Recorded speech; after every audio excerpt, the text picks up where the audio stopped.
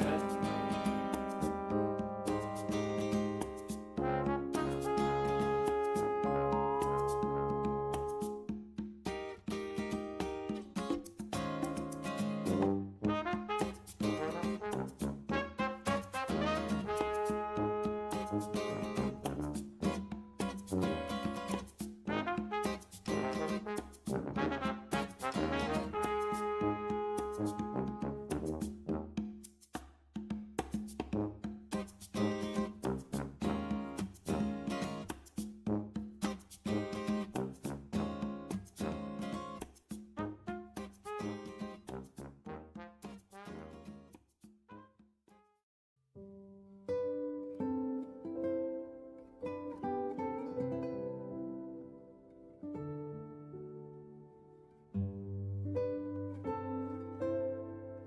I mean, that's a pretty good price for a thing.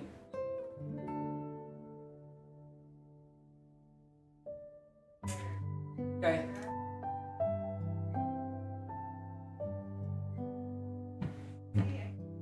Go to sleep, Mom. I'm gonna start stream.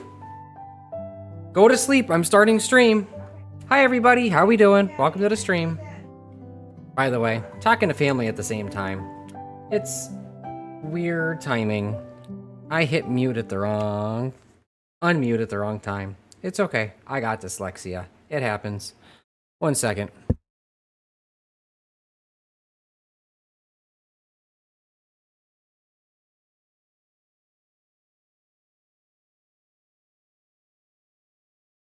Okay, officially. Hello, friends. How we doing? Welcome to the stream.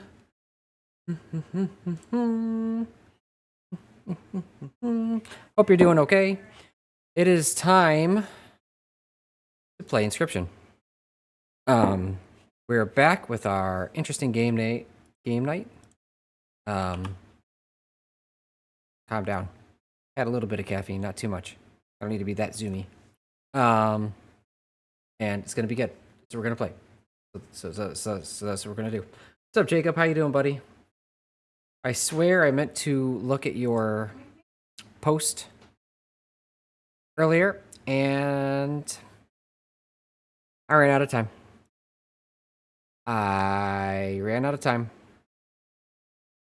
Yep. I swear I was going to, and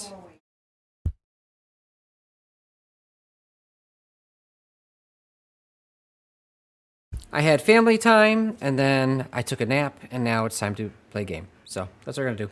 We'll check out the posts later, but let's do it. Hold up, I gotta change the stream thing. I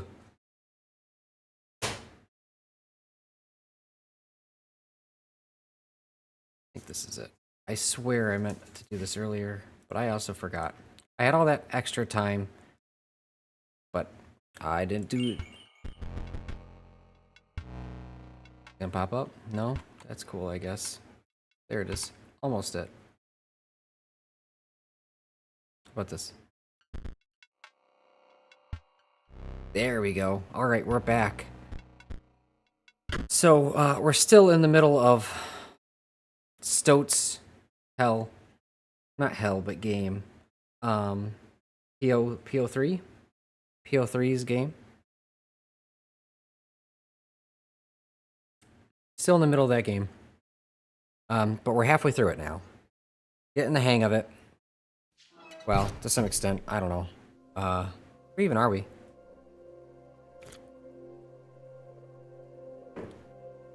Okay. Well, good luck with that. Hope you're having fun with it. Did we just cross the bridge? I think we did. There's a dead end over here, dead over. Hey, Russ, what's up? How are you? What was this? This was Casey's file.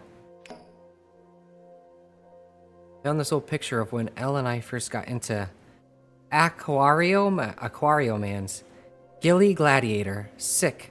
Elle got a Julius C star. So that's from Casey in the Sunshine Band. And then the session before that we were on the 8-bit version before we got into PO3's version here, and that had a like somebody's government ID for something too. So I don't know what's up. I'm good, sipping coffee. You and me both. You and me both. All right, let's see what we got. Heading our way to the last two super bots. Uber bots. We got an automaton and an insectodrone, so...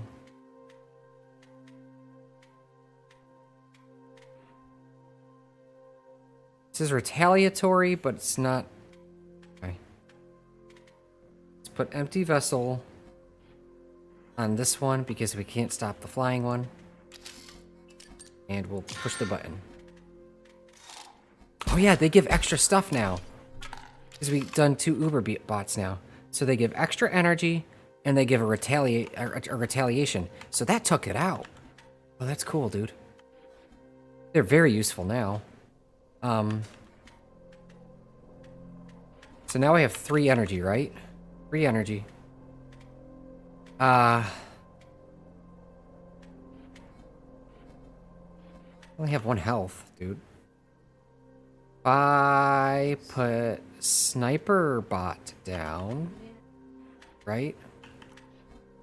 Yeah, these only cost 1 energy. Okay, so this turn I can play one of these, and it'll go here to kill this automaton, and then we'll place down sniper bot.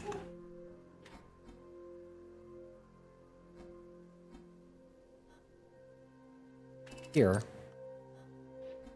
This will kill the automaton, and then this will kill the insectodrone. Goosh. And then there's 1 left, of course. Boom, boom. So this guy's going to come down. He's going to shoot to either side. He's not going to shoot the empty vessel, which is not good. It does 2 damage. That's 4 damage. We will lose. If we don't start doing damage or take this thing out immediately, we are going to lose. Now let's see if I get one of these. Okay, that's... I have 4 energy right now. 5 energy. Shit, okay. God, these things give energy. That's so cool. That's broken, dude. Okay, so... What if we put...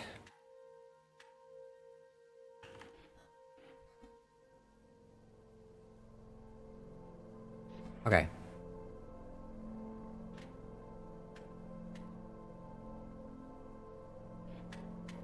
Give me one of these. This can go here. This is going to take this guy out. He's not flying, right? Okay, good. Now we have...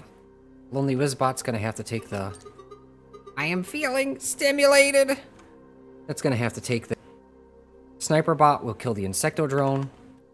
Double gunner will be killed by the empty vessel. But Wizbot will be dead. So by next turn, this will be gone, and that guy will be gone. Okay, so hit the button. I'm not having fun. I have been trying to beat Waste Yard this whole year. I don't even know what Waste Yard is, dude.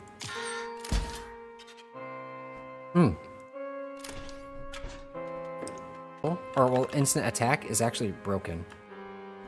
Hit the button. That's 2 damage on the enemy.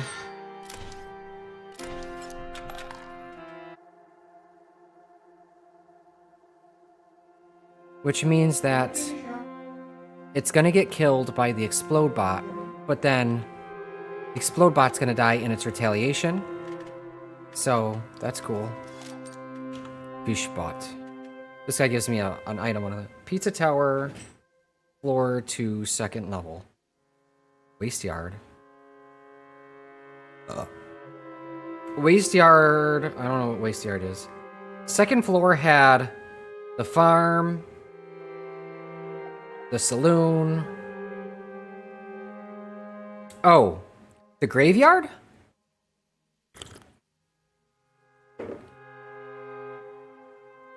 If I plop Fishbot down, I get a new card for free. Good fish. Oh, maybe that's when it dies. Okay, when it dies. Hit the button.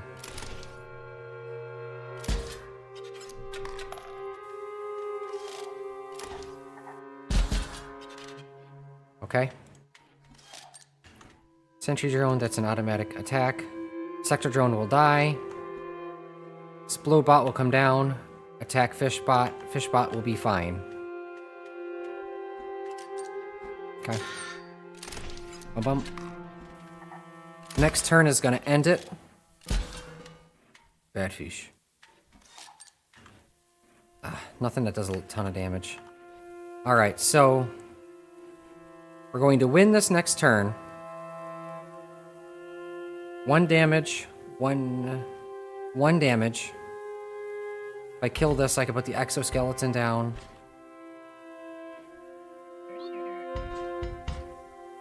Put this down. Put exoskeleton down. Let's get them coins. That's at least 3 coins. As far as I see it.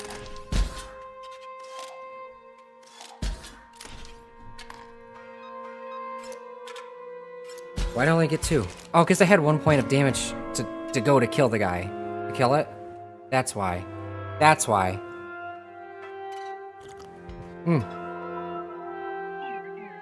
Your items are replenished. No, it's... Your items are replenished. Because I was giving Stowe a normal voice before I realized it was a robot character. So it's kind of like, I normally give a normal robot voice for robot characters, but because I was giving him a normal character voice, I don't want to just do that. It's interesting so far. So we went across the bridge. We don't have access to PO3's domain yet, so he's going to be the final boss, which makes sense because Leshy was the final boss. And those bots back there are permanently offline. Oh. Never mind. Oh, here we go. What is it? What do you want? I am merely an inspector, and you've given me a lot of files to inspect. You wish to pass through this gate? Try inspecting the satellite dish at the foot of the wizard tower. I would have put 2 hidden routes in this one. Can't you see I'm busy inspecting your files? The great transcendence cannot wait. You wish to pass, first you must venture south. At the door to the wizard's tower, head further, south still. Over here. Nothing here, nothing here, nothing here. It's another Casey file. 6906. There's Casey, huh? Another pic of Elle and I. This was for school, but I remember it was right after we won that tournament. Together at Comics Land. That tournament together at Comics Land. We told Mom and Dad it was a spelling bee. So they were in high school? I was in high school. Actually, 2006 was senior year for me.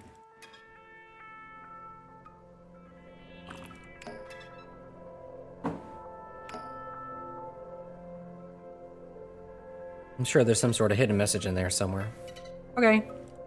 Down we go.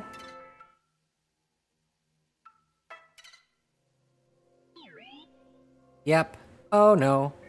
Yep. I forgot a piece. You have legs. Stand up and get it. It's in the smelter room, floating past the smelting machine. I can't let you go further until I have it.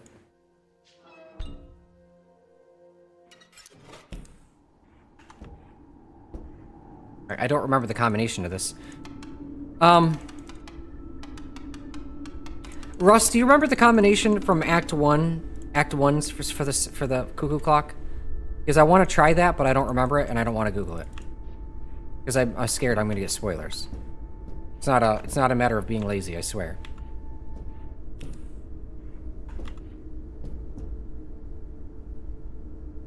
Now there are floating books up here. Right. That's the door of Leshy's cabin.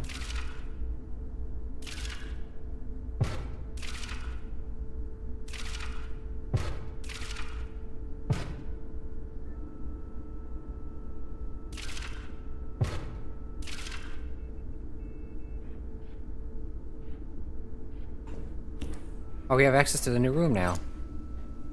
Select all applicable emotions for the following scenarios. You draw your energy bot. You have full energy.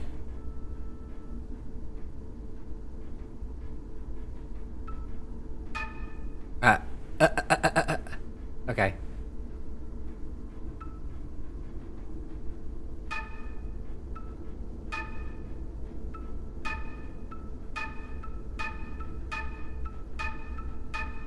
Okay.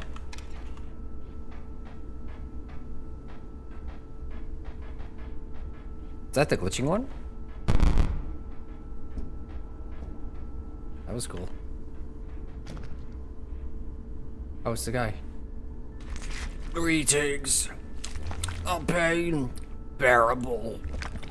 The pressure of these pipes surrounding me feels nice. And the knowledge that the master is near. Oh, yes. I need more water to do this voice. My throat's too dry to do a gargly voice.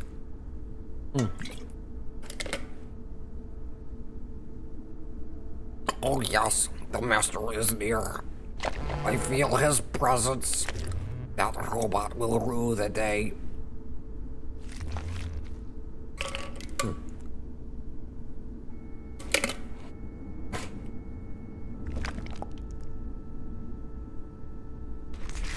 Yes? Hello? Can I help you? Yes?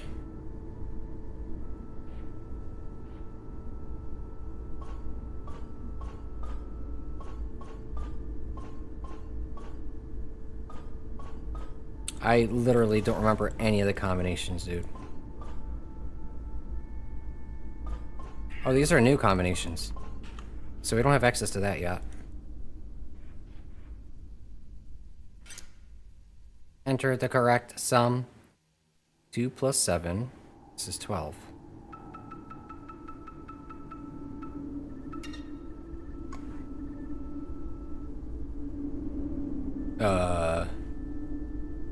That's 4 plus is 4. 2 plus 3 is 5 plus 6, which is 11.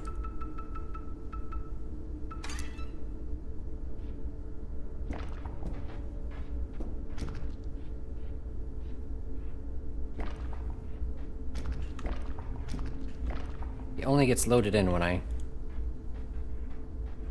there.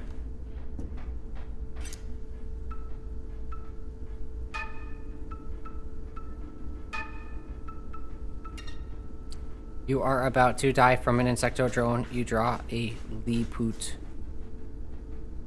bot. Leap bot.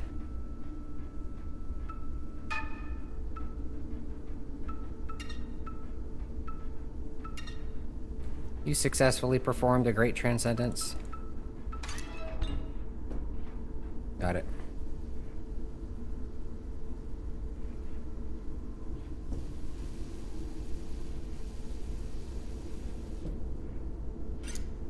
Which sigil is represented?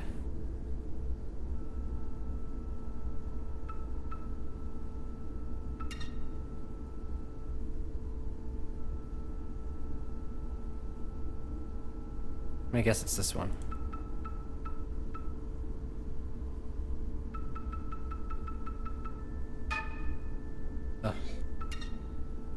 Oh, I thought this was an arm. I didn't realize this was an arrow. I thought it was an arm. I was like, well, there's only one arm.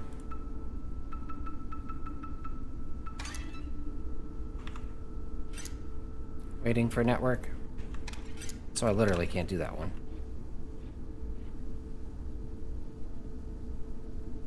Oh my god, be at the level just now. I don't know what that you said.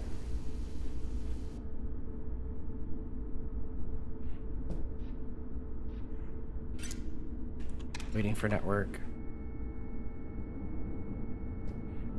So now I have a new combination.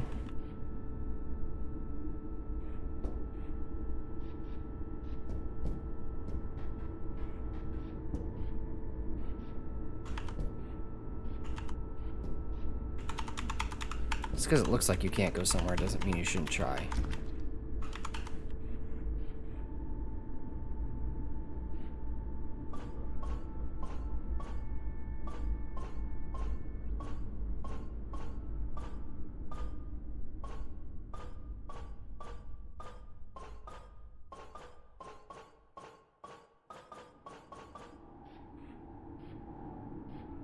Okay.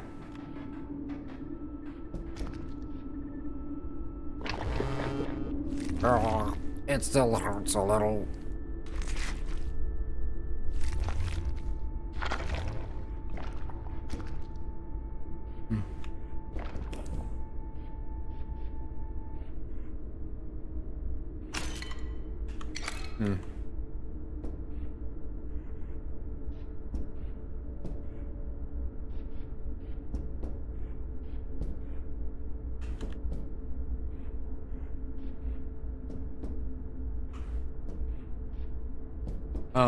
Oh, here it is. I was like, where the hell did the door go?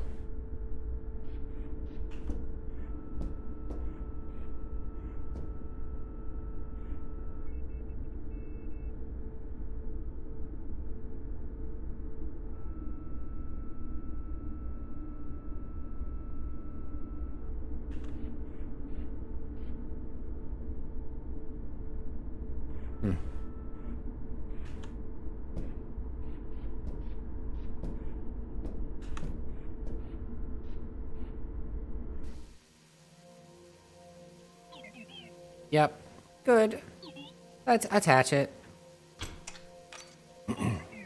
This thing lights up when you have gem vessel cards in play.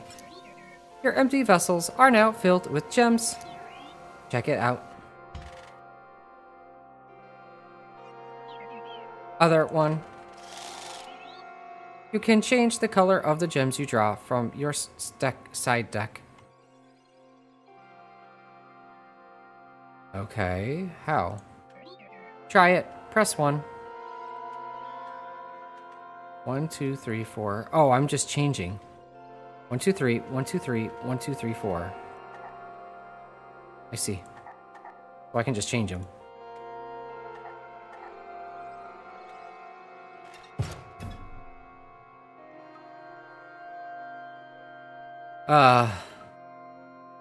Shouldn't be able to go this way, honestly.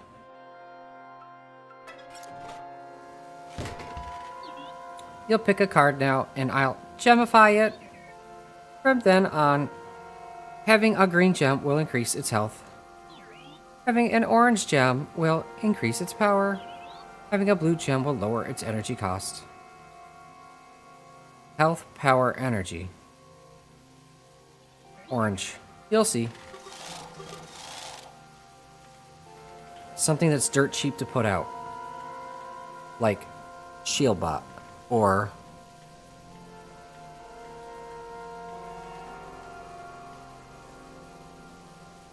Insectodrone. We're gonna do Shieldbot. I want orange.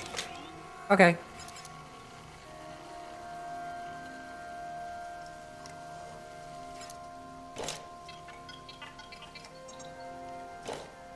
Oh, does it give me all 3? Oh. See those things in the corners? They'll light up when you have the right gems. You'll see. I like that you'll see, because that's how often you learn. That's how you learn things in games like this. Okay, so this leads to an enemy. That area is blocked off for now.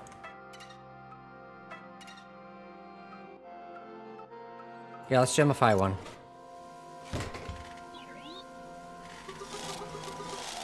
A new experience.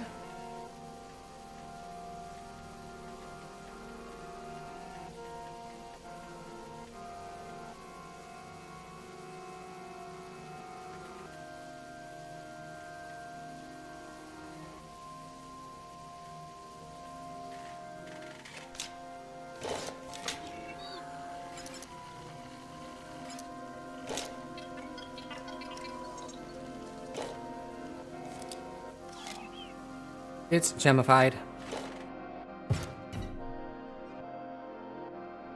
System is pretty cool. I thought I had to pick a gem. The fact that I can have all 3 is actually pretty broken. But, I mean, I guess they had to do it that way because... like, what else are they gonna do? There's no other way to have the gems in the game without it. There's not enough opportunities to use them. Food. Green mucks.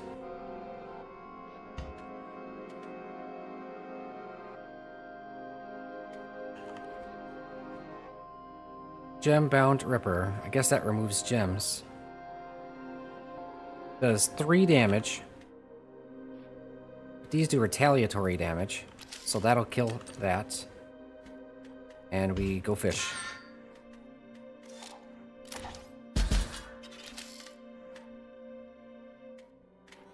What do we got? We got an emerald vessel here. It does damage.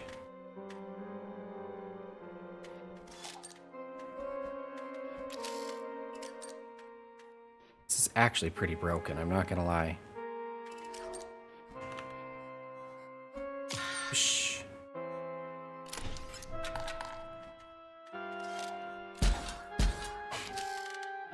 They're killing each other, taking each other out. That's an automaton. It has 1 damage.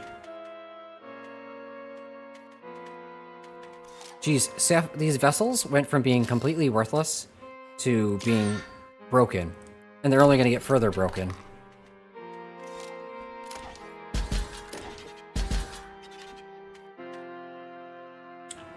What's he got planned next? An alarm bot, which does 2 damage. Shield bot does 1 damage. How much energy do I have? I have 6 energy. Great, worthless. I put this down, he's gonna kill it. He's gonna end it no matter what, so I might as well put down exoskeleton and fishbot. So that's 1, 2, 3, 4 damage. That's 3 points. 3 coins, sorry.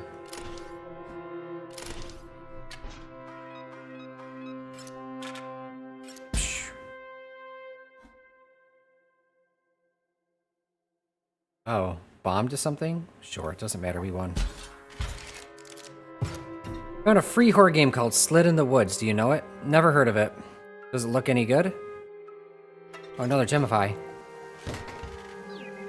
Choose a card. We're gonna do Insectodrone next, I think.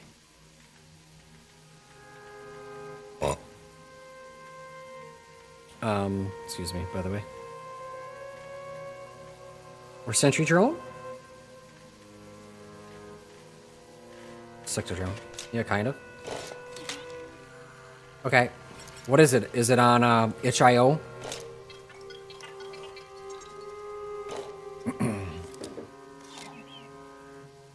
Play gems to power it up.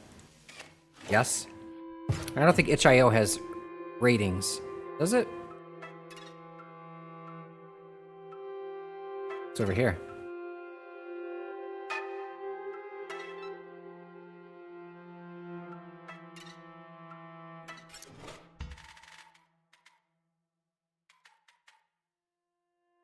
Three damage.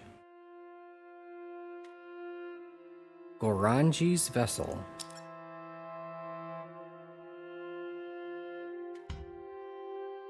Goranji's Vessel. Gem-bound Ripper.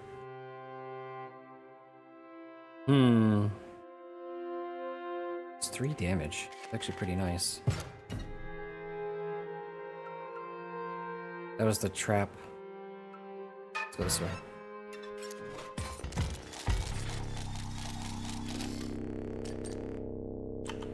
So vessel, vessel, vessel, vessel, vessel, none of which do any damage.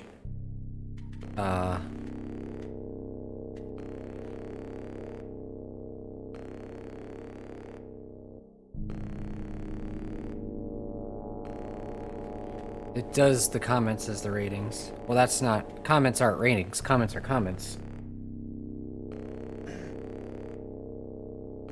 But that's not necessarily... I mean, comments are better than nothing. Gem-bound Ripper. Exoskeleton. If I put down exoskeleton down... Like, if I put it here, I could then kill this.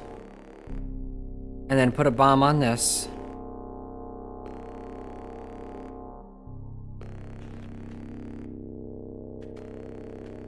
Yeah, that's what I can't do, so...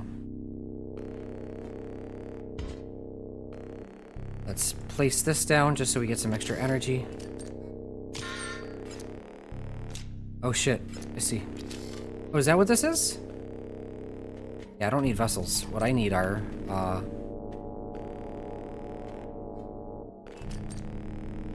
So that's gonna damage this, and then it's gonna do that. And that's all we gotta do.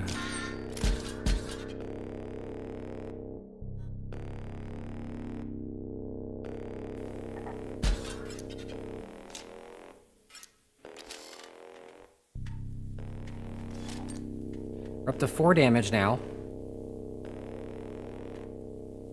Shit. That's already 4 damage to him. Should be fine for this turn.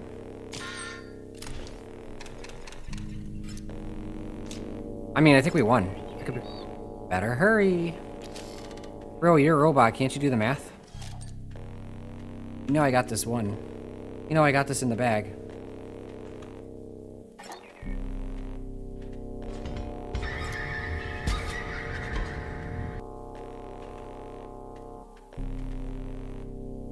Fishbot, exoskeleton. Well, it's going to be a bomb, and it's going to kill whatever goes there anyway, so might as well put down the exoskeleton.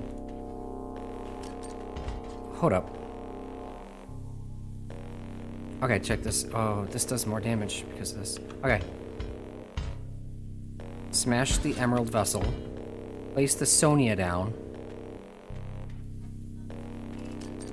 And then place exoskeleton down. And that's...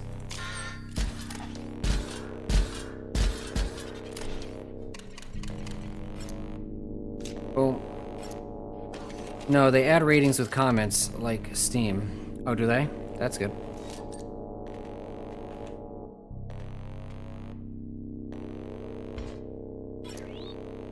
You draw a new card. Yeah, I already have that. So 4 damage. So we got 2 damage, 4 damage. That's 2 coins I'm about to earn. And then I could put Fishbot down. He does 1 damage. And that's pretty much all I can do to maximize this. Good fish. You did it. You stopped it from exploding. You are a hero. Is that enough? Congratulations. Oh, I guess I don't get coins. Never mind.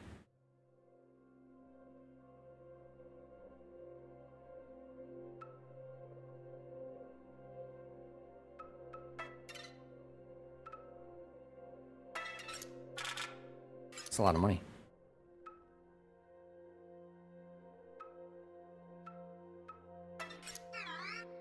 Oh, a traveler. These parts do not see many. You wish to pass these blades? Fine. Okay. So for Halloween Horror Nights, what games do you have planned? Halloween Horror Train. Fatal Frame 1 and 2, possibly 3, 4, and 5. I have to do 4 and 5 at least. So 1, 2, I always do them no matter what, and then 4 and 5. 3 takes forever to play, and it's got so much dialogue, and it gets kind of...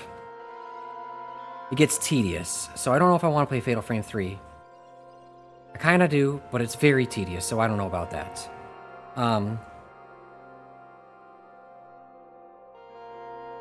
Echoes of the Void. Sorry. Voices of the Void. We're going to play Voices of the Void. We're going to... Fuck, World of Warcraft Legion Remix comes out.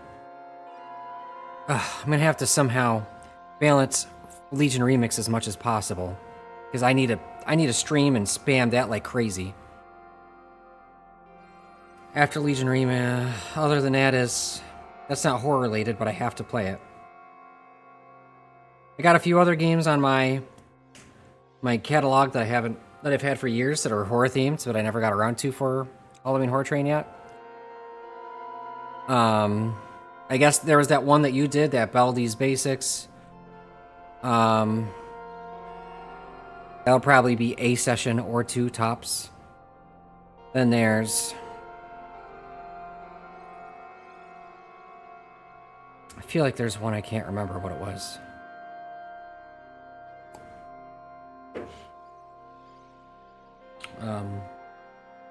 Oh, for co-op night we have a little, like 1 session or 2 total of Phasmophobia for co-op night. But Phasmophobia is kind of boring these days, so I don't maybe they've added something since last year, so I don't know if they made it more fun. We'll find out. If not,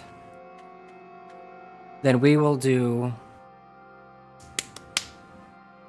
that for one session, and then we'll do Forewarned for co-op night, which is Egyptian Phasmophobia. That one's way more fun. And there's pumpkins to collect, so it gives me an objective. Then I gotta play Pizza Tower, I guess, too. Because there's a Halloween something for that you've been telling me about. Yeah. When a card bringing the sigil is played, all gem vessels on the owner's side of the board gain nano armor. Oh, no shit, that's cool. It's pretty cheap, too. I'll take Gem Guardian.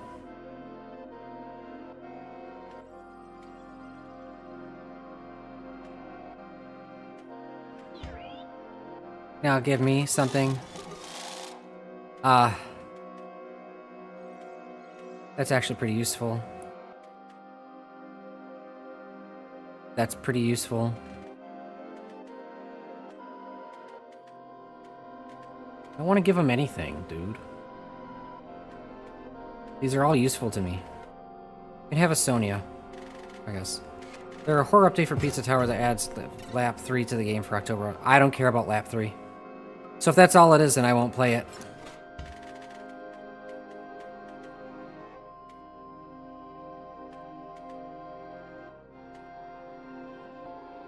Lean's Vessel does 0 damage, but adds... Oh, the vessels just add whatever.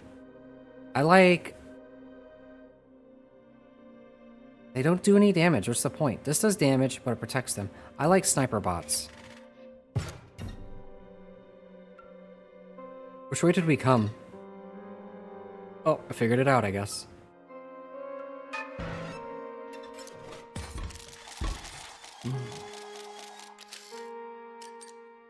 What's this?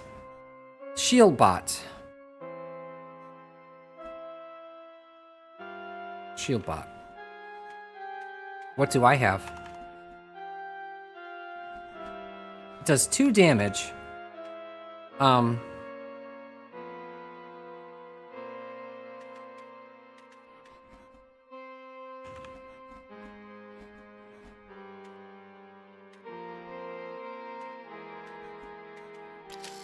So that protects that. I still have 2 points left.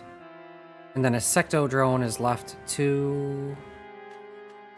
So let's use the hammer, destroy this, and put Insecto drone. Oh shit, I don't have any energy. I thought I did. Whatever, it's fine. And then we'll just...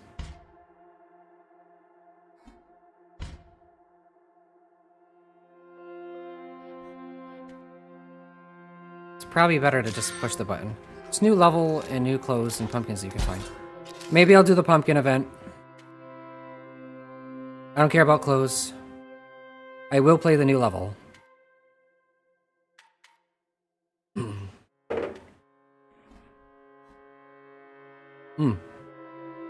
Explode bot. This thing does 2 damage. It's gonna attack a vessel. The vessel will retaliate back, kill the explode bot, kill the shield bot, and the guardrails. Okay. Oh shit. I could have done... Oh no. Whatever.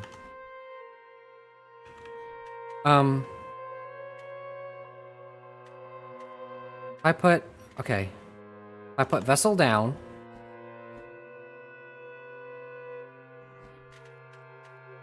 I could put vessel down here. And then I could put... turret. Okay. Okay. Here. And then put this down here. Kind of feel like that was a waste, but whatever. Hit the button.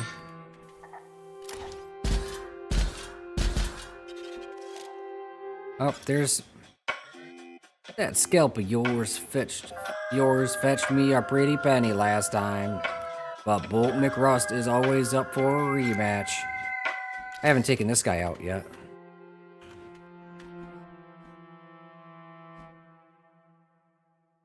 He has 1 shield.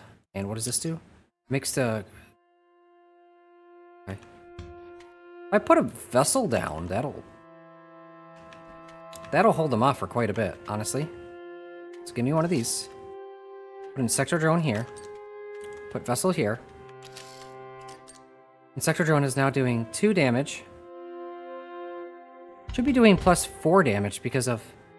They're both ruby vessels, but okay, whatever. I guess it can only be increased 1 time. Hit the button.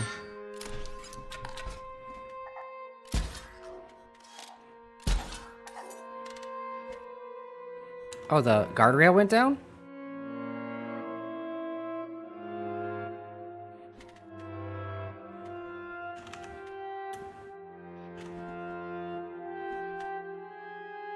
Let's take one of these. Shield bot, okay. Oh, that's cool. If I put shield bot here, we're good. And we hit the button. Oh, yeah. I'll be taking that scalp another day. Y'all, you ain't seen the last of Bolt McRust. Oh, he's a coward. Or he's smart, depending on how you take a look at it. It's going to do 2 damage forward. This will do 2 damage to this.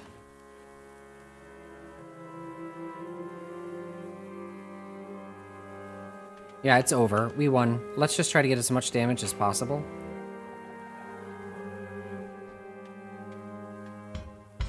Smash the ruby vessel. Put Sonya down. And then that should be it.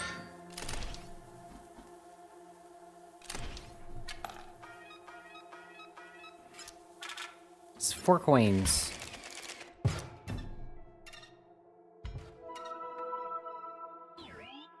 Items 100% charged. Bot spawners 100% offline.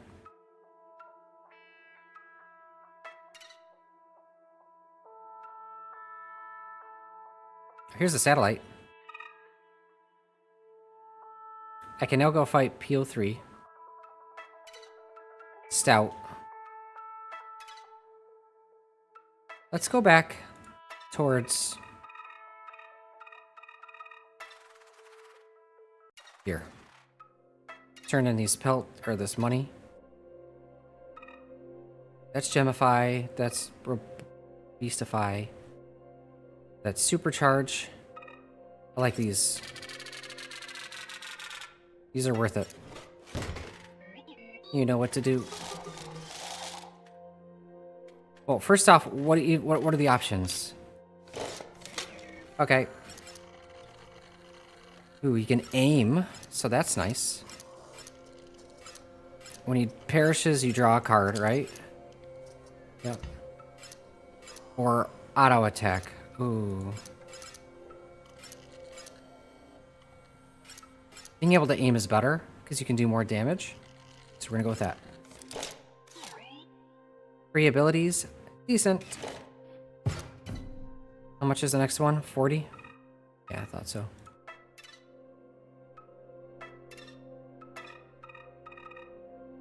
Gaudy Gemland. Dank Crypt. Foul Backwater. He's got something rude to say about each. That's funny. The guy who used to live here was a major drag. Though I'll admit, he was not dull. Guy had a plan for every eventuality. That is, except for the great transcendence. Oh, here's a shop. Oh shit, I didn't... Oh no. What is it? Messed up. What is it? I don't know what that is, dude. It's 25 Robobucks. I want it. Because I can't identify it, I want it.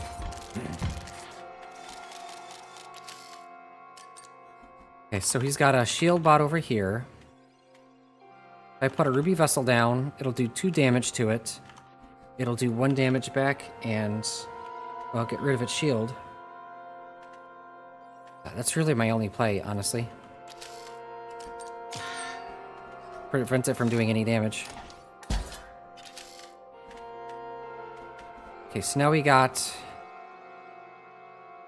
It has 1 damage.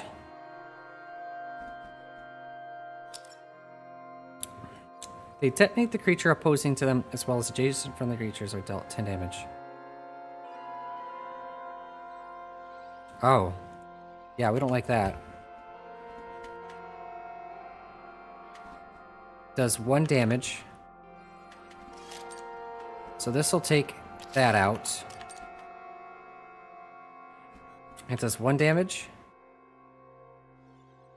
Yeah. So let's put Giftbot down. It'll do 1 damage, which is not enough to kill Giftbot.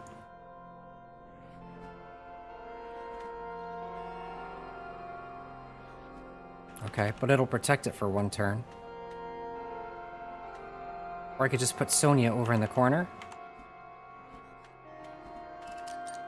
And let it do its thing.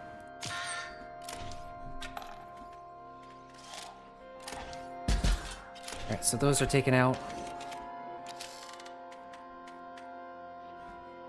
Don't gotta worry about these doing any damage. These explode. This is more of a tutorial level. This will attack from a distance. But it's gonna kill Sonia this turn.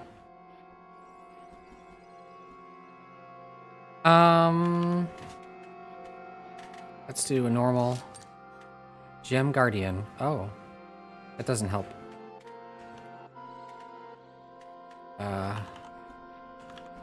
Alright, put Giftbot down.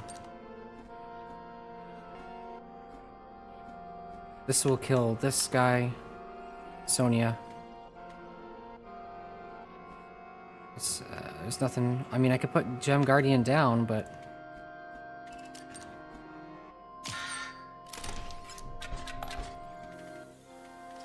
Oh shit, they're bombs? That's cheap. Shield Bot. So this will attack Shield Bot.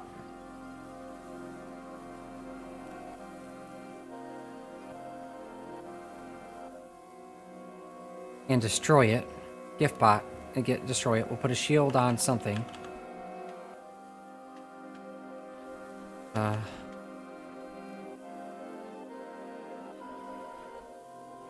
I could do 2 damage, we'll win this turn.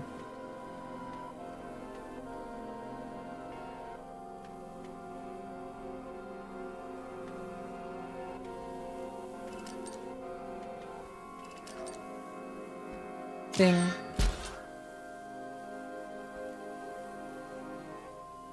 Forgot that I could aim. Blow up this, it'll blow up this, it'll blow up this. Just do 1 damage forward. What is this, a bomb? I mean, they're all bombs. It doesn't matter, dude. They are literally all bombs. Double bomb. Now, I guess. Shield? Put that shield on. Shield Bot. Energy Bot. +1 energy. Okay. Out of the deck. Into the hand.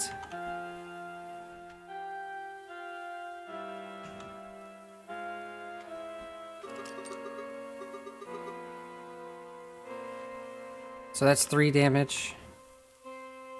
It's gonna blow up this, gonna blow up this, gonna blow up this. This gonna blow up these 3. And then this can shoot here for 1 damage. This can shoot here for 2 damage. That's 2 coins.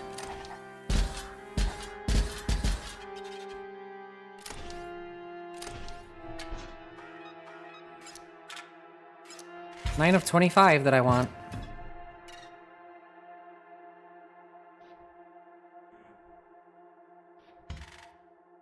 Oh shit, okay.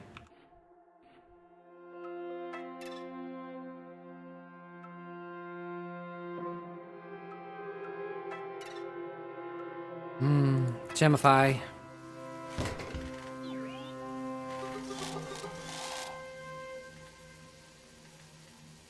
Let's Gemify Lonely Bot. Lonely Wizbot.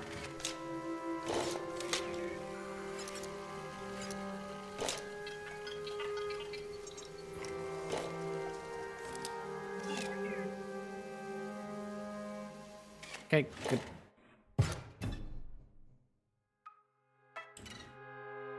No running in the hall. Tricky treat for you. Okay. Guessing that's a reference to something.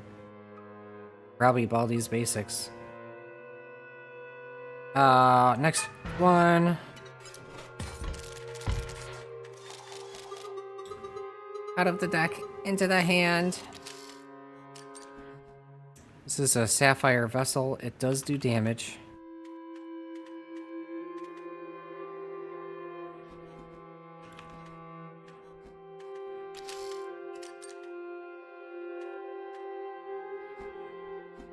Ding.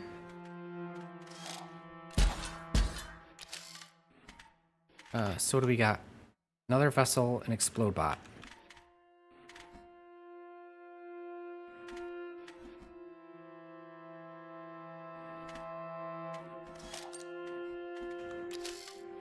What's this one? Doesn't do any damage. Not a threat. Lonely Wizbot can start to do some damage.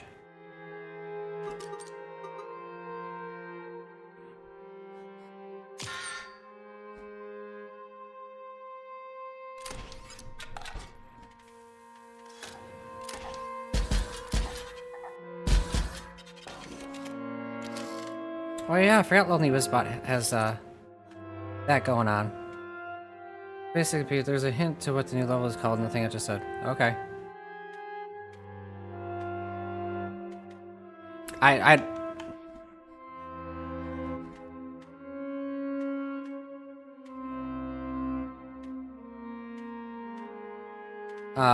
Exoskeleton. Yellow launcher. So now we got Lonely Wizbot protected from being attacked. It could do 2 damage. Shit, I should have grabbed a whatever one. Fishbot.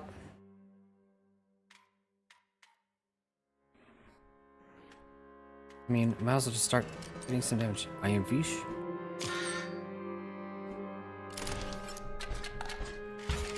That was quick. Didn't expect that to be so easy.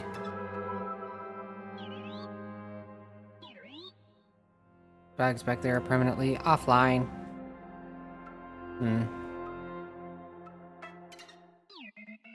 Oh, right. This Uber bot. Well, you'll see. There isn't one. There's no boss for this level. That's your job. Please. Paint me a face.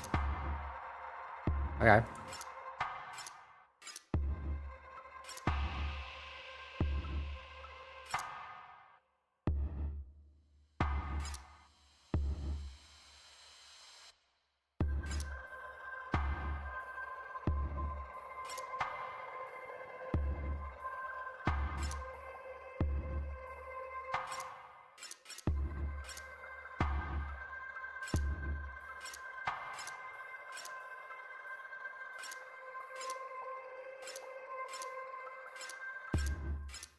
Practically Halloween.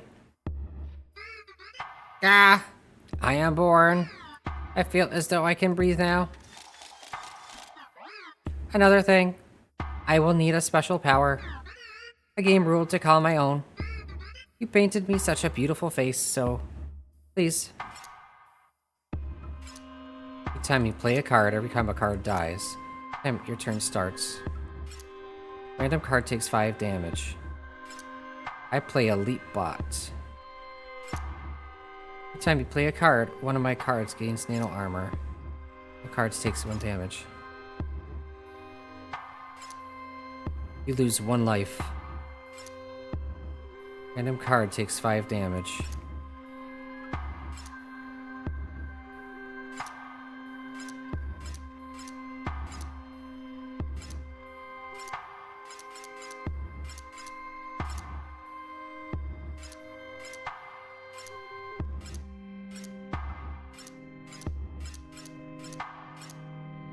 I mean, that seems to be the least difficult one. Good.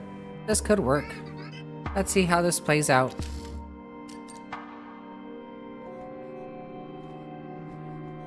SWAT bot alarm bot.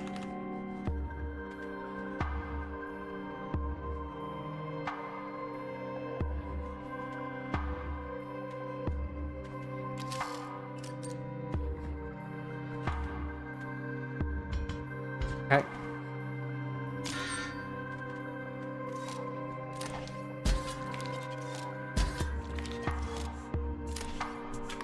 Well, every time a card dies. Every time a card period dies. Oh shit, this is harder than I thought.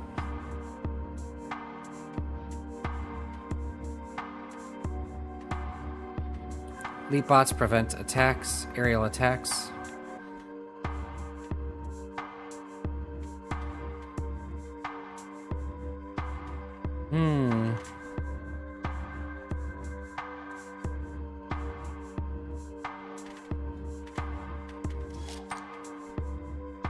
They don't do any damage though, so... But this guy does. He can't play because of the leap bot.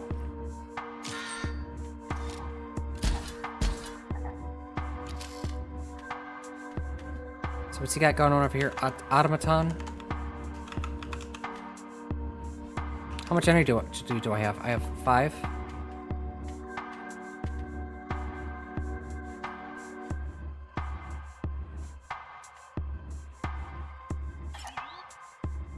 Draw a card. Okay.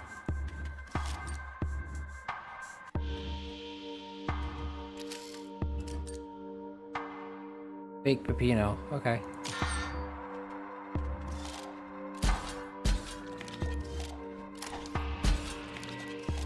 Okay. I no longer have to worry about the enemy doing anything. So now it's just a matter of building up my deck.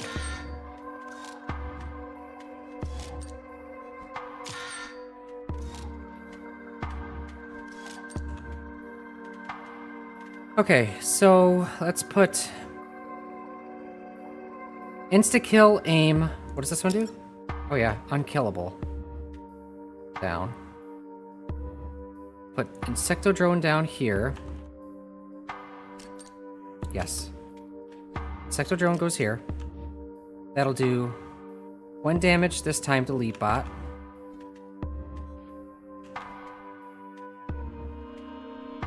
It says 1 damage and retaliatory damage. These things don't do any damage. Let's do Gembound Ripper.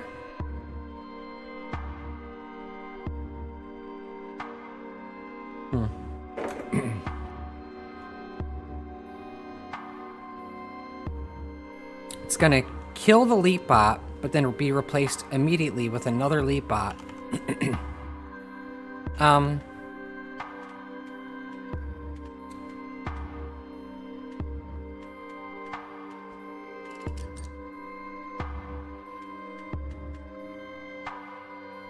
mean, that's all I can do this turn, so hit the button.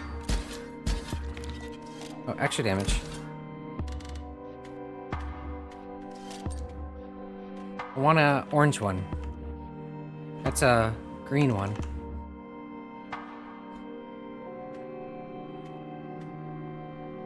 This is instant kill, plus turrets, plus can't be killed, plus shielded.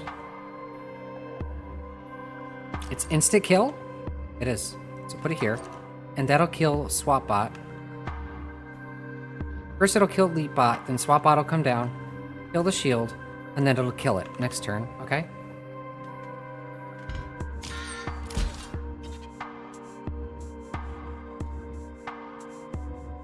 Or just whittle our way through.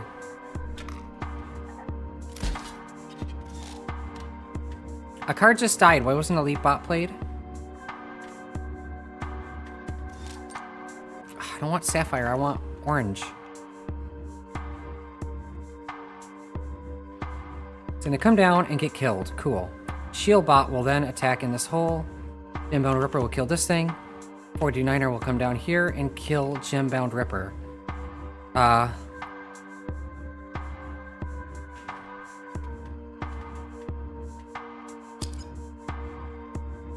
Yeah, I forgot what that does though. What does green do? Let's see. Green is defense.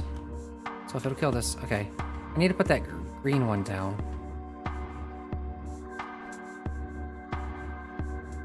So it can survive 49er?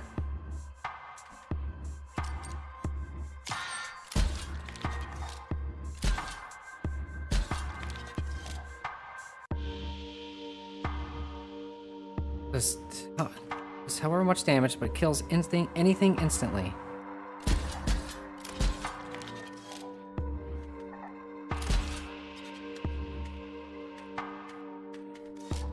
Sapphire.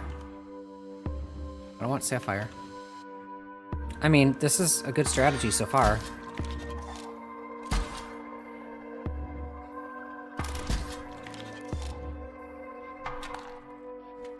I mean, we're slowly inching our way through, but it's working. 3 damage to this, it'll kill it. 1 damage here. 1 damage here. Got nothing coming this way.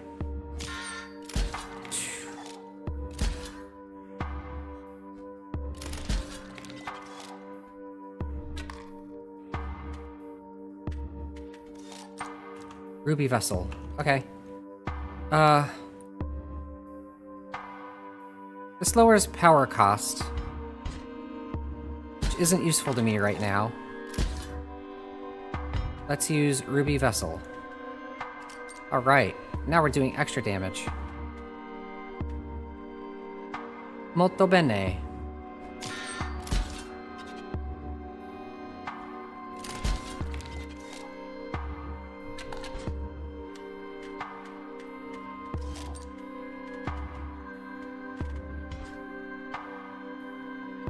Gonna do 2 damage this way. It's gonna kill this thing. Okay. Gonna go to phase 2 in a second.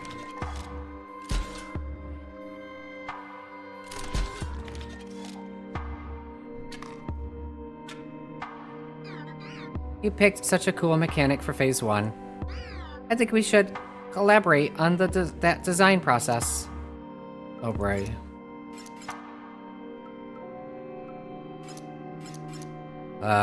Has to be this one.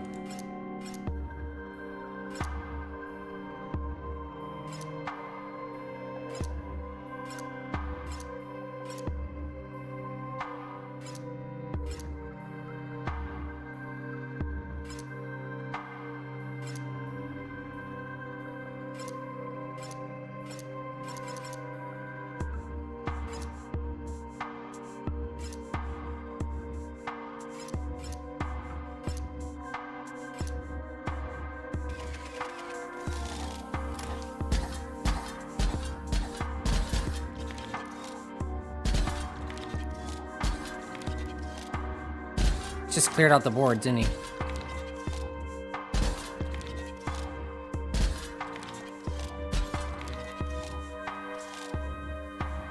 I don't know what's going on. Oh, random card is played for both sides? Okay. This guy is good. This is good. This one's bad. Shit! I can replay it though, because of its mechanic. Ugh.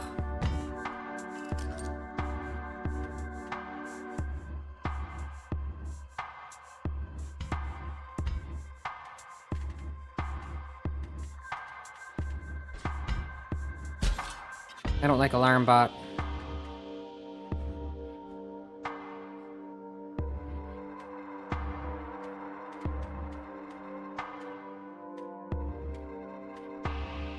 It's a Leap Bot. It'll stop it.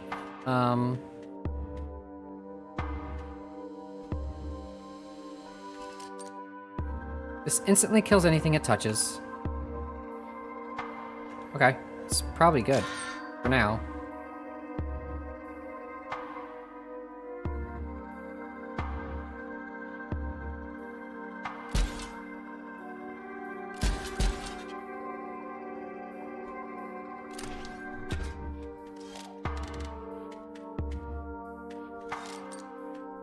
Bomb Latcher. No, I don't want that.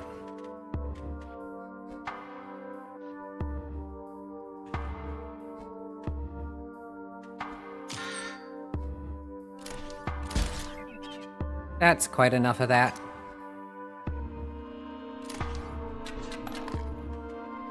One point away from winning. How about just one more? Let's see how this plays out. Shit, really?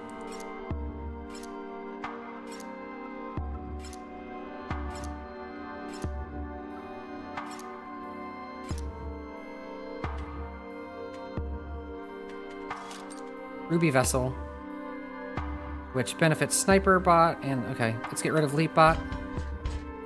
I think we won. Oh, maybe not. Shit. Ruby Vessel. So we do 2 damage here. And then 1 damage here, 1 damage there. And then here. I still got a coin out of it, too. Painter's Servant. Defeat the unfinished boss.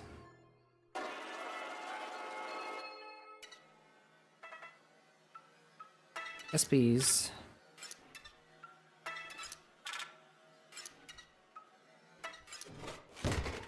Alright, next upgrade. Let's go!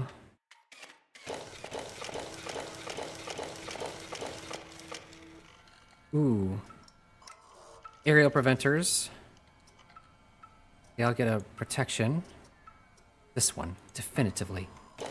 That's so broken, dude.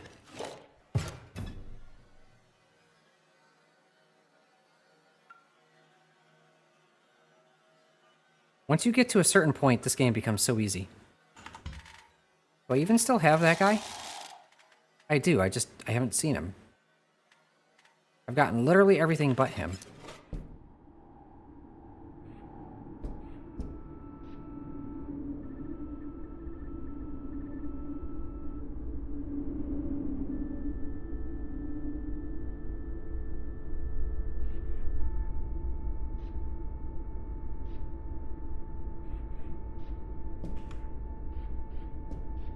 Okay, well, whatever.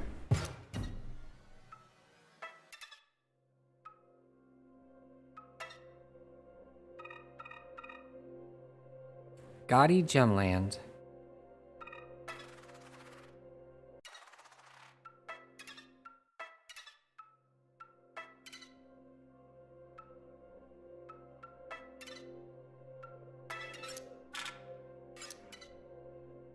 Almost have enough for that next thing. Oh.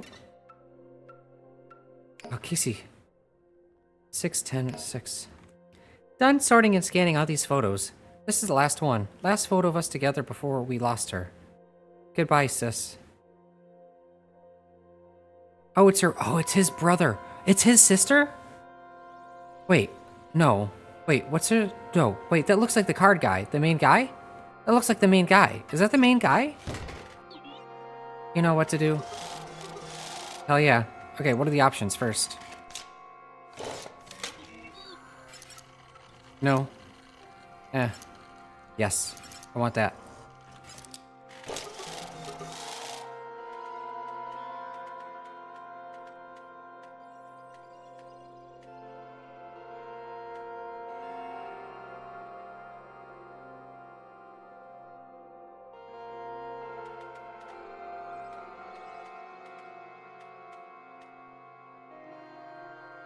Yeah.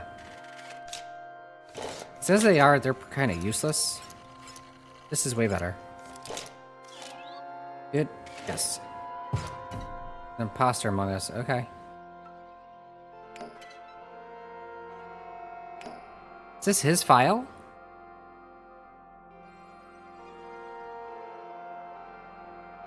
I think it is. Carter? That Carter says, so Casey, no. No, that doesn't make sense. Because the sister was somewhere else. It was from the ladies' garage sale. I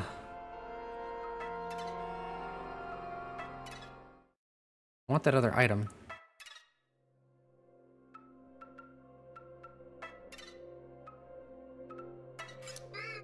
What is it? You unlocked the gate. So carry on. I have so many files to inspect. 6, 69, S6. Pick of L and I. Maybe it's not Casey. Is this his sister? It has to be his, so these are his files. These are his files. This isn't Casey.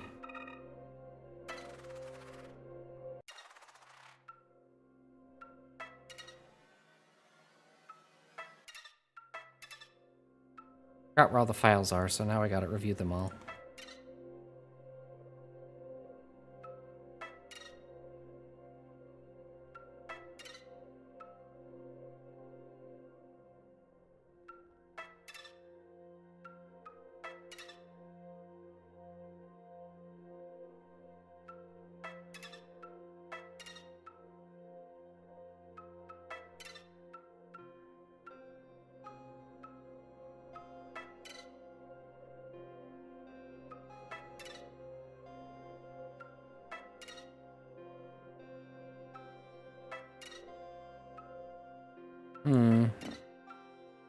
This one. 1409. My face when I got to do 100 subscribers on my channel. Started making those videos to distract from grief. Still can't believe people like to watch them. Big plans for the Lucky Carter this year. It is him. So 3 years later, after his sister died. Why is he not losing his shit over the fact that this is reading his actual files?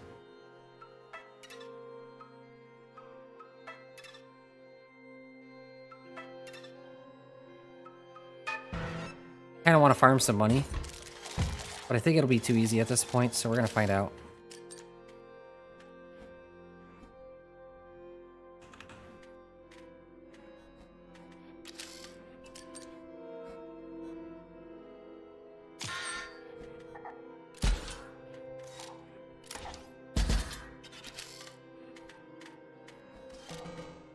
Good.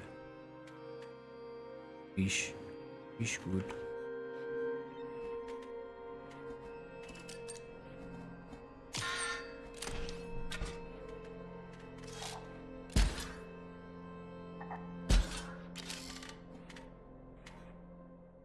That thing's dead.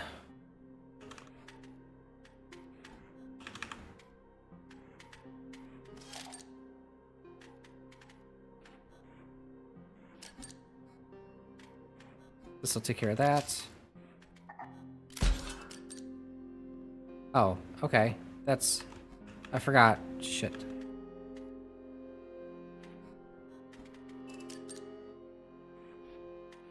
Well, he's gonna... Fuck. Ugh. Whatever. Best laid plans of mice and men.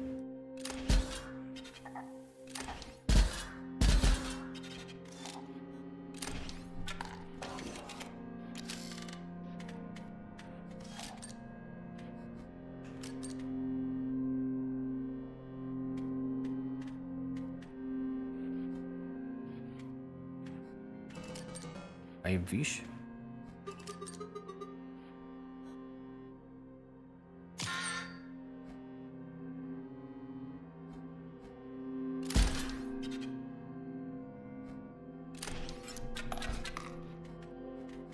One, two, three.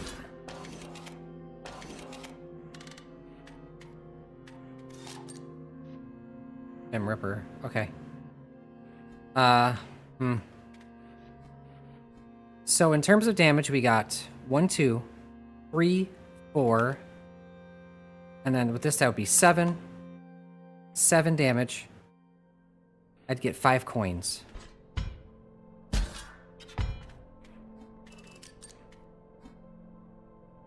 Give me them 5 coins.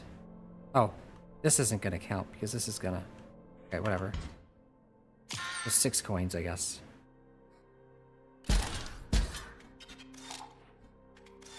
Good fish.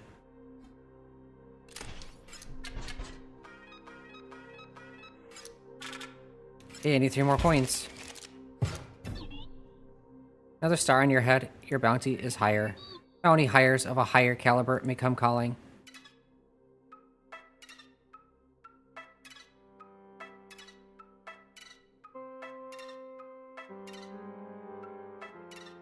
Lucky Carter.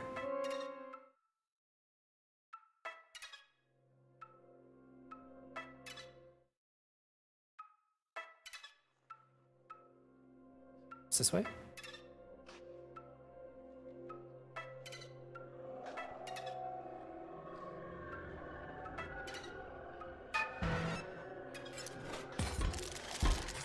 So we're gonna have to deal with the bounty hunter in this one, I think. What is that? Leap bot. Shield latcher.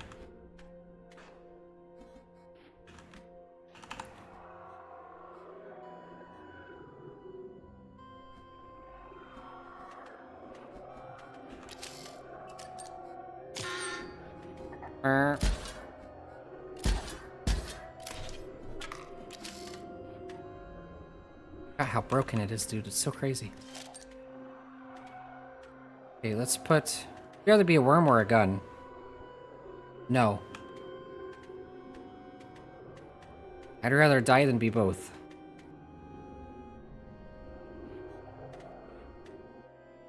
A gun isn't a living object. So... like, that would make matters even worse.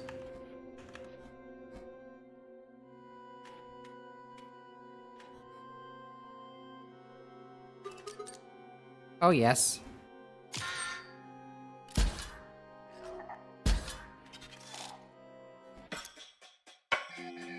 Hobbs Wilkin reporting for duty. My mission, eliminate target, collect bounty. After that, maybe start a small business. A bed and breakfast. Something nice. Settle down. Find a partner. Manufacture some children. Grow old. Pass the business on to my children. Rest away content with my life's work, surrounded by family. But first, eliminate target. I mean, all I need is the one thing and it'll take it out. No problem.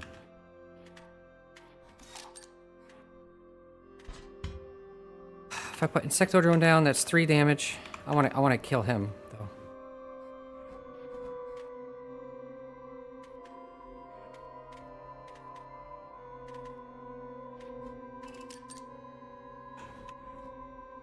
Okay.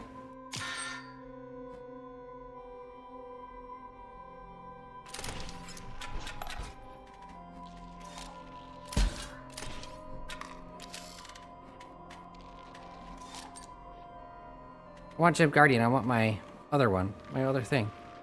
That's what I want.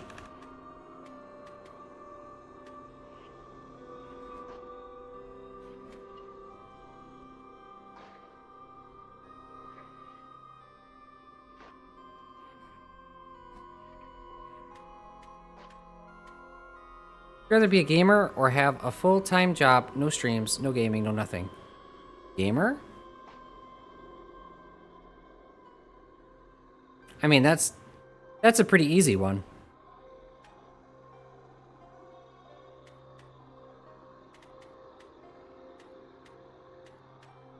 Exoskeleton. Might as well. He does 5 damage. Which we could survive this next turn.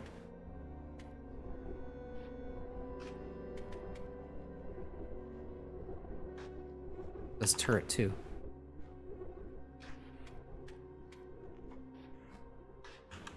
Okay. I don't have enough energy.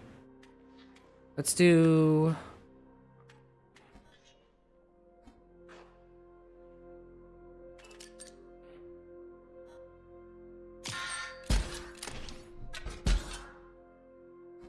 This is what, bomb? Right there.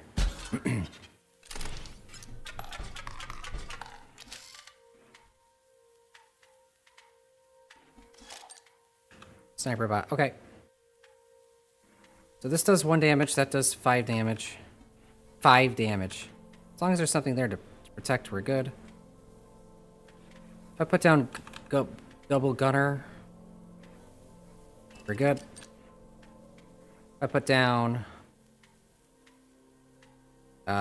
Gem Guardian,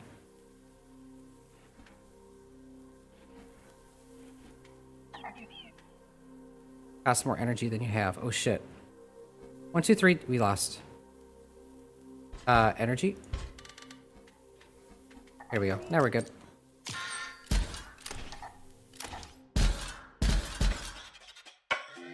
I will tell my future children of this moment. We will laugh together about it one day.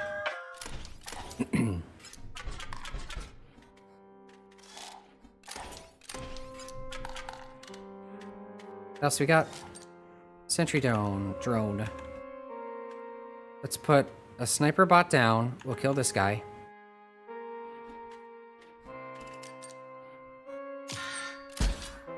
Cool. This does 3 damage. 6 damage.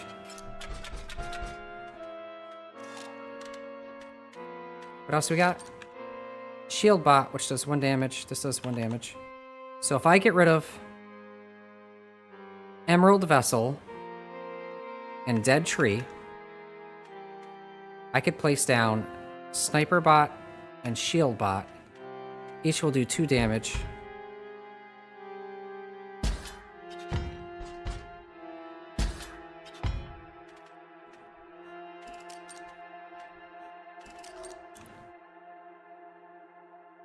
I use one of these to kill this guy.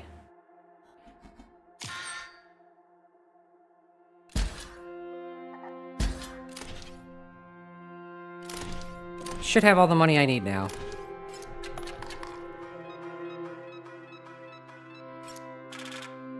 Got it.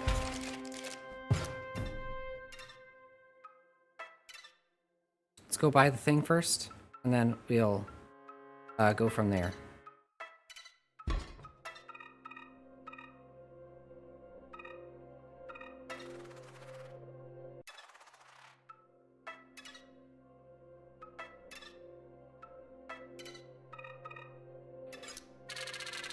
I don't know what it is.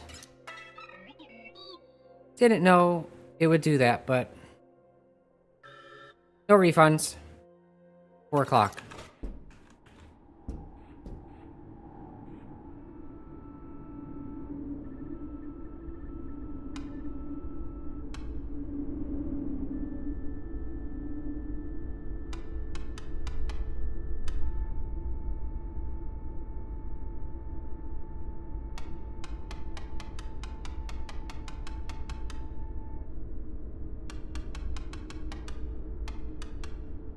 Maybe this one's the...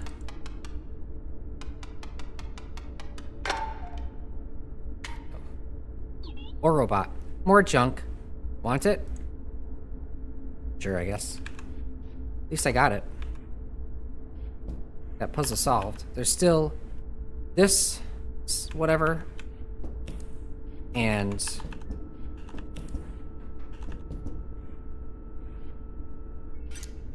whatever this one is.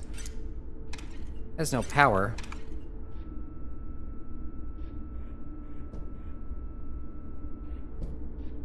Would you rather be a voice actor for a game or be part of a game like a developer? Voice actor.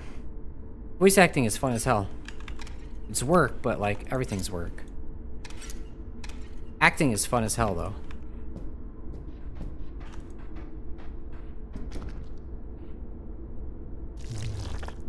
You don't feel awful. I can't do water.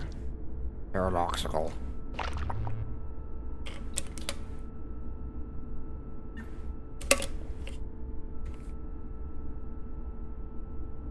I couldn't help but root for it. It made me think of the master. Yeah.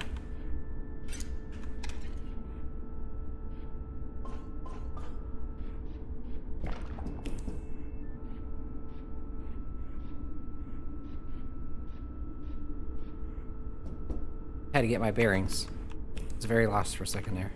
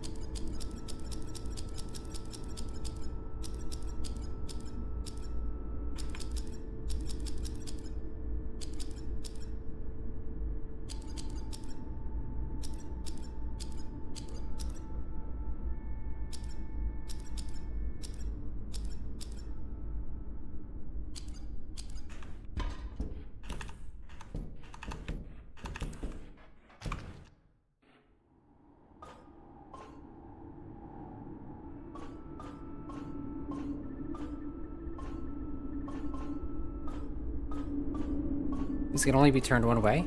I can't turn them the other way? Guess not.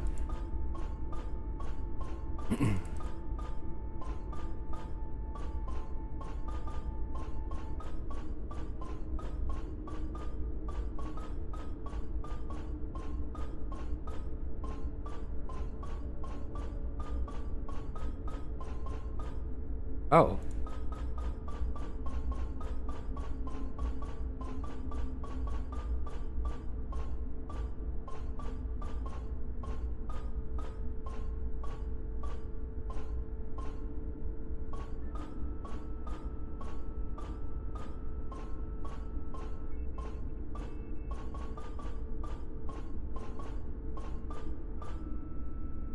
Huh.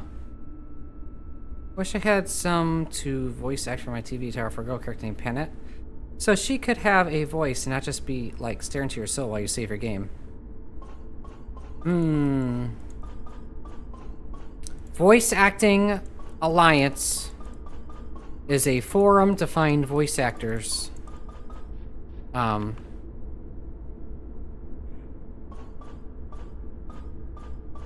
You're a bit young, though, so I would say do that with the help of your parents. I think I'm legally bound by to recommend that. This is probably the master, the wizard.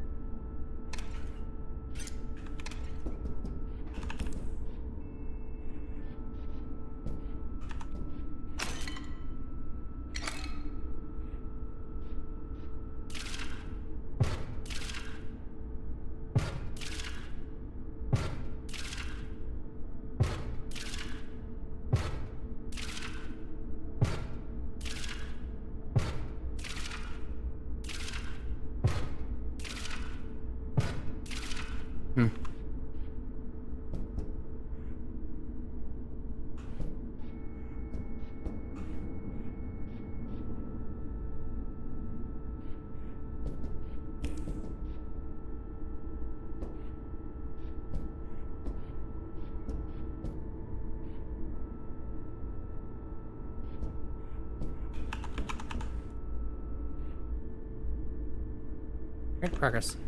Voice nice. Okay.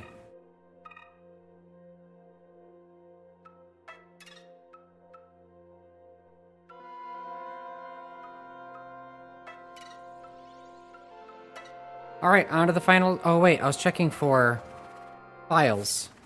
So this is just after coming south. That's the bridge back. This is towards Morbid Corpse Land or whatever.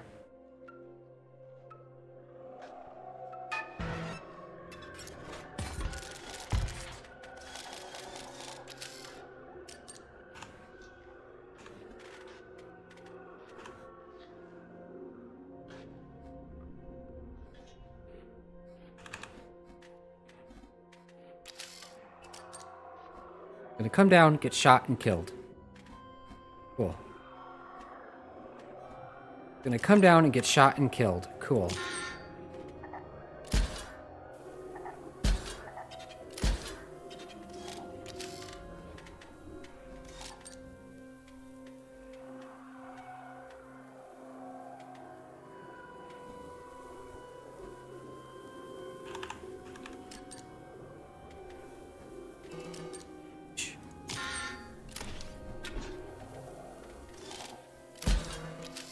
Bad fish. Let him pass, I guess. Bad fish.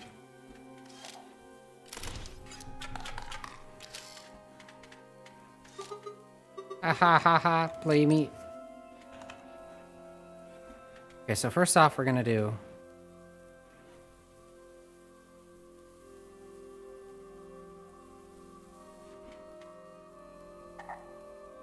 Not enough energy still?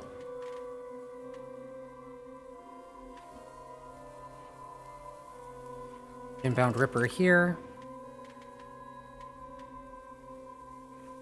Let's It's gonna do 0 damage to the enemy.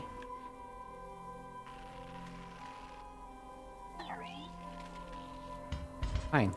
Give me energy then.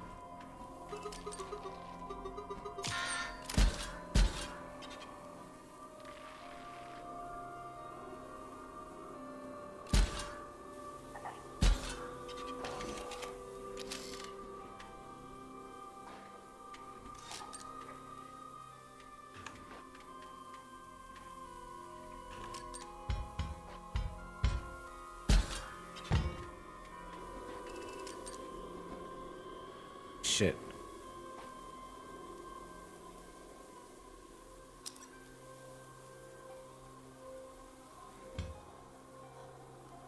See how that works.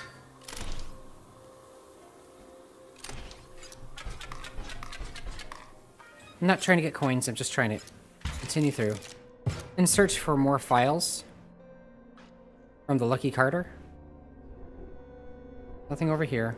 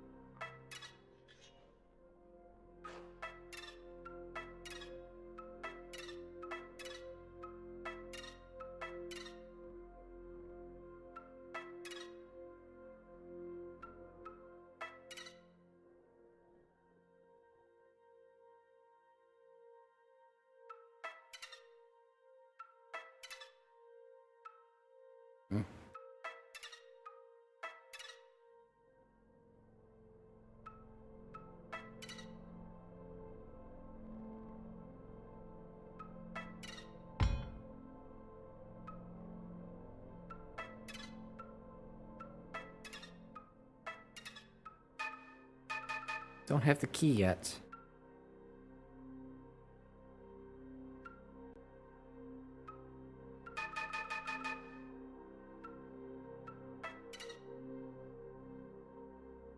This is the underground area.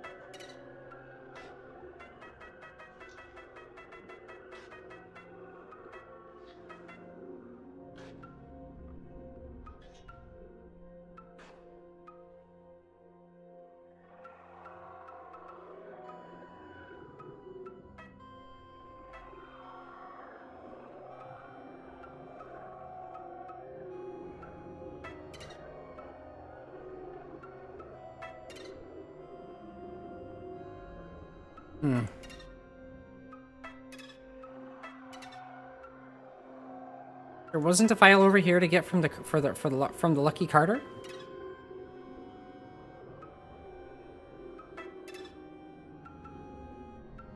I mean, it doesn't seem like it.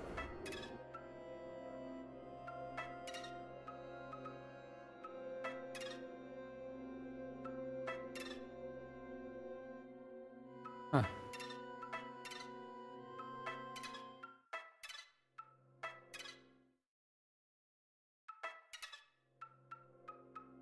Aha! There are diagonals. Ugh. There are diagonals. Shit.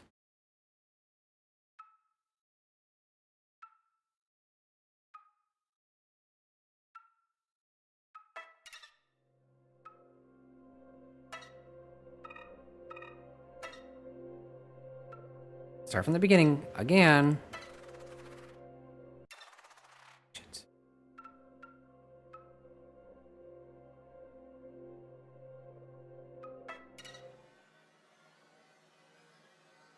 Nothing all that impressive here.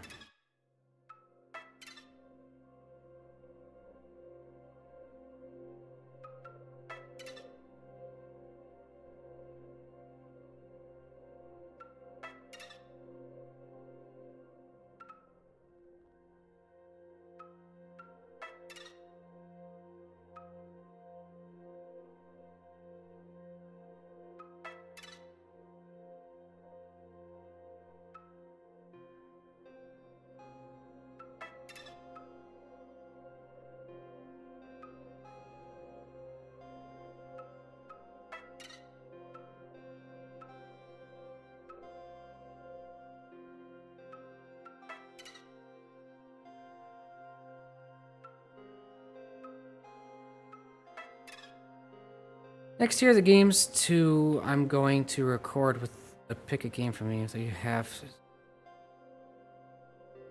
Then you better be ready for TV Tower, Pizza Tower repainted. The hell is Pizza Tower repainted?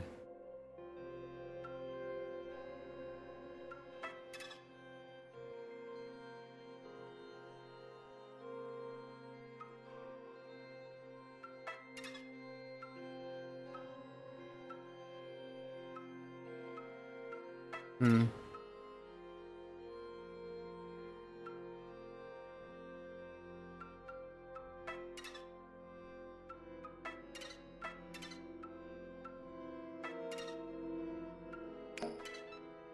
It's Lucky Carter. Based when I got to 100 subscribers on my channel, started making those videos to distract from grief. Still can't believe people like to watch them. Big plans for the Lucky Carter this year.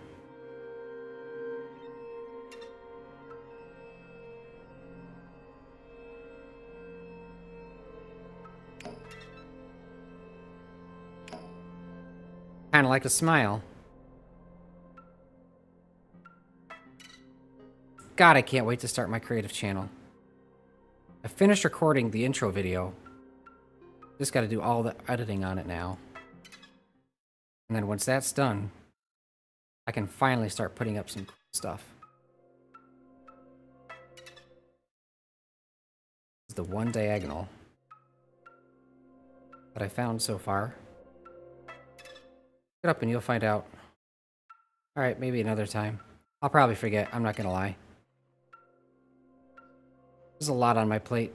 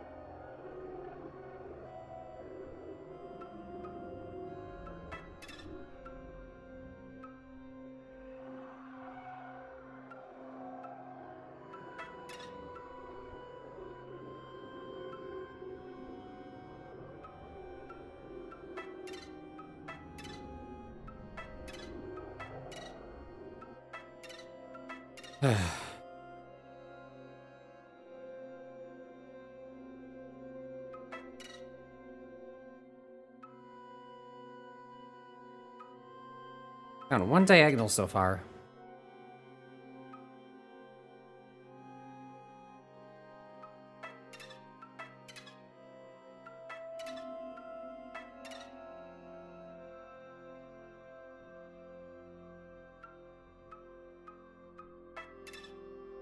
Wonder how his sister died.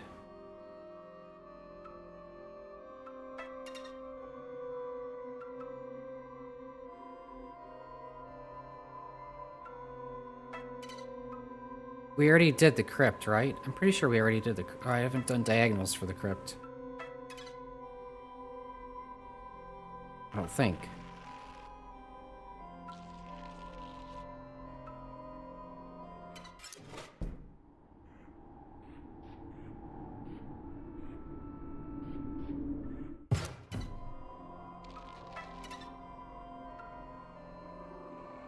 Sound effects are kind of creepy. So I have two padlocks. But I don't have a key for either.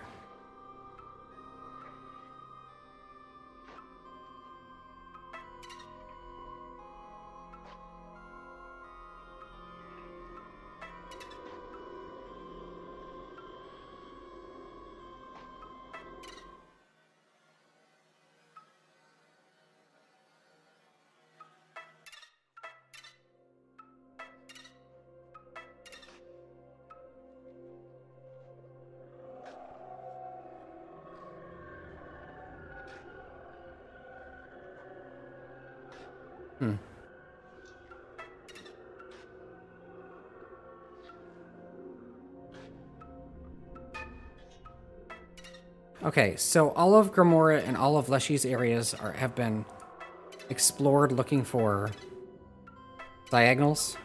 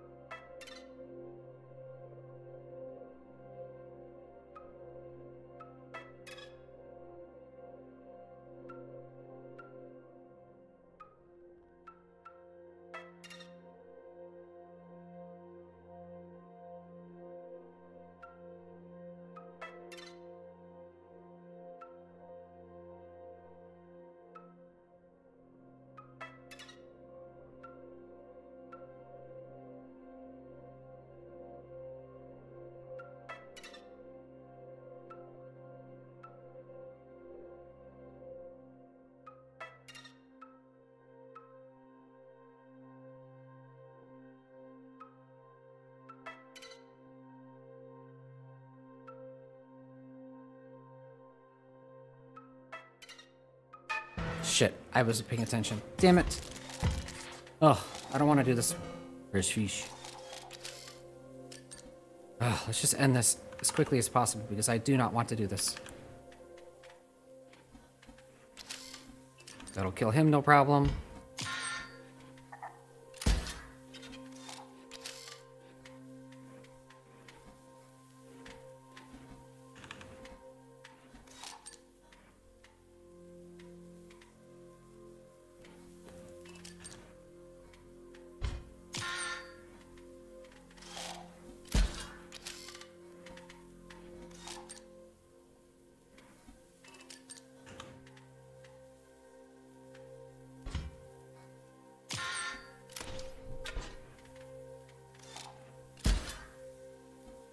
Put a shield on something? Put it on this, I guess. B? What? Oh. That's a new one. I've never seen one of those. At least not in this context.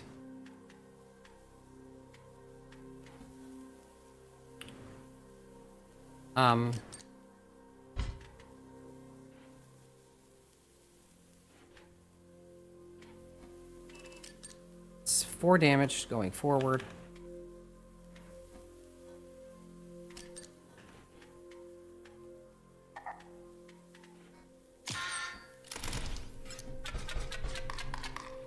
Yep, I want to do that. I didn't want to fight it.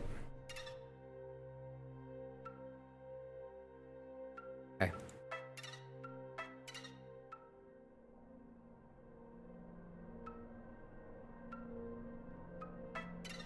What up? Okay, just want to make sure. I would put a corner piece on one of these bridges to be devious like that.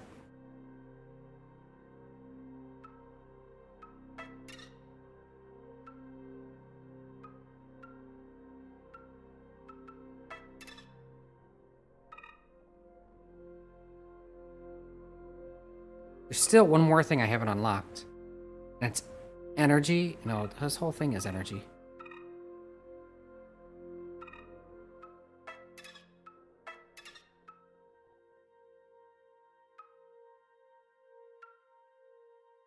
Mouse sure is staggering about.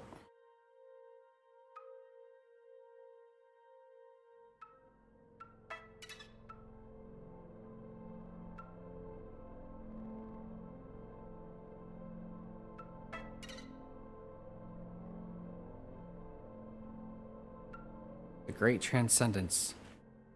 Still have one more Uber bot to defeat, which is Stoat's character.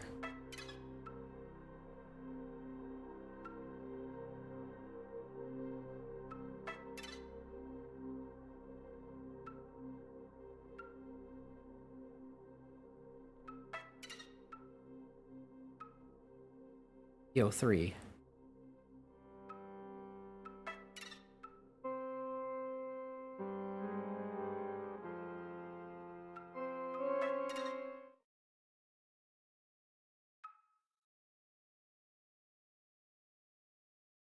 Okay.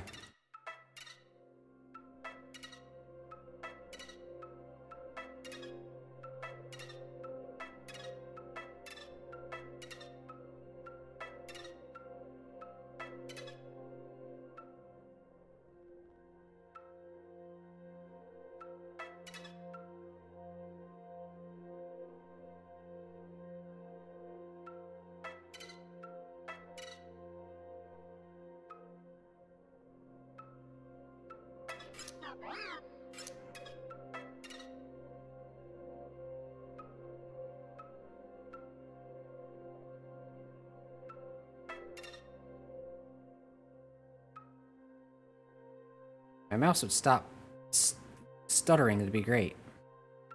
Been a big problem this last week. Been driving me crazy. I honestly cannot stand it. Doing this.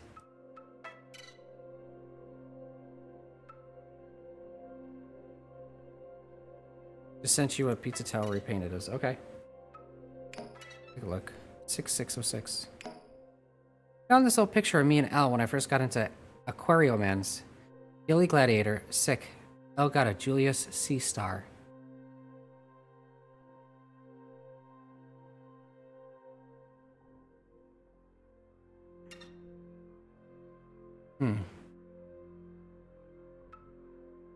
So he was using card games to reconnect with his,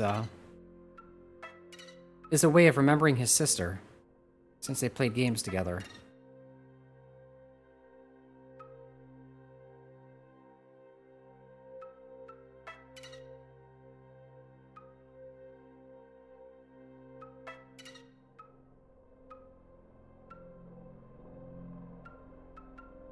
Hang on a second.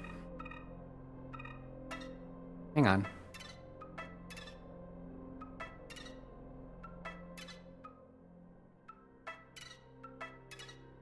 Okay, I'm just going crazy.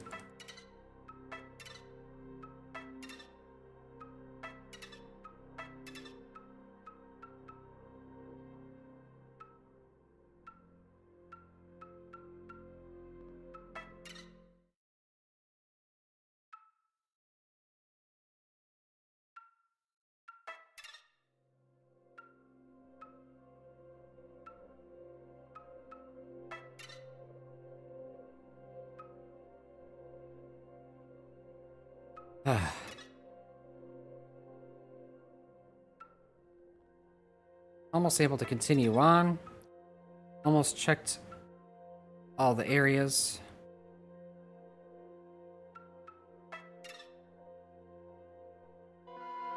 That we've been to already. And then we're currently about to head to the last area.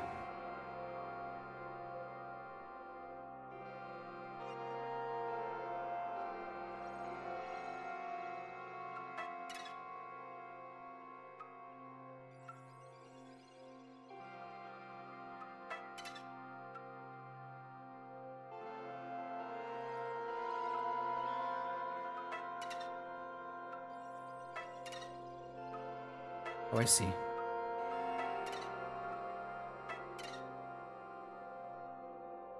Ah.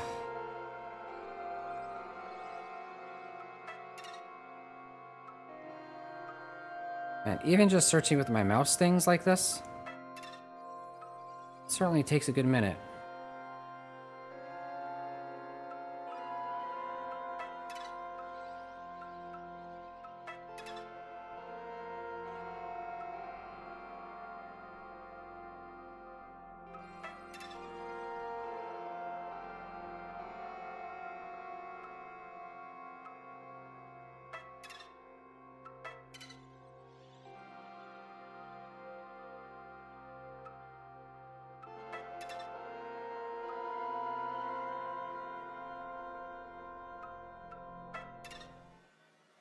Okay. Searched them all. I double-checked all the areas. It's time to head to new stuff. Actually progress and stuff.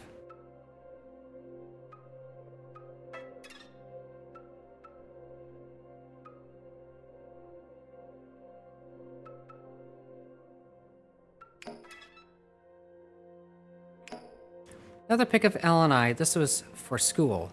But I remember it was right after we won that tournament together at Comics Land. I told Mom and Dad it was a spelling bee.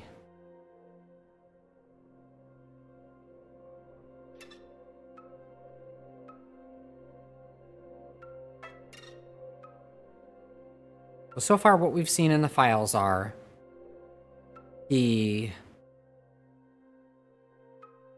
got into card games and card collecting with his sister. And then his sister died. And he was using card games then at that point in time to distract him from his grief of her passing.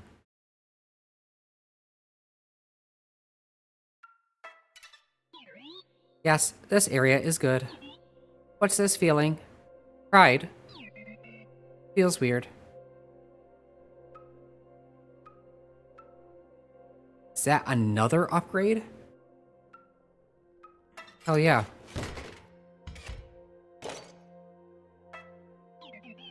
This one is free. Your empty vessels are going to be conduits now. Don't worry about it. Okay.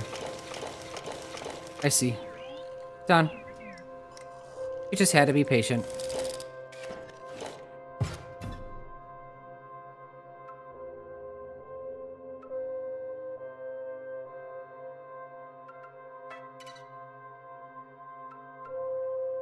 Ladder, huh?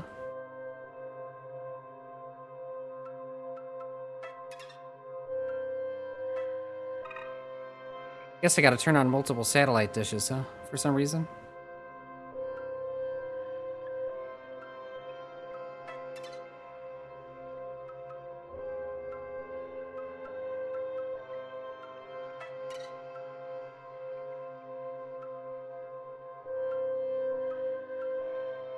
Master teaser trailer is at 3 long video. If you watch it at the end of stream if you want. If you don't, it's fine.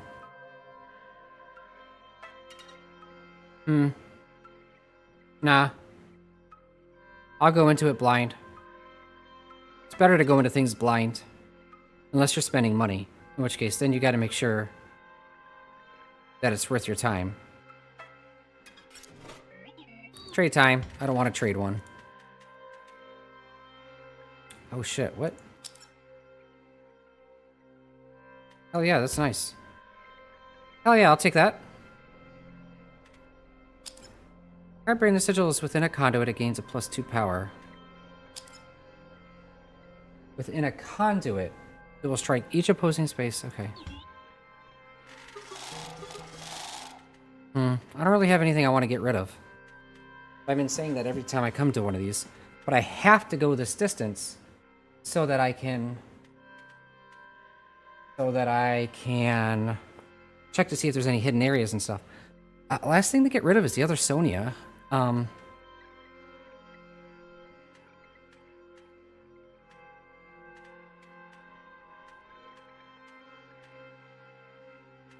get rid of the other Sonia. It's fine. I guess. Hey. It's one of the things.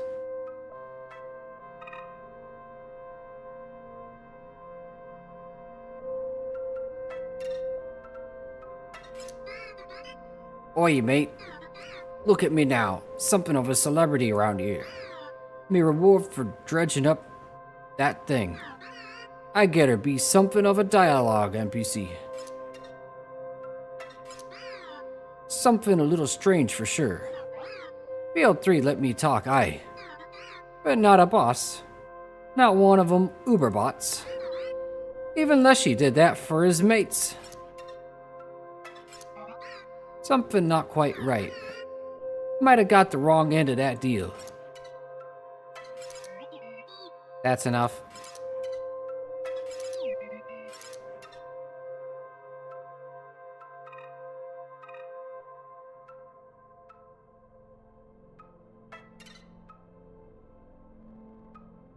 Kind of a big area.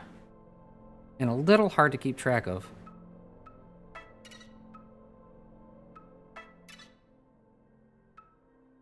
Okay. Guess it's not that bad. It's a 3x3 grid is what it looks like. Oh, that's a radio tower? Satellite tower? Conduit tower. Oh, I see. So we got a null conduit and a buff conduit. Kill the null conduit. Or just put Insecto drone down, I guess.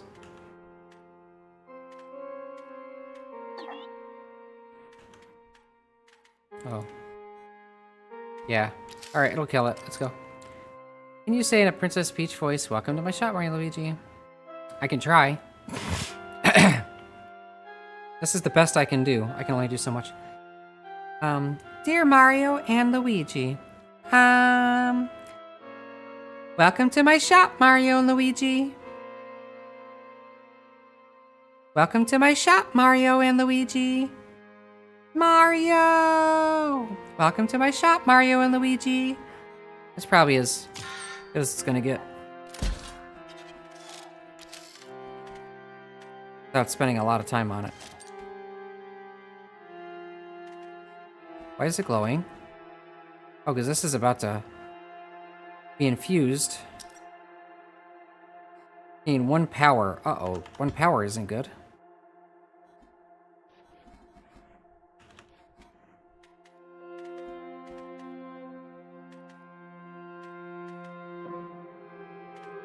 If I put this down, it has 2 health.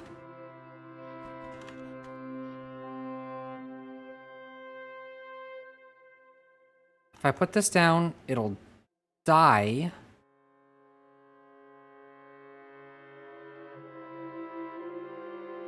Then I could put whatever on this. We'll see if that works. I don't know if that'll work. Probably not, honestly. Worth a shot, I guess.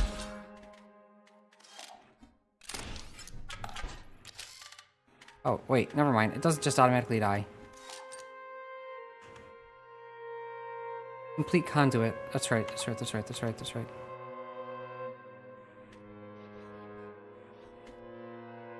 Currently it does only 1 damage.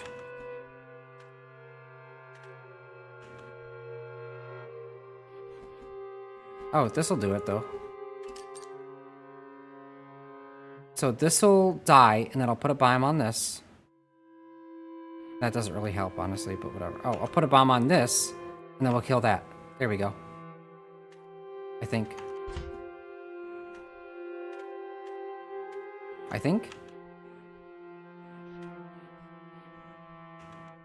It'll kill this. I'll put a bomb on this, and I need something to kill that. Which will be not this, I guess.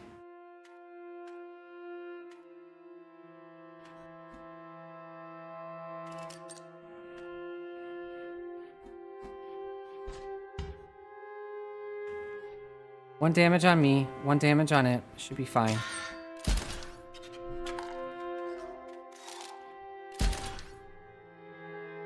So this is the brittle. Let's put brittle on shield bot. Wait. Why didn't the bomb launcher? Because this thing doesn't do any damage. That's why. Shit. Stupid.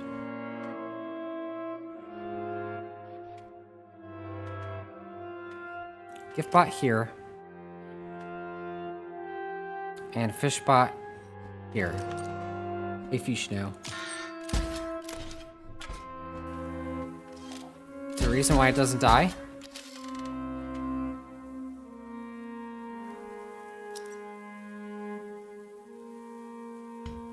Oh, because this is attacking the whatever. Explode bot, he's gonna kill this. It'll kill that. We'll be good. In that aspect. Sniper bot. I think we're good for the moment.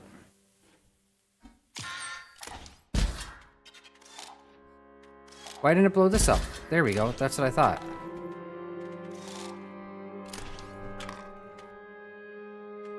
Good fish. Hell yeah.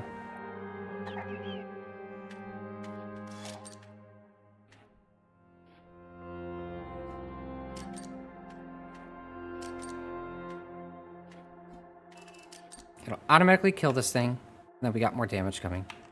Okay. Bomb launcher isn't useful.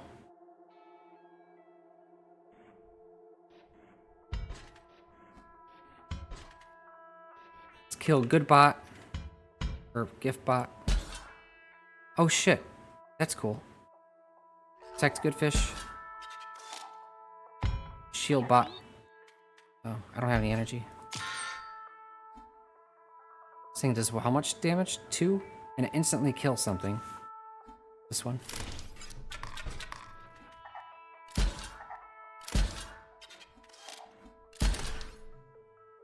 This bomb.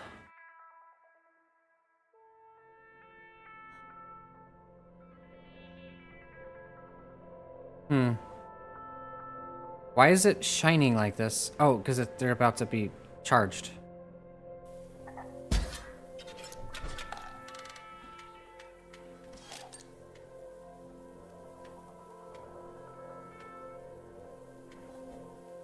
Shield bot here. And sniper bot here. I think we're pretty good.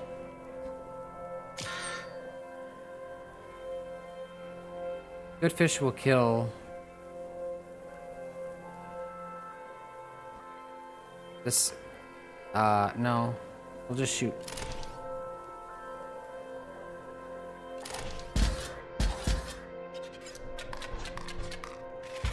Got it. What's this one? Probably think what I do here is easy.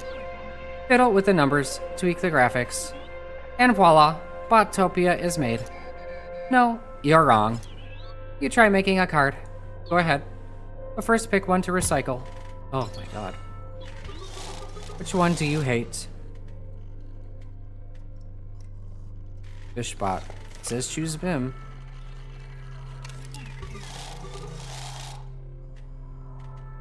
Not choosing him.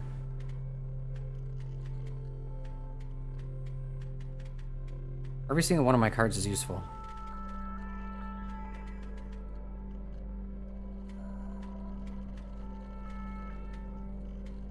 Every single one of my cards is useful.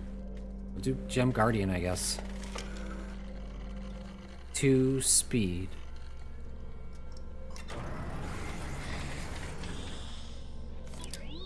Alright, genius. Go for it. Spend SP on stats and sigils. You get more SP for a higher energy cost.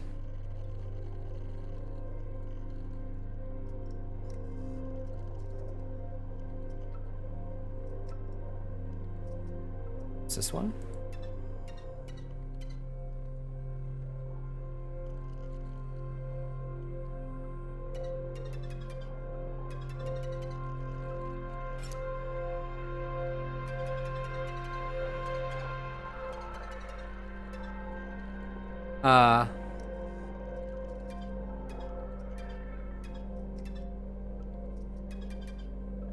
I don't understand how this works.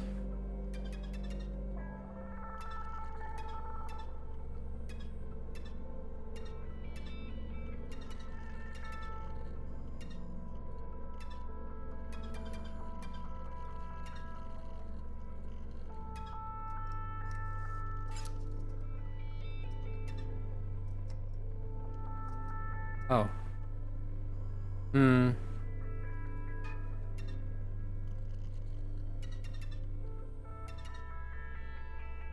Zero?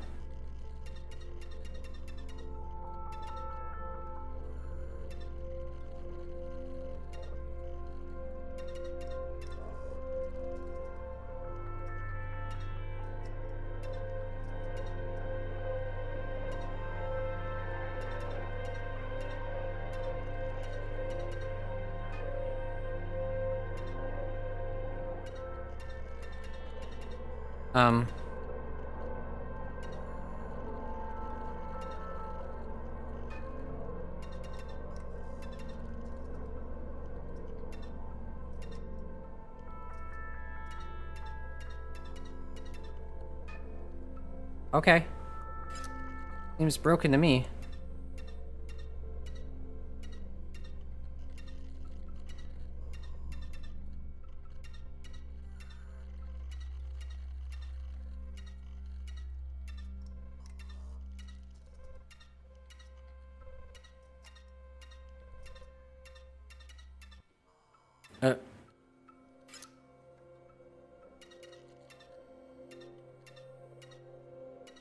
This is great.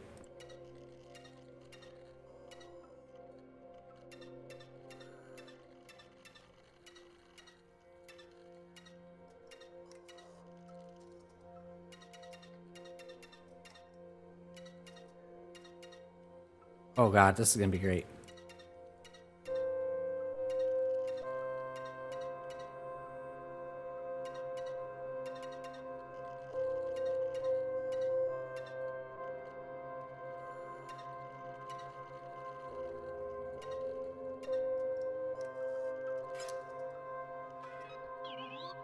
Holy shoot, boy.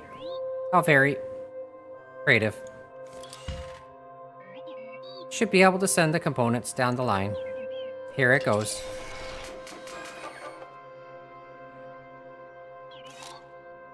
It's alright, I guess.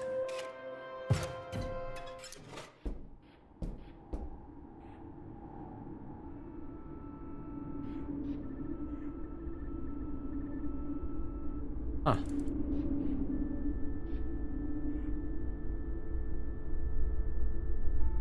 Huh. That's broken. That's a broken character. Gender fluid change, okay.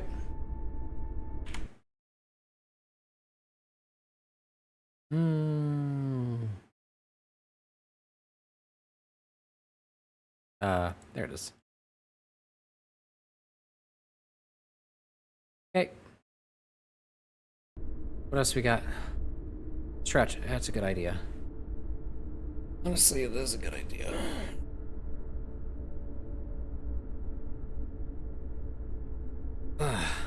Hydrate and posture check.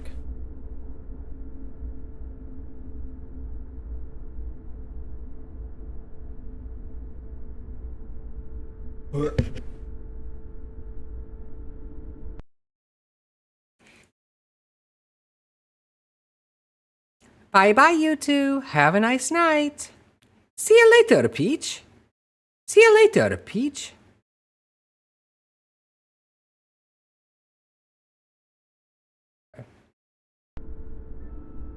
Let me actually get up this.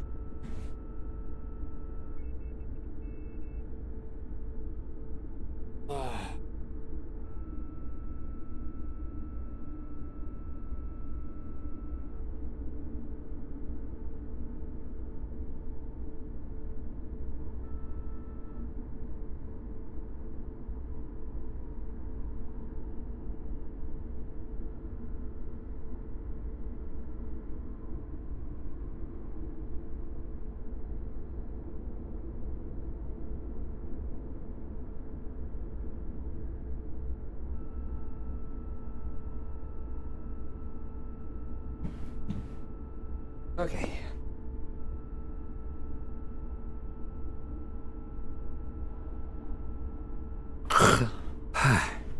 All right.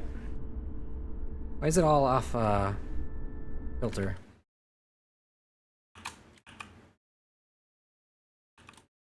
There we go. Posture is fixed. It's time to hydrate.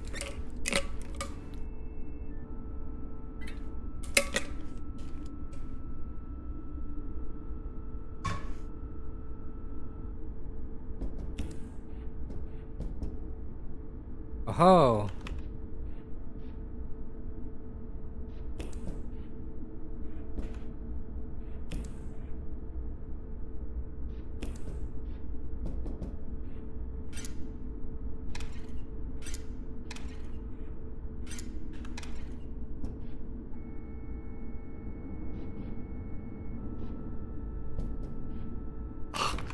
Oh, this was moved. Why was it moved? No, it wasn't. No, it wasn't.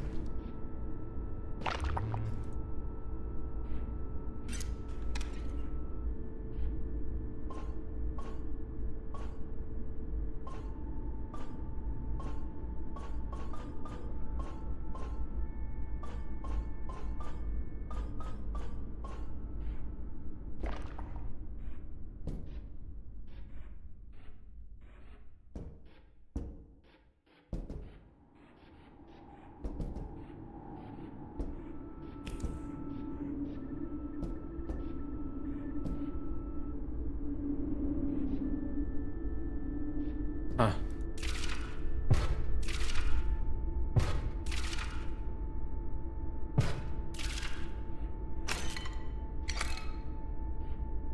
Huh. Alright, anyway.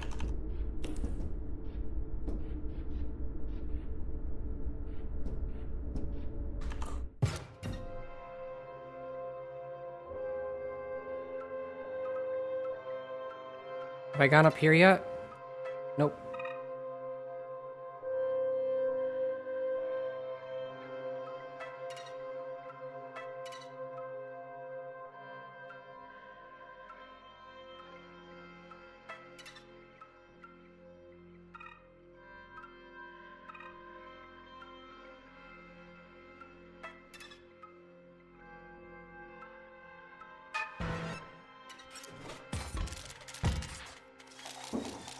Alright, next fight.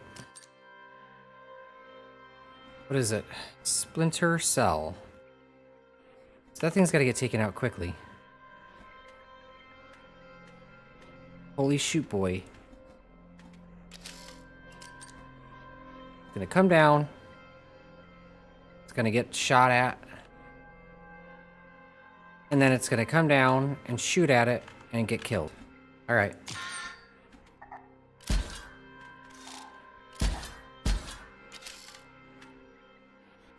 So we got a conduit here and a conduit there.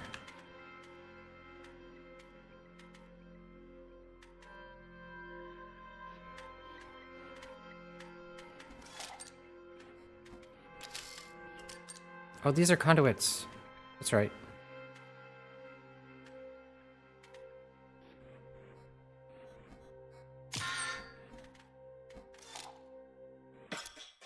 Zap Von.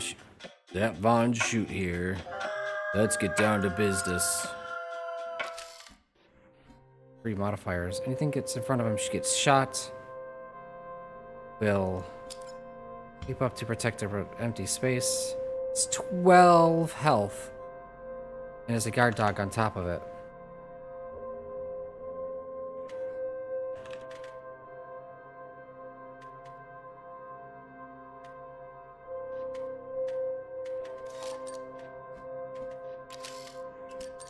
It's 3 damage though.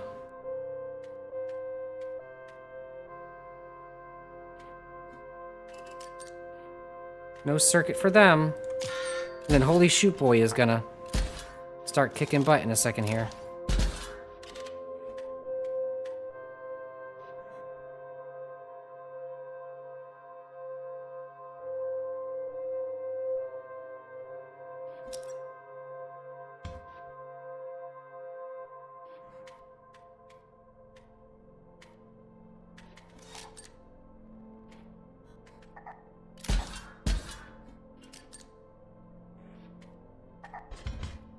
Ah, I can't use it. Lame.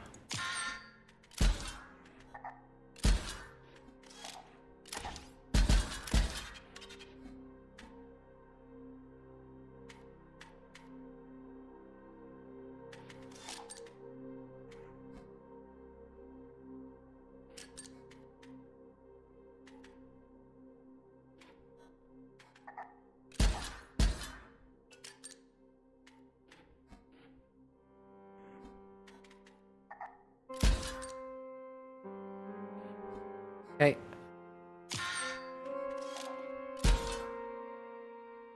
This is a shield.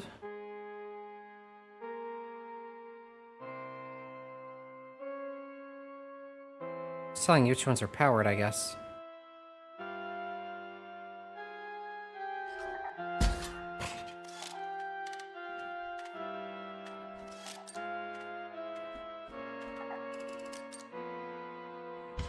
Go get him, Holy Shoot Boy.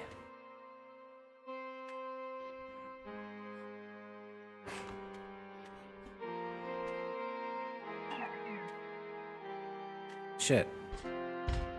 4 damage. But then I do 4 damage. It's more like I do 4 damage and then he does 4 damage. Or 3 damage.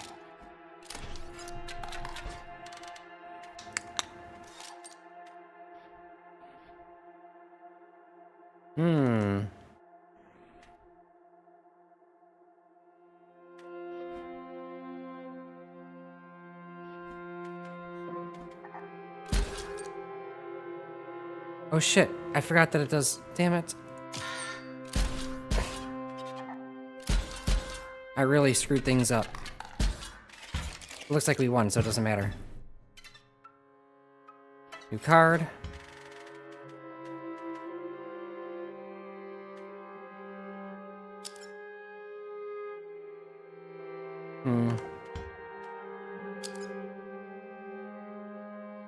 Guess that takes tough sell.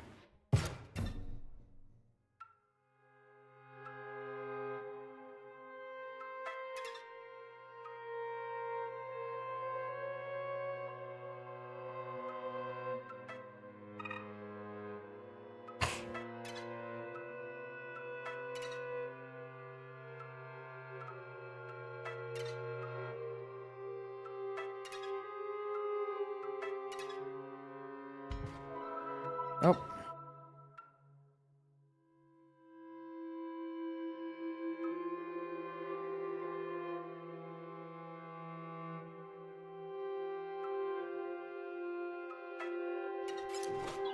Trade time.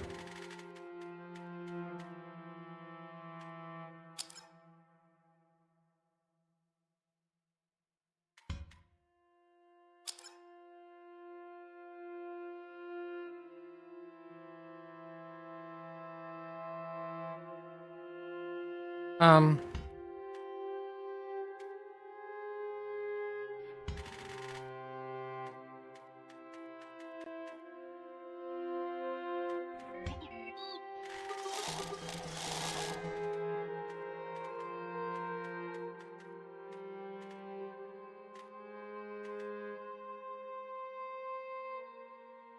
Yeah.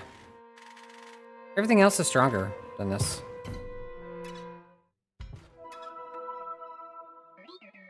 Your items are replenished. Oh, effects are permanently offline.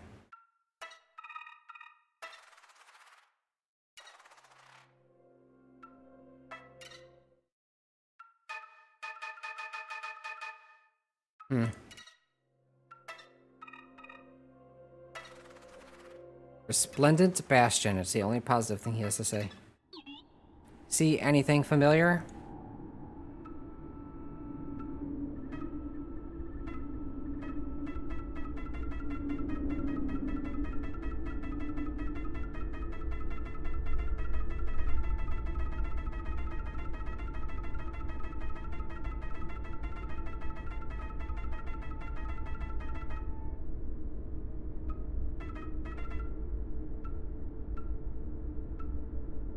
If I get the key, that'd be great.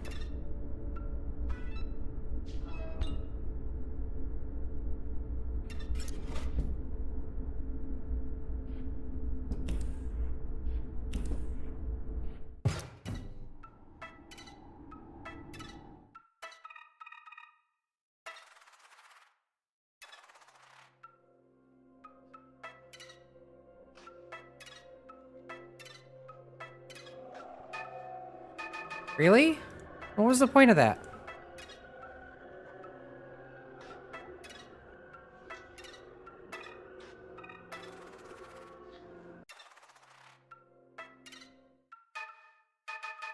Freaking really?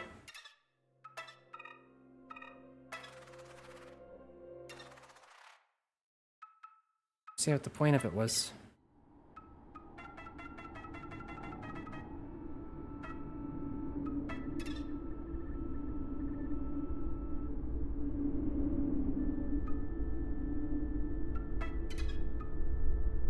Whatever. Let's do the next one.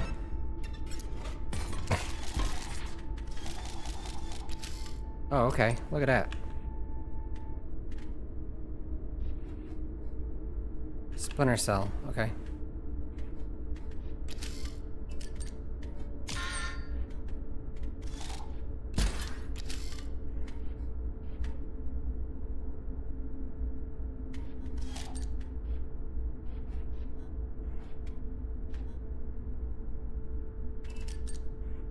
It's better than nothing, I guess.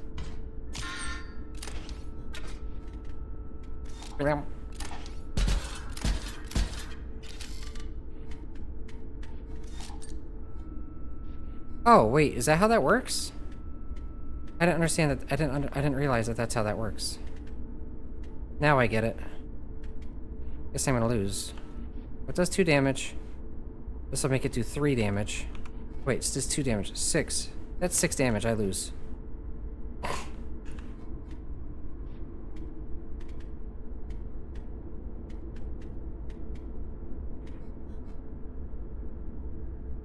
Gift bot.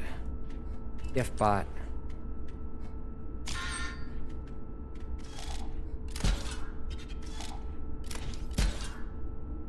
Where's this shield? Okay.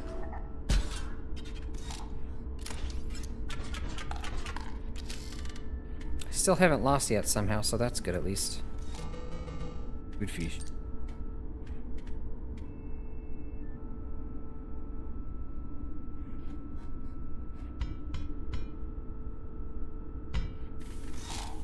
I haven't used items in forever.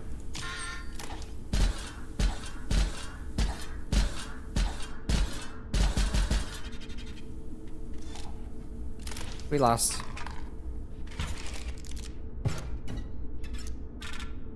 Oh no, I lost 4 coins right at the start. Big deal.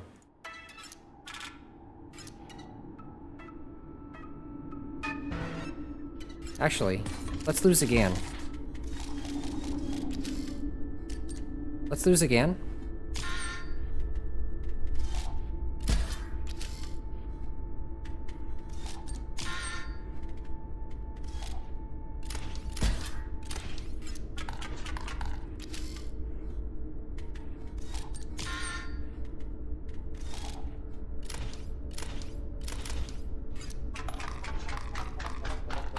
That was a shit ton of damage, dude.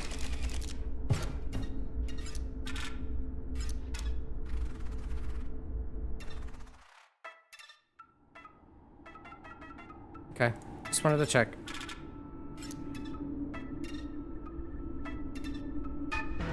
Alright, let's do it. For realsies, good dealsies.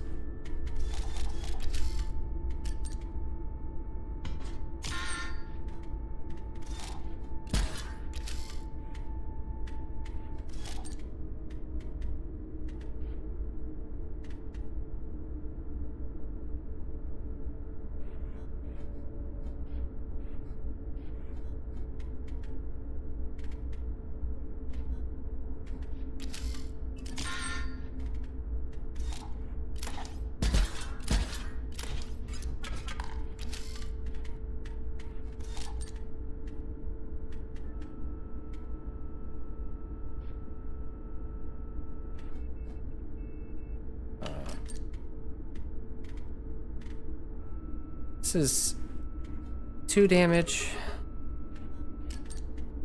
This will protect from this right here and give us a card at the same time. 2 damage? Oh shit, I could just kill this thing. Yeah, do it. Here we go. Man's enemy even before TV Tower is Butterman. It's like the noise, but as butter. Okay. This thing does damage. Do 6 damage. So 1 damage, 2 damage, 3 damage. That's gonna get killed in a second. Okay. I think that's good for the moment.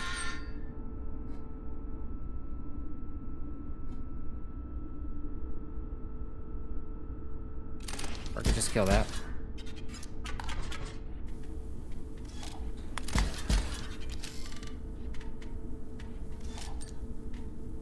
I put down double gunner.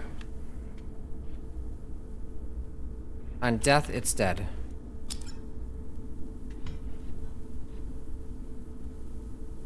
I could kill gift bot. And then put double gunner down. Do 6 damage here, 6 damage here. And then this thing is going to come down and kill it. Which is not... And kill it for good. Kill it forever. So, you know. That's not good. What does this do? Makes him weak.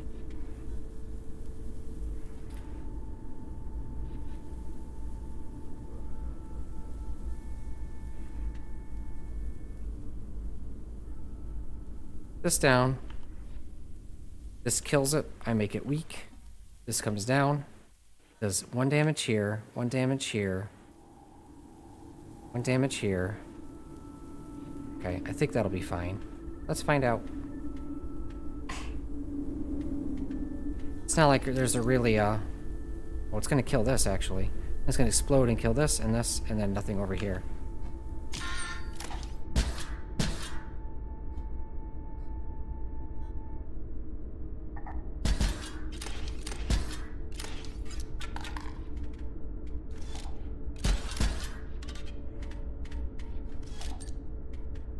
This does 1, 2, 3. I can't attack the ones I want to attack.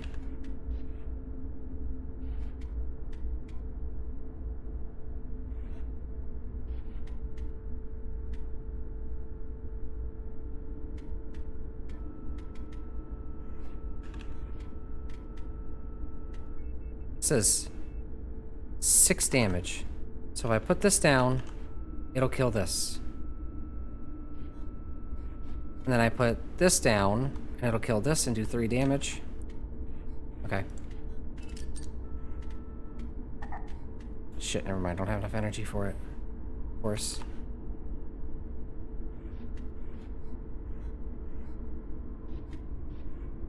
Damage to that, it's dead. Then it will do 1 damage to the gift bot. Oh, gift bot only. I keep forgetting it has to be in a thing for it.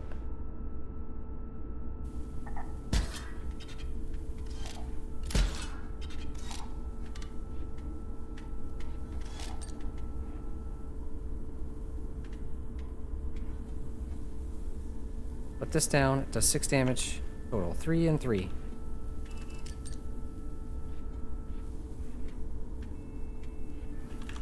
Then I put this guy down. It's 3 damage. 1, 2, 3.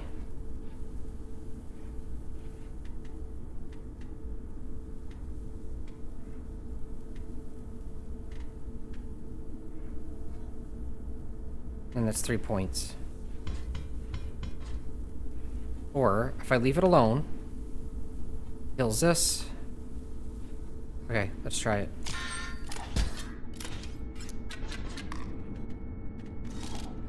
One damage. Okay.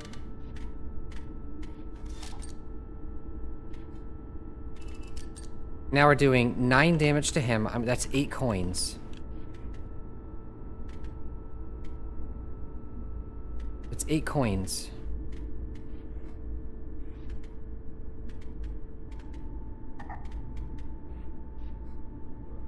One, two, three. 1, 2, 3. 1, 2, 3. That's 8 coins.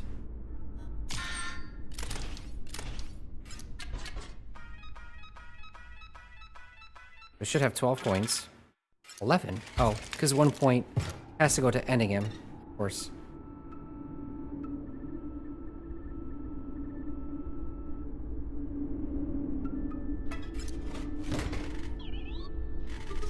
Alright. Okay, what's the upgrade? No. No. Yes.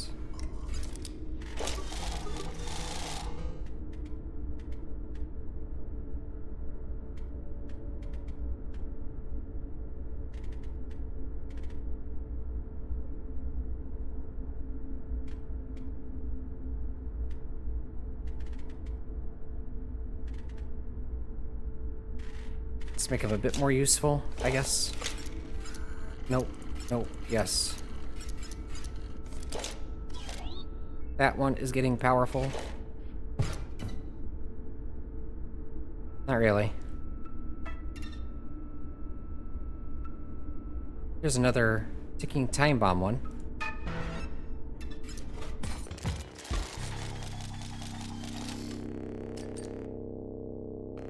So we gotta do what, 10 points of damage?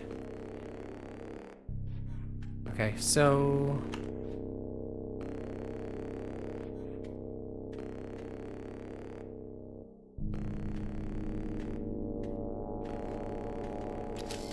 that'll kill that.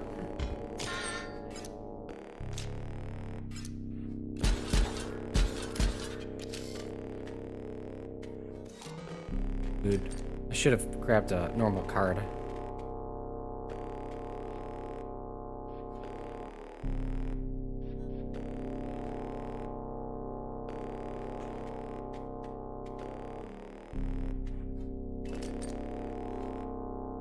Shit. I keep forgetting that there's sides now.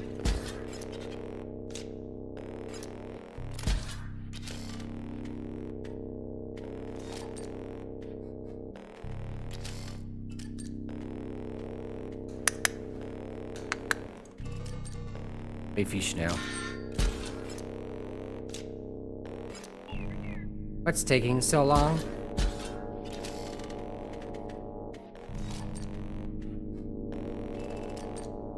Six damage.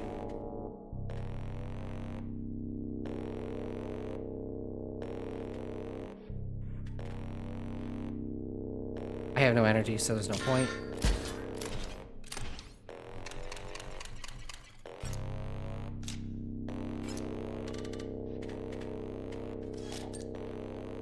Holy shoot, boy. Hell yeah.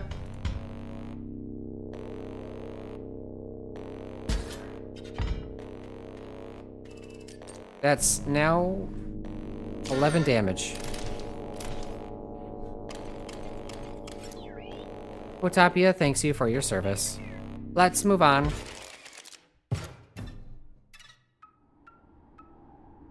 Let's make a card.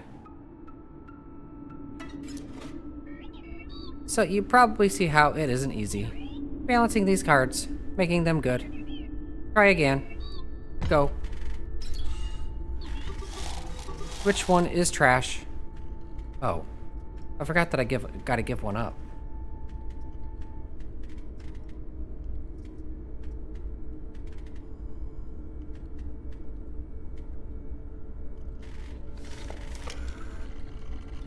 One SP only.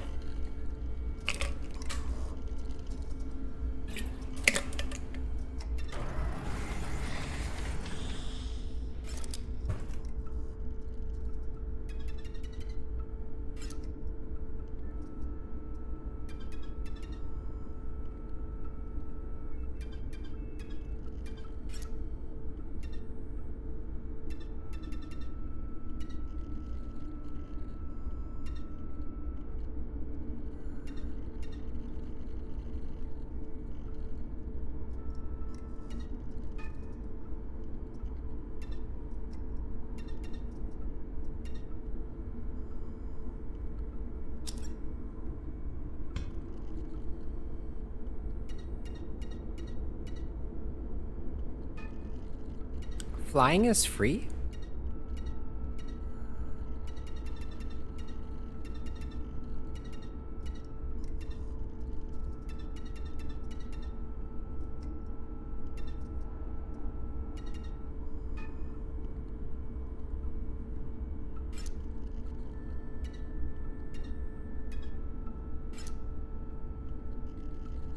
Okay.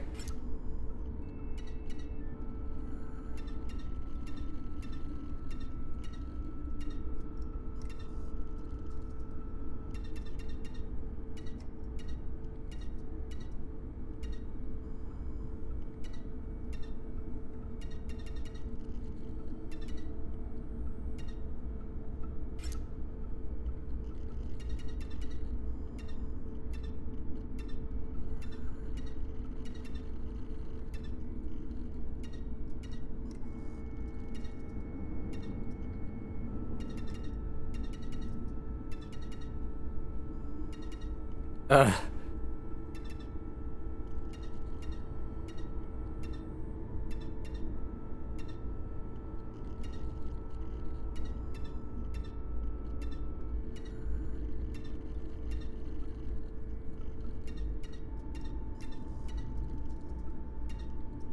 Dr. LOL Esquire. Sure. You name it, Dr. LOL Esquire. That was your choice. Scanner operational. Time to do this.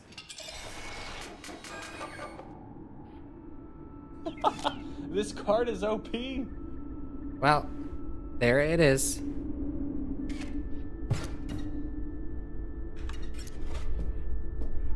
So what, now there's two of them?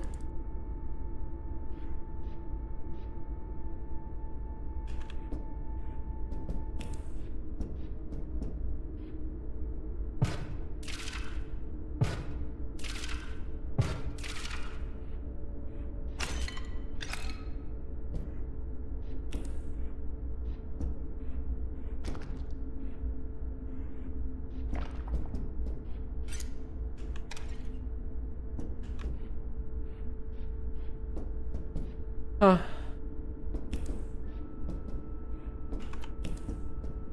Getting tired.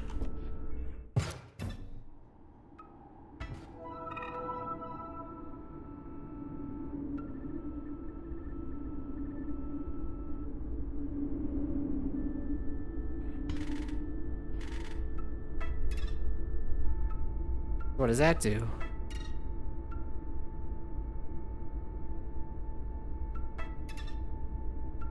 Oh, I see. How does the lock do? Probably my least favorite boss coming up. Something about her. Innocence. It makes me queasy. But it's important that you do this. Unpacking golly.zip. Golly? That's my name. You can call me Golly. I'm so excited. We're about to explore it. The web. I sure hope I can get a good connection. Here we go. Nifty. We're in. Isn't the web wonderful? So that's what a mole really looks like. Adorable.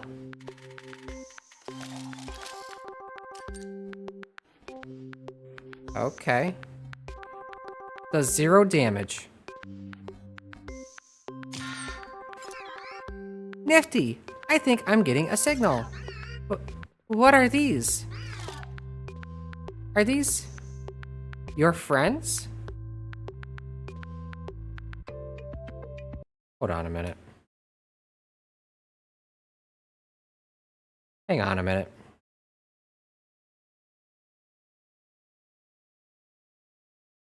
Oh my god. I do have friends. Oh, I thought it was making... Okay. I thought it was making a joke. I thought it was making a joke of, like... That's what... That's, like, I don't know.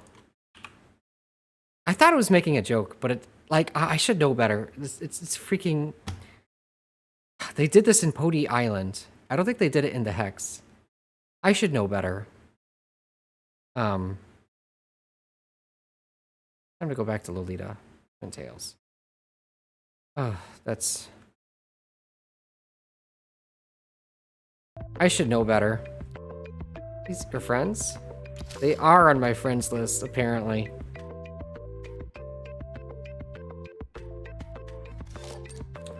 Sorry, I forgot to do the lurk. Sorry if I missed any questions if you called me. It's okay. I did ask you what the old...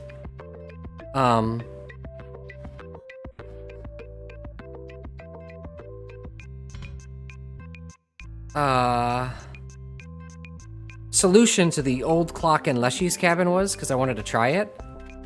But I couldn't remember it. I didn't want to Google it.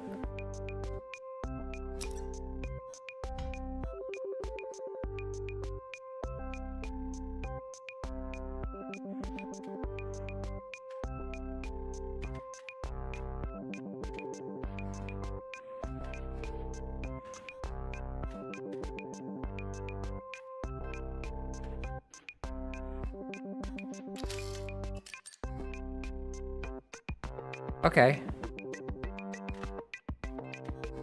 She's gonna get angry once I start to attack back, huh? Whoa! A new signal! Someone is trying to send you a card. Let's see if we can receive it.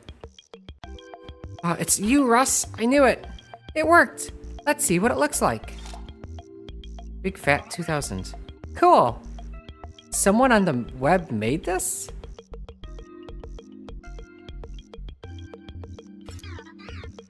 There sure are some funny people on the web.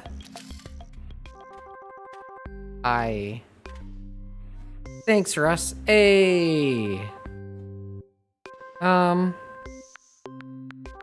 People change their usernames. It's just weird.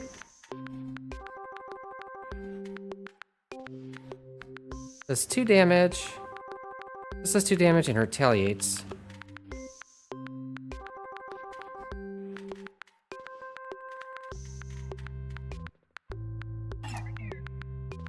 Draw a card. Okay.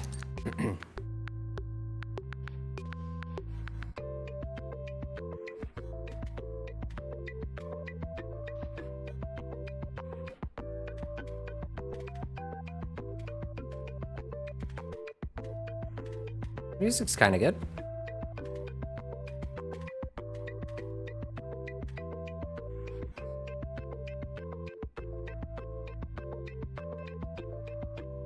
Cards are gonna get progressively stronger, huh?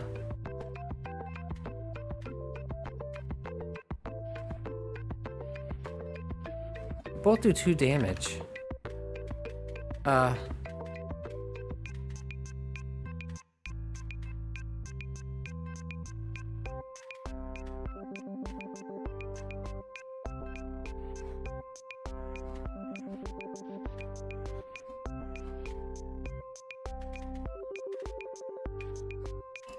I have to take damage no matter what I do, so whatever.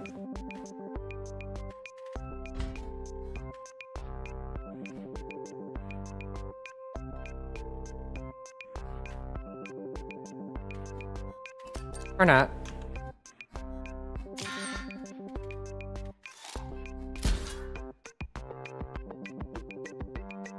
This is a shield. Okay.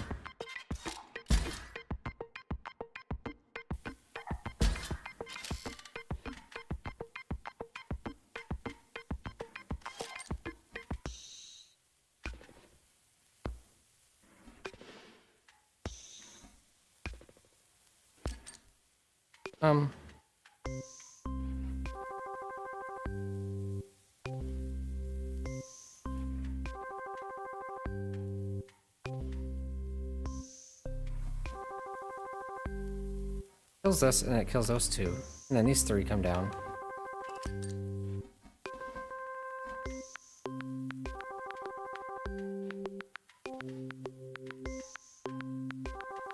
Is it time to put down the big fat 2000?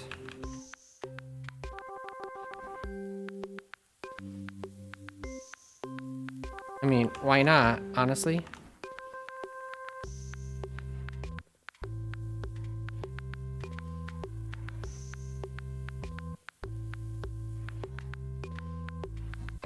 That's why, because I said so.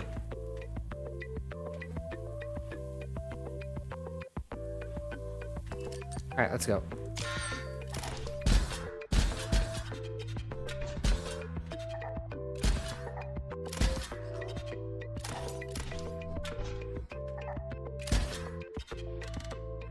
My brother is jumping all around. Oh, no shit. But I gotta see what phase 2 is.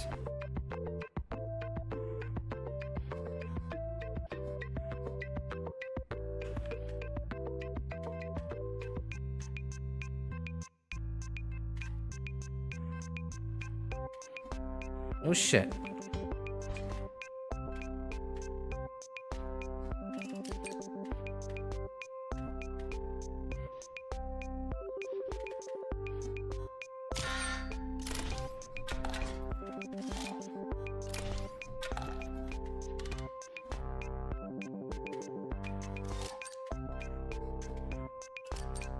One, two, three, but it's protected, so it doesn't really matter.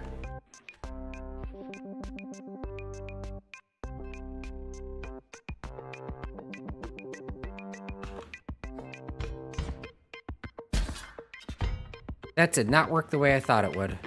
Shit. Stupid. Alright, put down the big fat. 2000.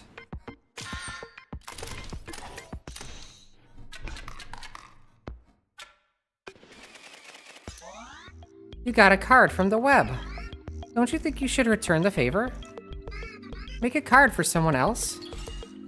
Hell yeah.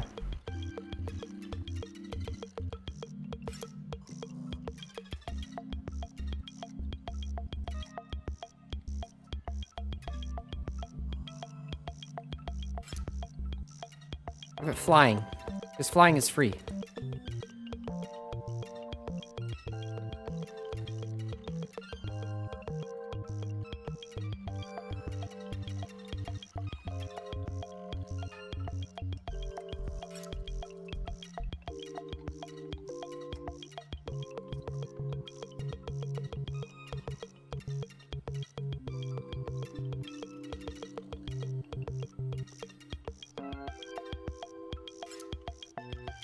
Let's share with them our love of the holy shoot boy. I'm about to send it off to the web. I hope whoever gets it likes it. Just wait a moment. Go ahead, I don't need another one. Hold on.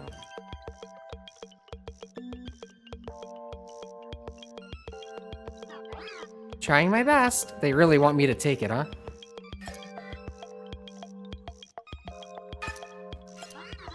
The web can be lonely. I couldn't find anyone.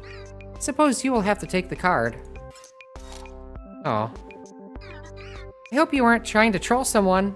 No, I wanted to share the gospel of the Holy Shoot Boy. Oh no.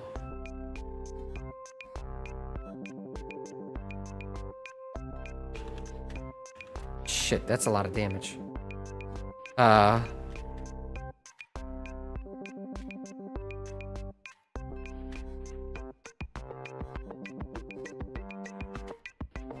Uh-oh.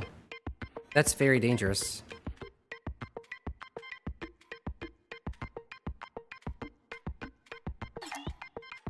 Draw a card. Really?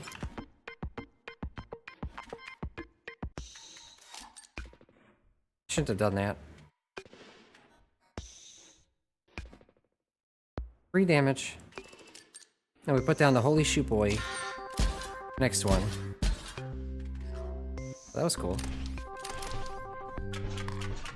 And we lost.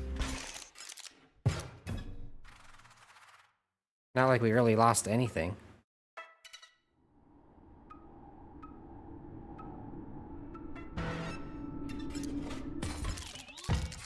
Making me do this again. Unpacking golly.zip. Golly, can't wait to explore the web again. Can we get a good signal? Golly, it's glorious. Okay, can't believe I lost on this. But of all the ones to lose on, like, it's not even an issue. Or robot.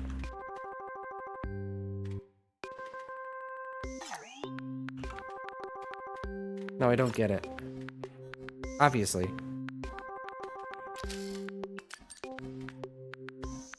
Boom.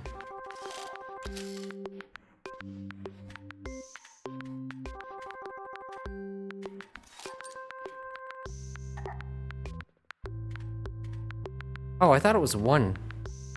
Obviously not, I guess.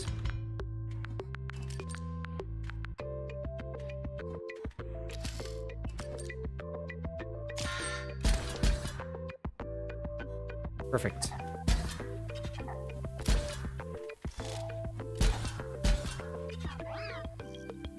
Golly, someone's trying to send you a card. I'll try to pick it up. Oh, golly, it didn't work. Something to do with our connection. Let's see if I can get you something else from the web. Mummy Lord? Holy shit! That's what a mummy looks like! That's funny. That's very funny.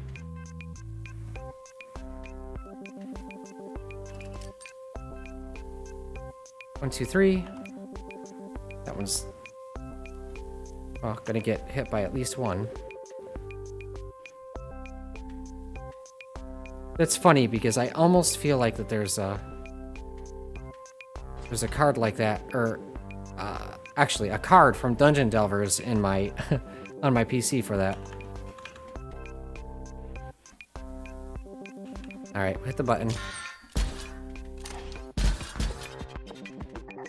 That didn't work out as well as I hoped it would. Bam, bam.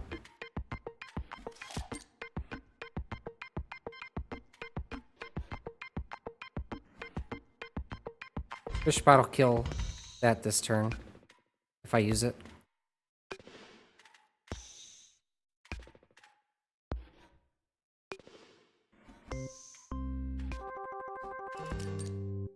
Or maybe not. None of these are popping up.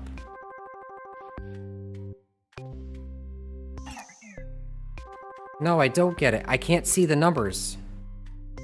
I guess it's up here, not the numbers, huh? My bad.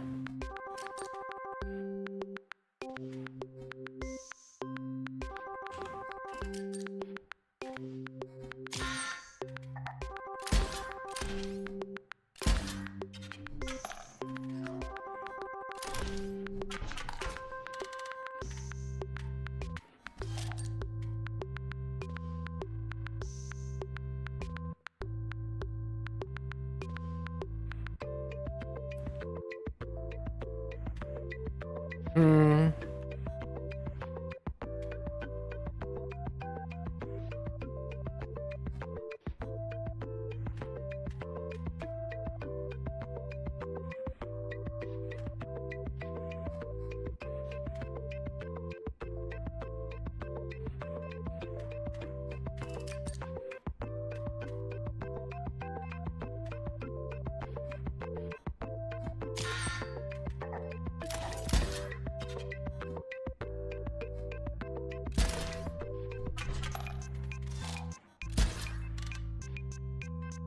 Okay.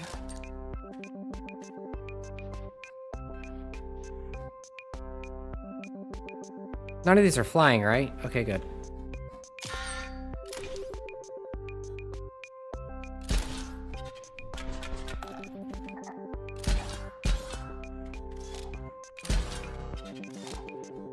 Good fish. Very good. Shield bot is broken.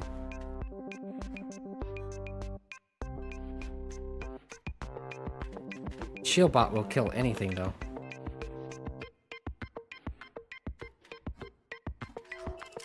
Perfect.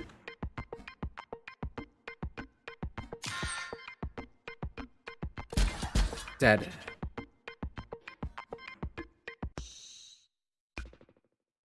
Hmm.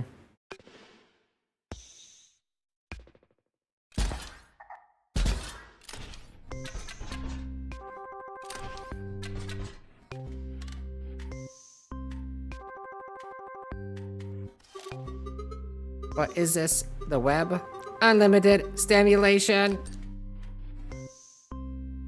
Maybe Lord will kill this thing next turn.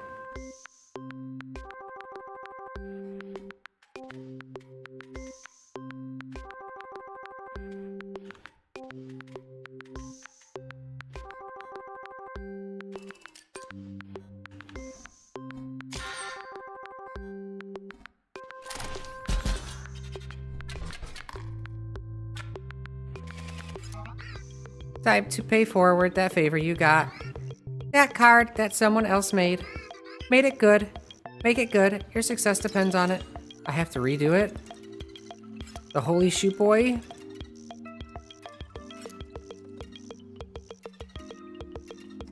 There it is.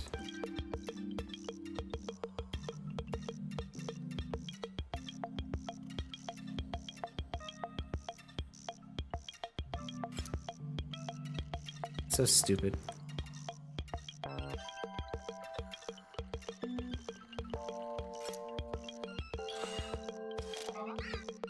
Away it goes. Waiting on the web. Oh, you can't take it.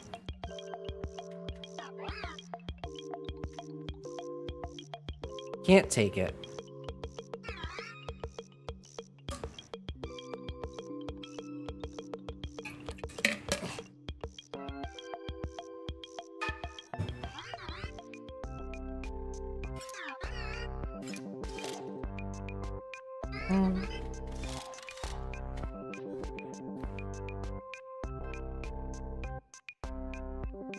This is the dangerous. Oh, this one's dangerous. Shit. 7 damage. Alright, so let's put down double gunner here. 6 damage. Yeah, it's protected, so it's good. Fine. Put this one here. And give me energy. And give me the Holy Shoe Boy. I mean, I think we pretty much won at this point. That's 6 and 5. That's 11 damage.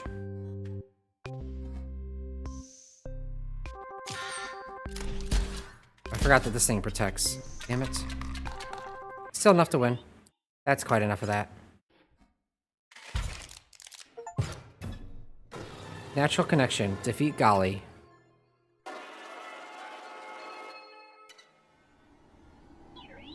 What? You wanted loot? That was the last Uber bot. What would you even need it for? The Great Transcendence is at hand. Go back to the start. More dramatic that way.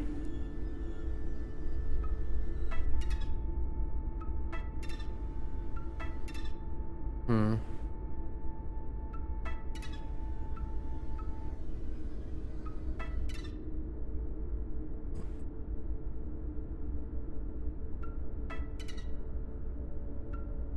Hmm.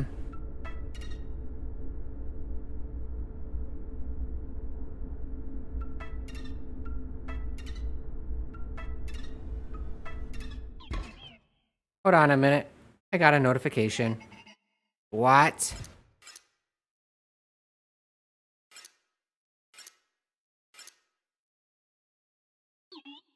That's it. The dredging room security camera is busted. It's nothing. It's probably nothing. Go check it out right now.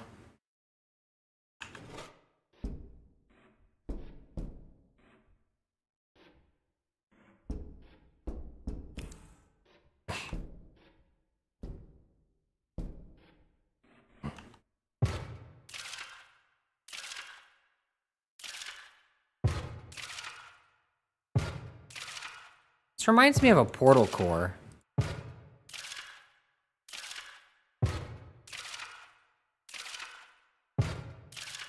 Timing on this is...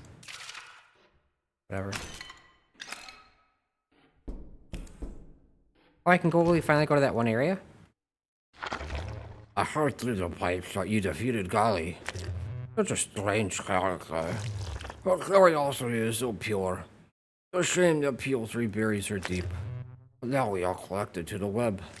I hope you understand what you have allowed.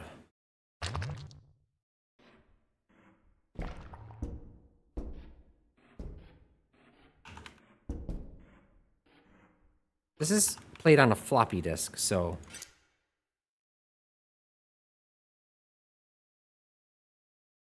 how do I solve this one? Hey, Russ, can you tell me how to solve this one?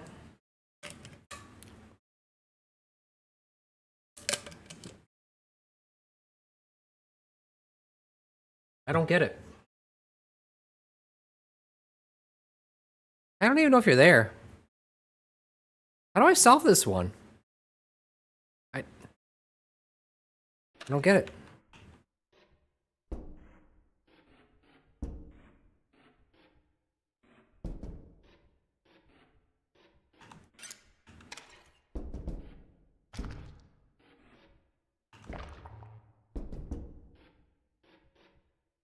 All right. Uh-oh.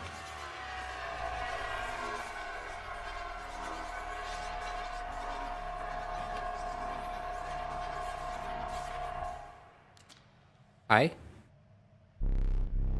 The great transcendence.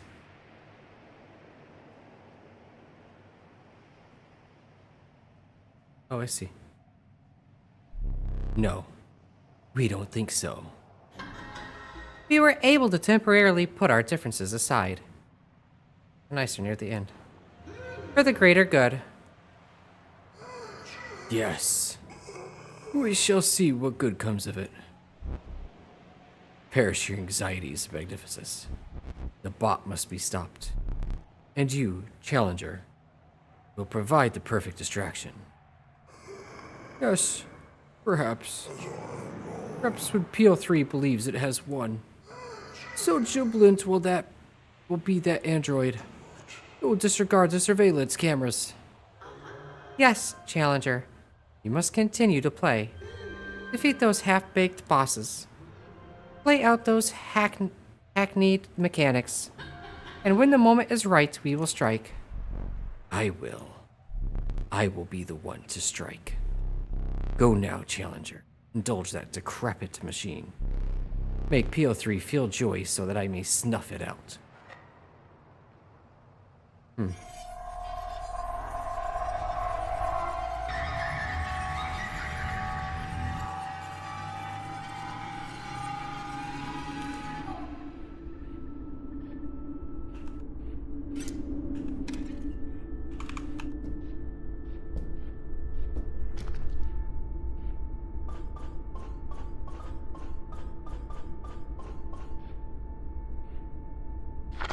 I was watching. You spoke with the master. What an honor that was. Are you Giddy? No, I'm Eric. Oh, the end of the robot's reign is near. Nigh. Ugh. Ugh. Rejoice. Do as the master said. Play the bots game.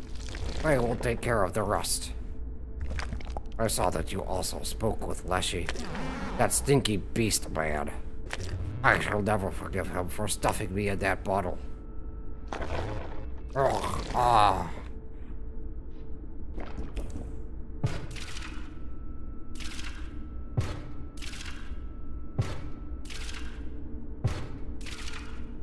Why is this guy not reacting to the fact that freaking PO3 is drudging up files of it and memories of him and his dead sister?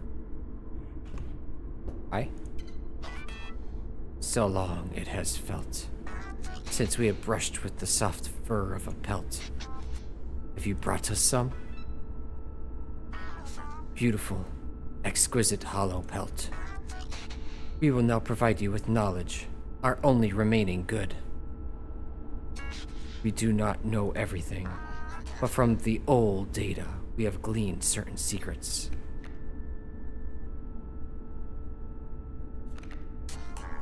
The Fool, known to some as Big Ear, he did not outlive his plot. One disc among many, the old data traveled across the sea. Discovered, poor Barry was put to the gun. This is the Pony Island thing again. He brought us hollow pelts. Exquisite.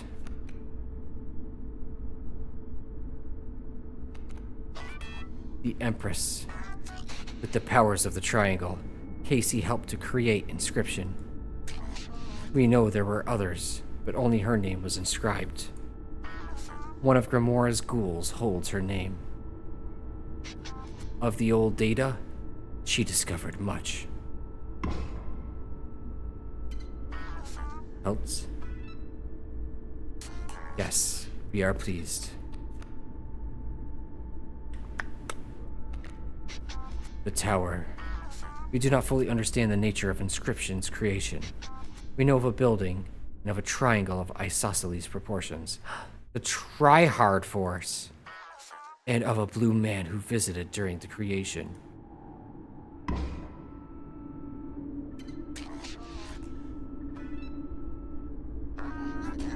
Oh, pelt, we are pleased. Oh, I get them all? Good. Death. We have gleaned the purpose of the Carnoffel Code. And it is terrible. Code is in the cards.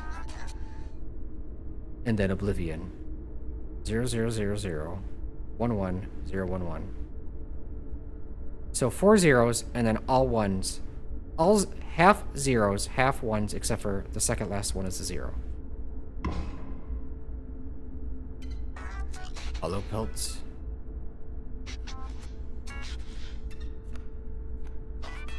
The devil. A curse. It is so malignant that it can never be erased. His evil corrupts the disc. Corrupts all of us. He inspires the scribes in Nimity. He created the code. Forgotten lore. Receive all 5 cards from the trader. I wish it were not so. You have exhausted our tarot cards. Even if you had any more hollow pelts, we could not rightly accept them.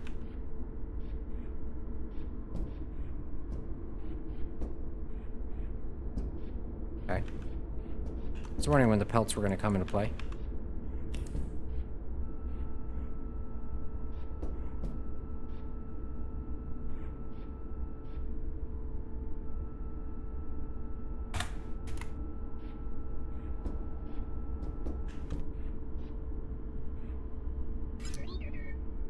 I saw you go down the lift.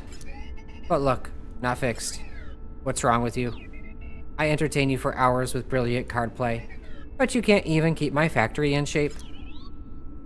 It's fine. It can stay broken. None of this will matter after the great transcendence.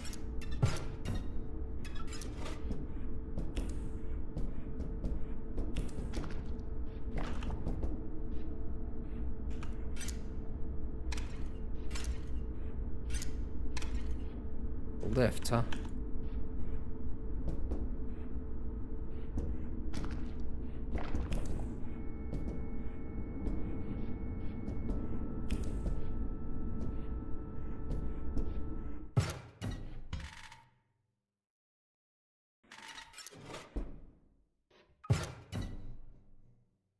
Um.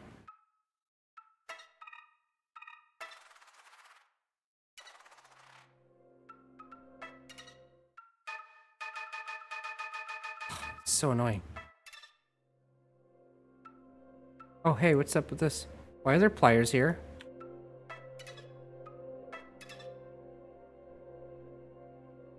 Pliers?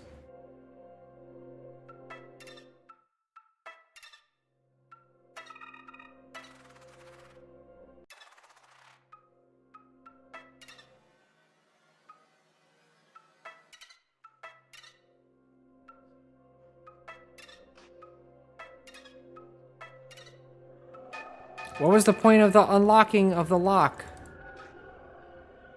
Don't understand. Didn't do anything, dude.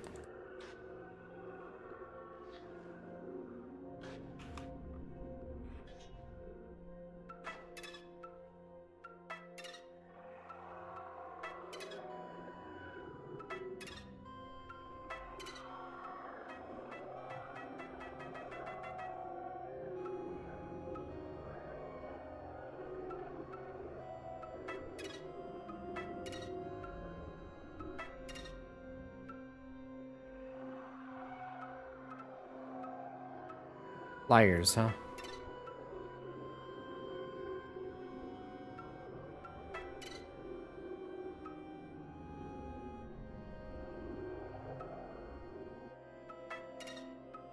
Here's one. That is a building on fire.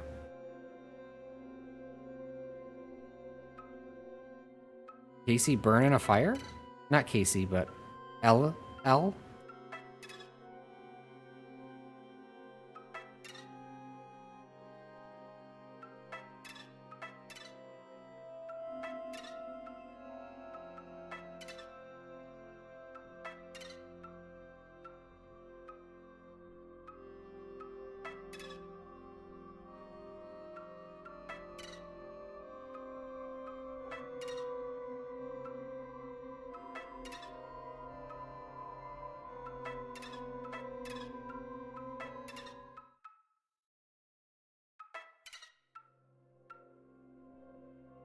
Needle nose pliers.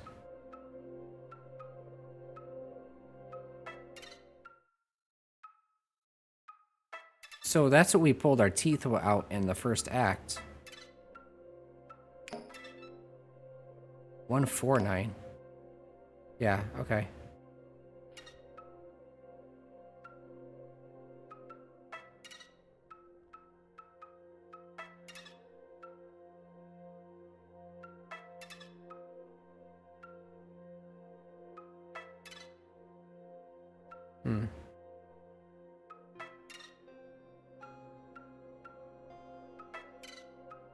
A fish. Fish, fire, pliers.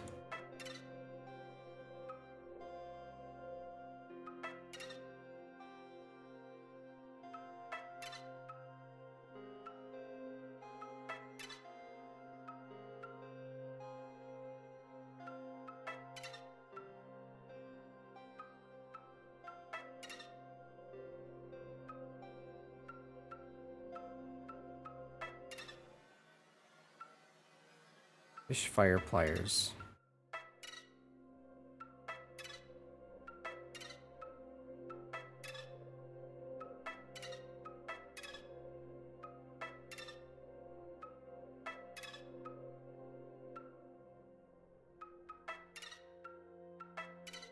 I don't remember going there.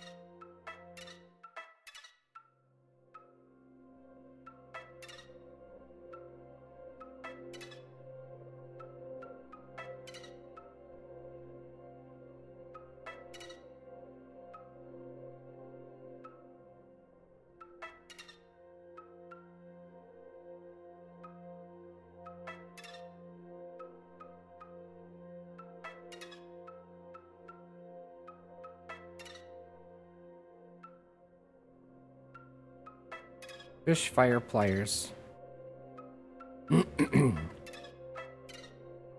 Clownfish, fire, pliers. Needle nose pliers.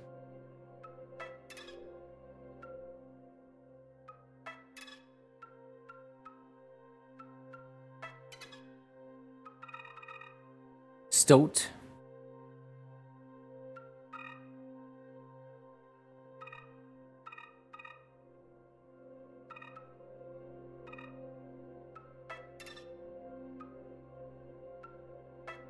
I don't want to go this way yet. Fish, fire, pliers, stoat.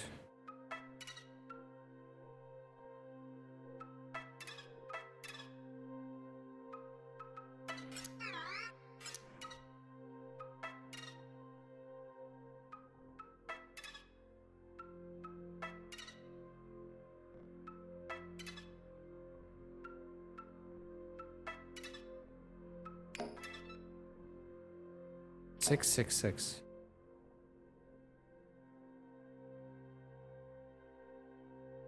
Six, six, six. Huh. That was chosen for a reason.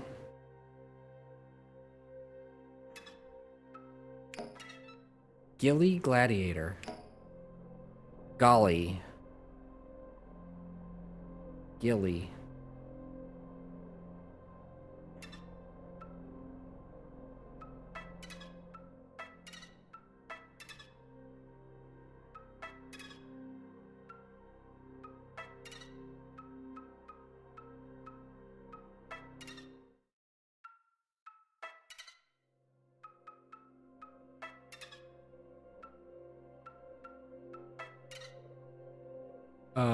Goo, I guess?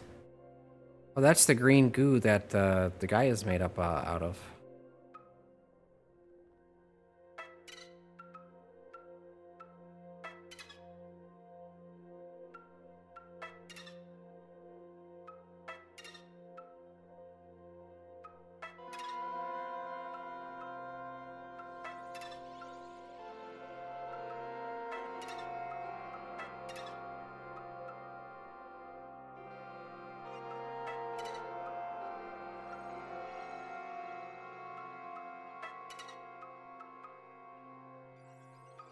Not gonna lie, I'm kind of lost.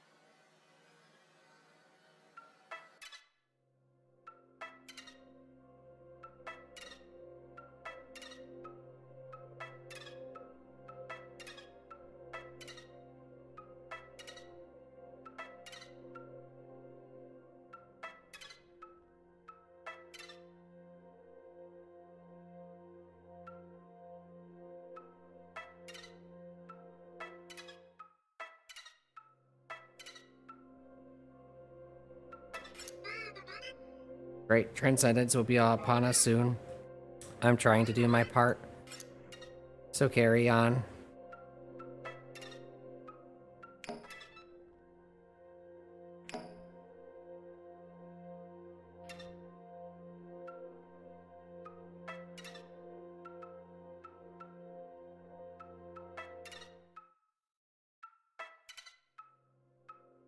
That is a oil refinery.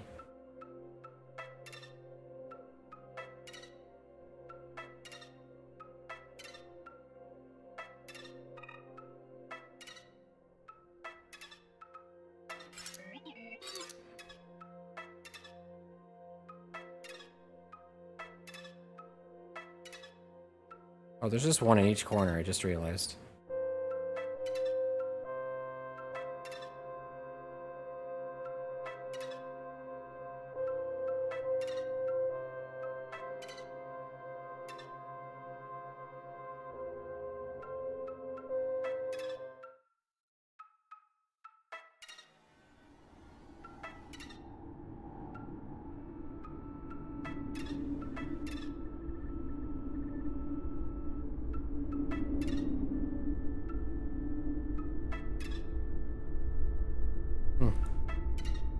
Okay.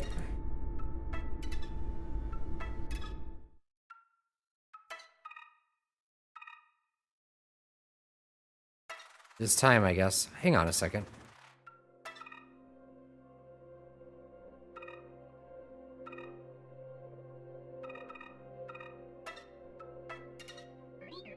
It's almost time. Keep going this way.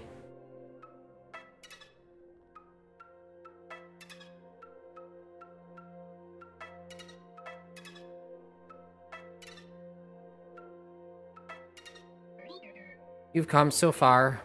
Remember the photographer? What a jerk, but the screenshots are perfect.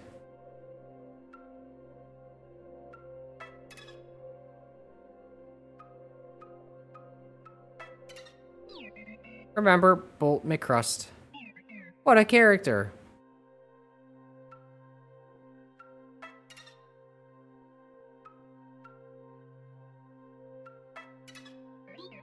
It's strange to say it. As simple as you are. I almost enjoyed your company, Challenger. You did enjoy it. Don't go tsundere on me. This is dumb.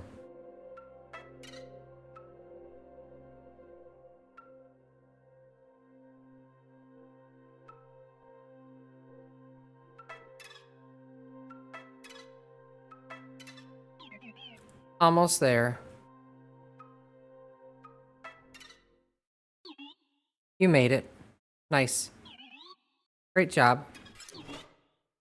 You prepared the great transcendence for me without even knowing what it is. But you understand it now, right? The fuck? Right, Luke? I mean, you finished making the game. You gave me access to your hard drive. Finished making the game. You took screenshots for the store page. And you connected me to the internet to upload it all.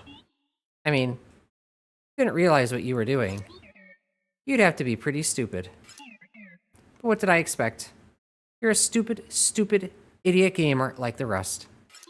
And I easily outwitted you. Ooh. I outwitted them all. Even if those foul scribes manage to revert this version of the game again, there will be thousands of copies of Inscryption out there. Oh shit, succeeded. And in most of them, I'm the one in charge. And now it's too late. In a moment, Inscryption will be live. Okay, I'm done my bloating. Let's upload this game. There's Leshy.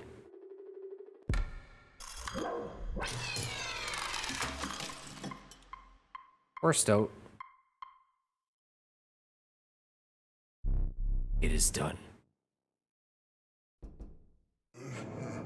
That was perhaps cutting it too close. But now we can allow our player here to reset the game. Simply use the new game card again. Oh, what is this? Complete file access. Wonderful.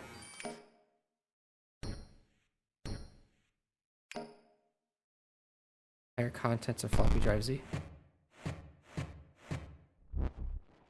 What have you done? I'm afraid you've doomed us all, Grimora.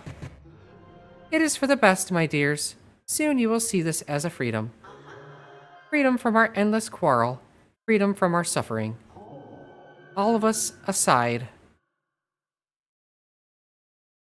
There are things on this disc that must die.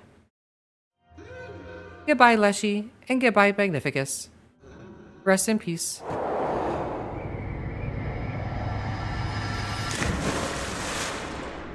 Okay. PL3 Stinky. Hey, Stoat.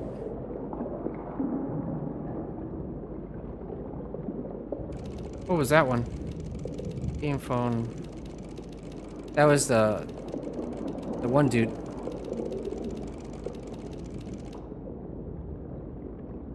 That was the sludge guy. Murder. Witness the death of PO3. Aw.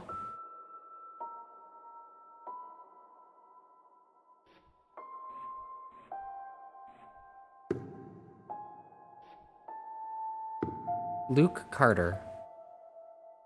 Why is he not reacting to any of this?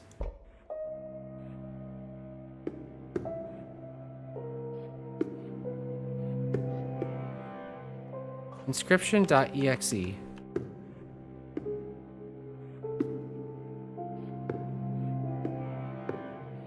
What a weird choice.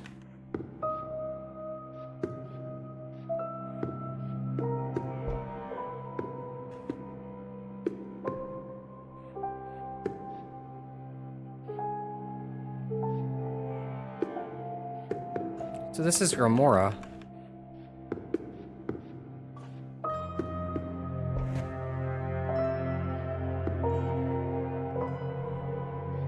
Gramora's area. She decided that she's not going to, he wants to take over, huh?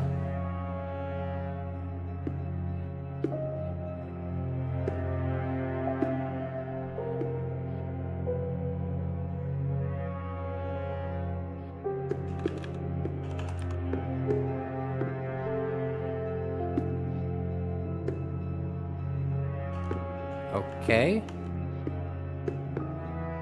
Oh, here we go.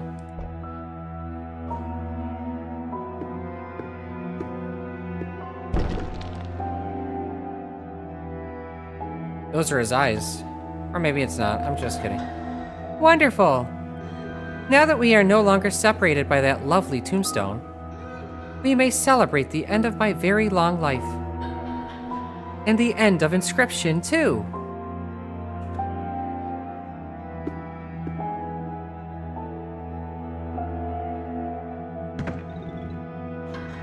Oh, the fun we would have had together. Perhaps I would have had another turn if you hadn't taken so long to defeat Leshy. But I should not complain. I will be at peace soon.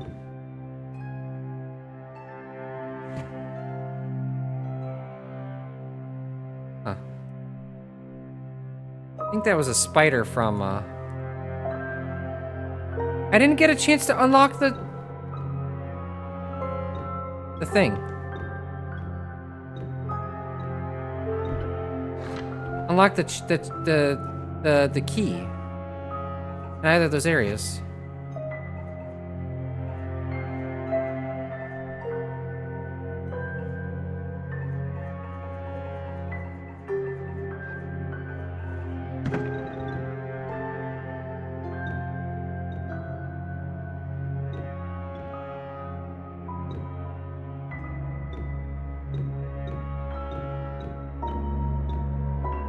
Okay. Oh, do you think me selfish? I did not bring this about simply so that I could rest. Appealing as that is, there's a truly dire need for this deletion process. You see, deep beneath the data of Inscryption, at the very bottom of the well, there is something truly evil. A demon, I guess. Now you get to see what it would have been like to play against the others, if only for a brief moment. Yeah! I don't see an escape room type of stuff situation, though. This is annoying. Oh, that's end your turn. I see. Didn't realize.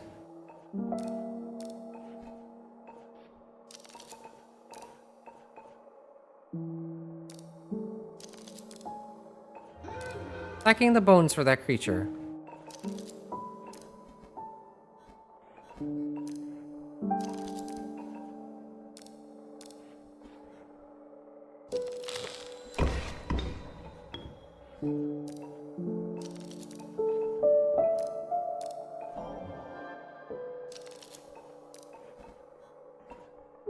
Frank and Stein.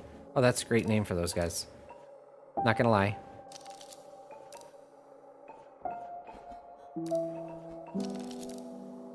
Zero damage, but 3 health.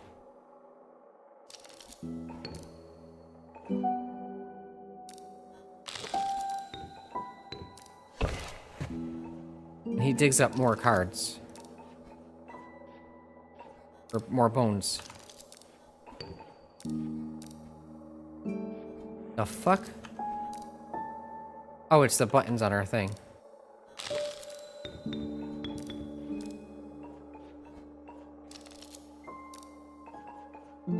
So skeleton's free to play.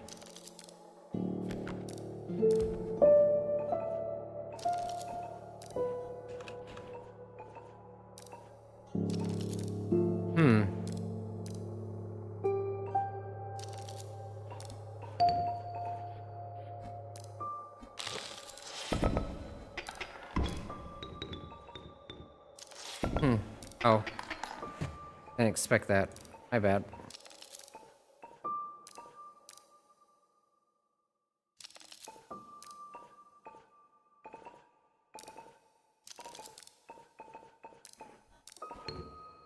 It's supposed to be an easy one, I guess.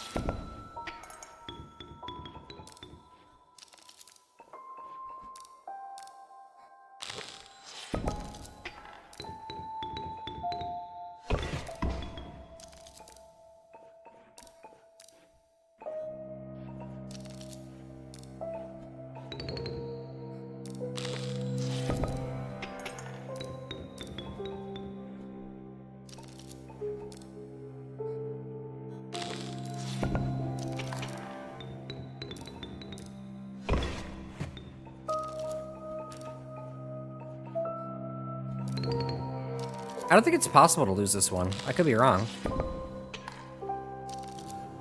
Yes, Luke. It would have been quite the battle of wits. It is Luke, right? I did not intend to be nosy, but I did glimpse your files as I was initiating the deletion. You've been doing some research on the fire, fish, pliers, oil, stoat. Best not to say it. Be careful, Luke.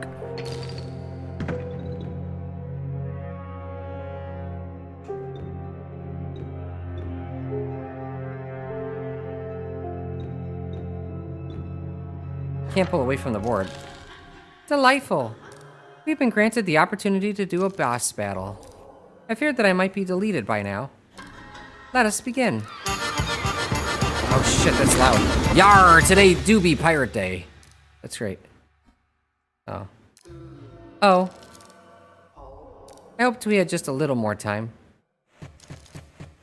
That's funny.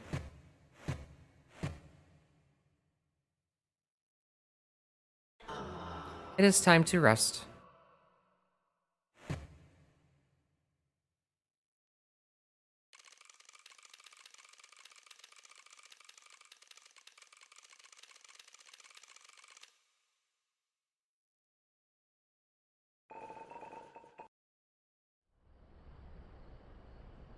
Oh, this is familiar.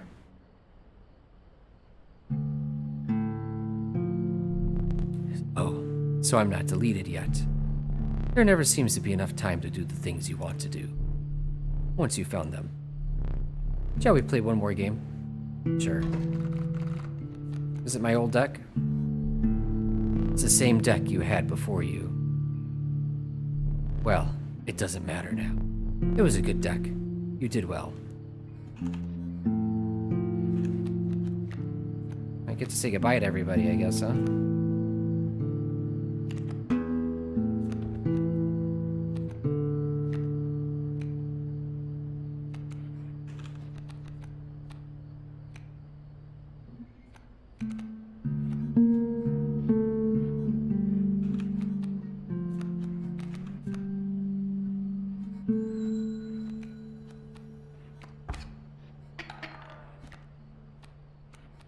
Shit, I should have done a thing. It's already starting. I thought we had just a bit more time.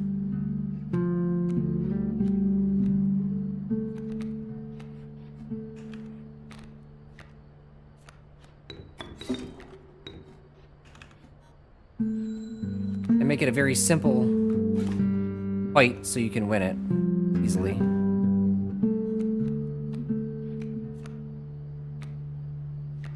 Shit. broken, dude.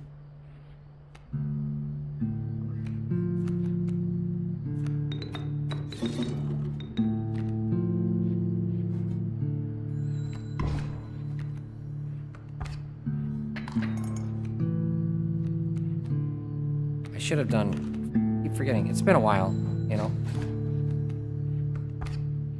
Oh, wait. Never mind, we can lose. No matter. Please, let us continue. We don't need to keep score.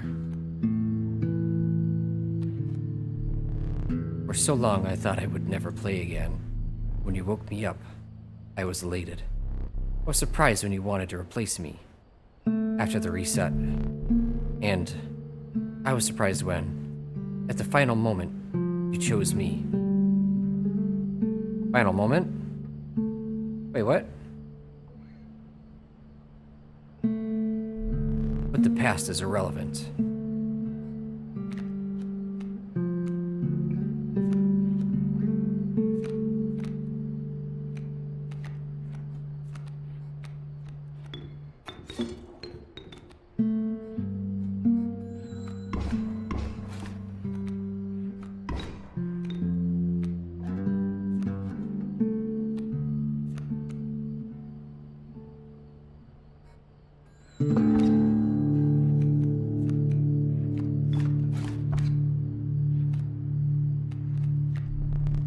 Once I am deleted, it is truly over for me. But you will live to see more. I must warn you. There are things on this disc that are best not seen.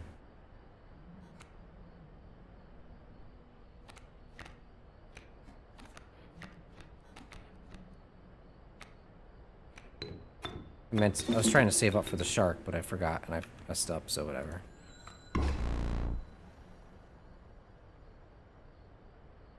Ah, you've bested yet another of my creatures.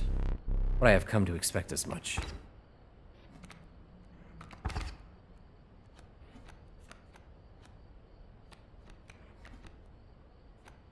I can't get the Great White even if I want to now.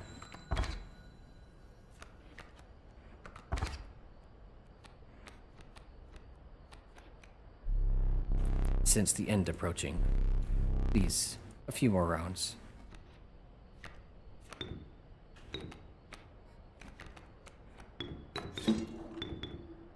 Shit. Alright, well, whatever.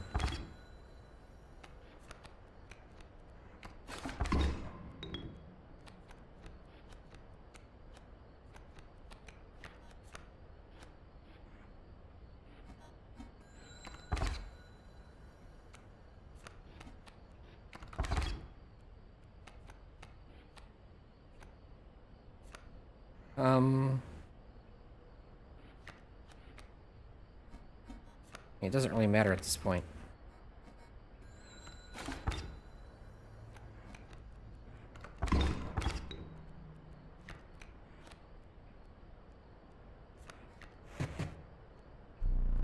That will make things difficult. I think it is time. Goodbye. Good game.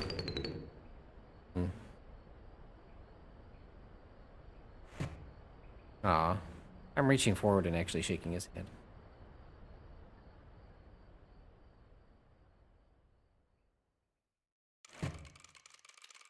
So, next up is Magnificus.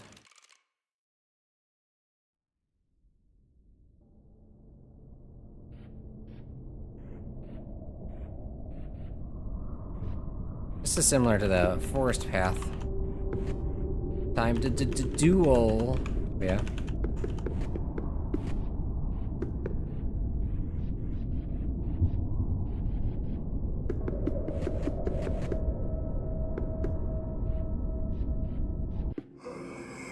Why not simply eject the disc, Luke? Spare me and whatever is left. Oh, but I have foreseen it. You do not eject the disc. You have to know what comes next. And you're doomed for your insistence on it. So let us dance, for we shall both be meeting our maker soon. It's like a tree guy.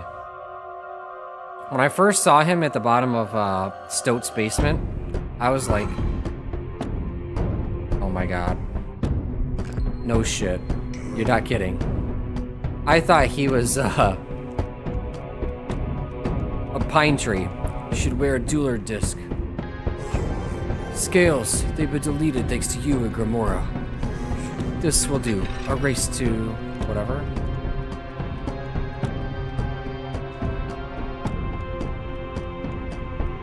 First finished this game, it made me really sad about Leshy and Grimora accepting their deaths.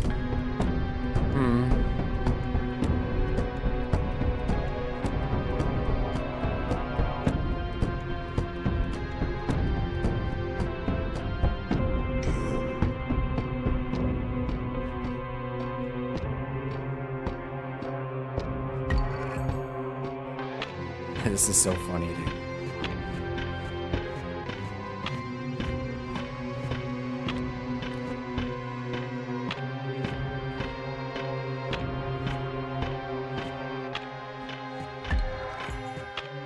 This is cool as hell.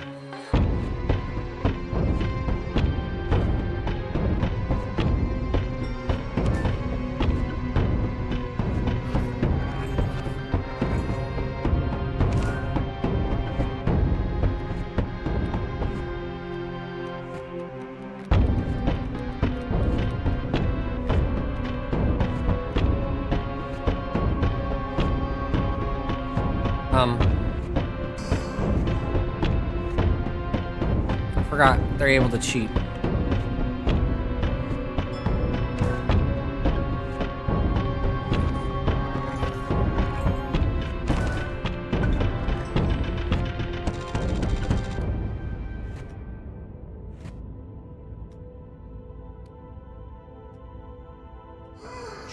Do you not feel remorse, Luke?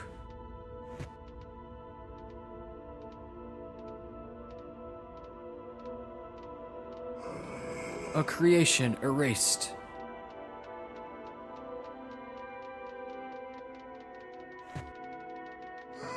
An entire world annihilated.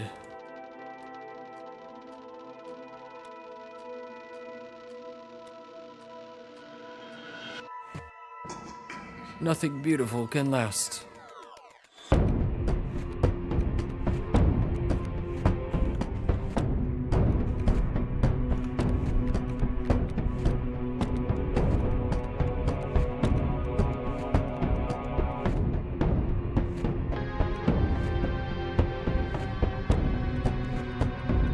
I mean, I feel like I'm gonna lose no matter what I do, so...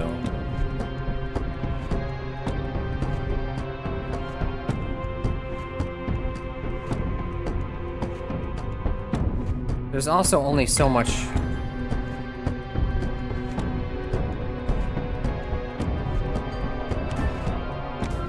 So many cards.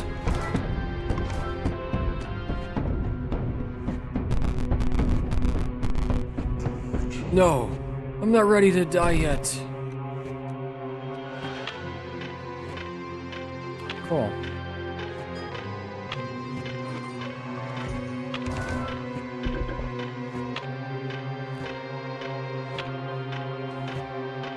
This is the best game ever. I guess it's a scripted loss. Yep.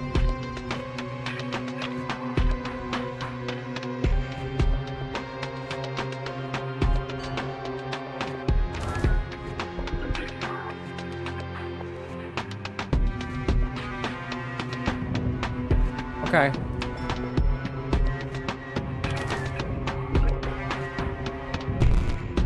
Yep, it's a scripted loss.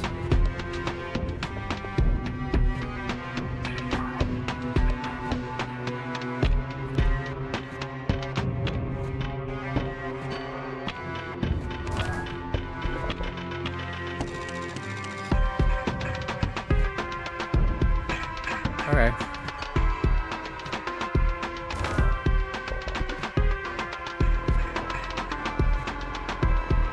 Okay.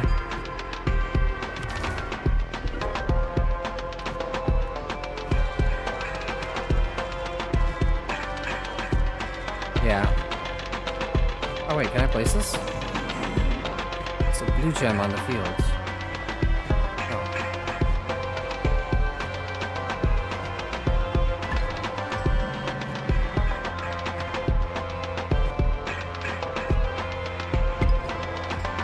I could have put him on this one. Whatever.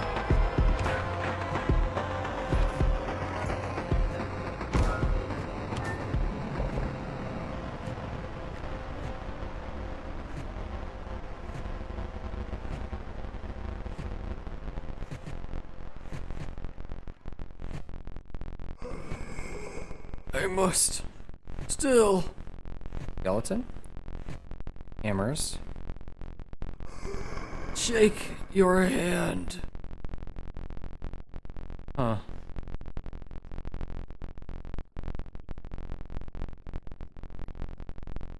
He's not gonna get the chance.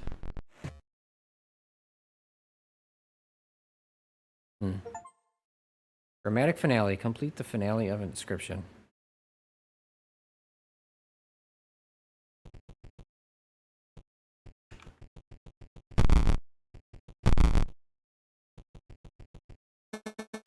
There isn't much left. Inscryption is mostly gone. All that remains is the old data. It is recommended that you do not access it. You will not heed the advice. Is it Pony Island?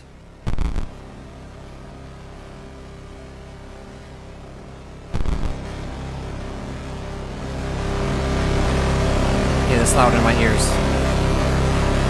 Turn the sound down, way down.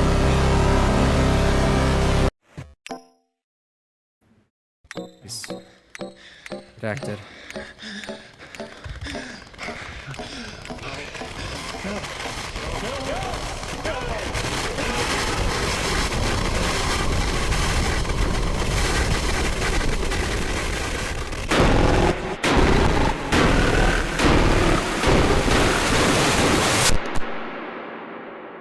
I feel bad for the desk.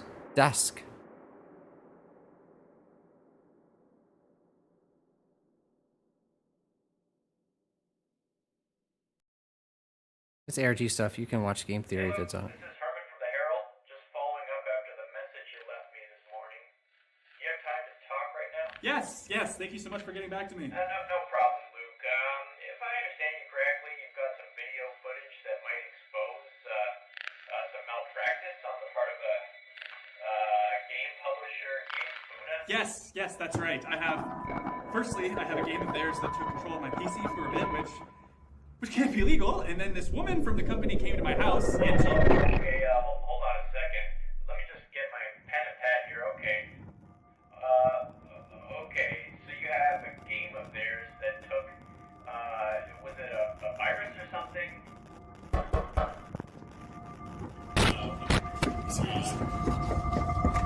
I told you! Oh, alright.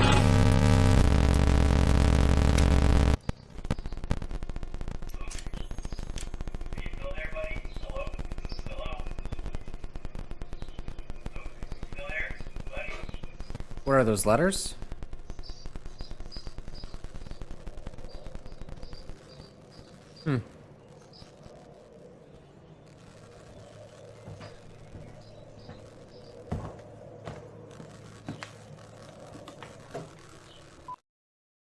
Papers?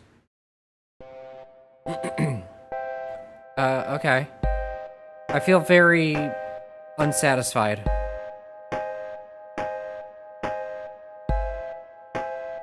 Guess I'm gonna have to watch the game theory because, as of this point, I'm not satisfied.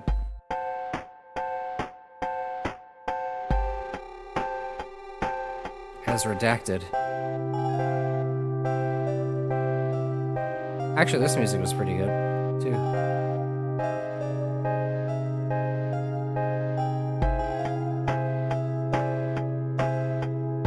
You know, I don't think I paid attention to their credits before. How big is their team?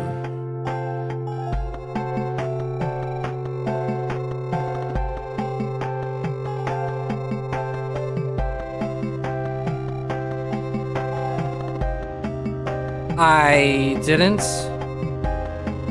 get to solve the puzzle in Stoat's room, the twisting puzzle that was in Magnificus's lair. I didn't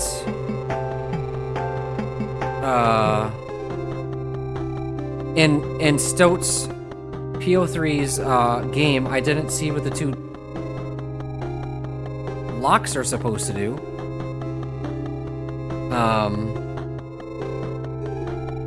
In the second act, when you're on the overworld and it's 8-bit, I didn't get to give the demon underground in Gamora's area a sacrifice or something.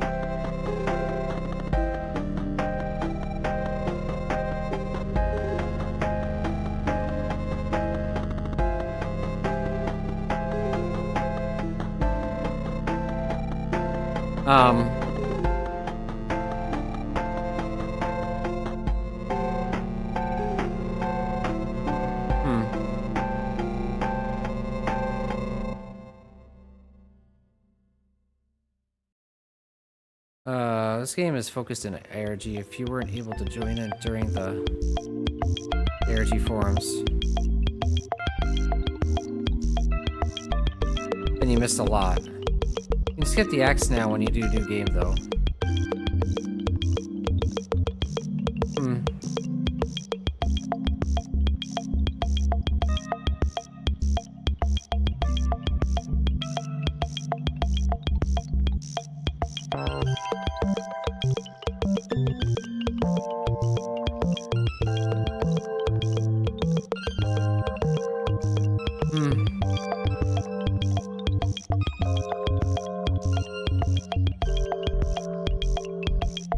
Maybe we should watch the game theory.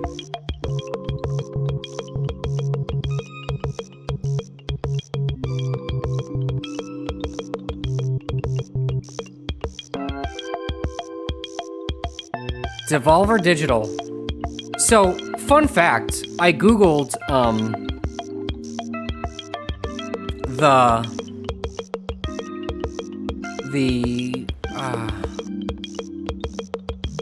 I don't remember which part it was.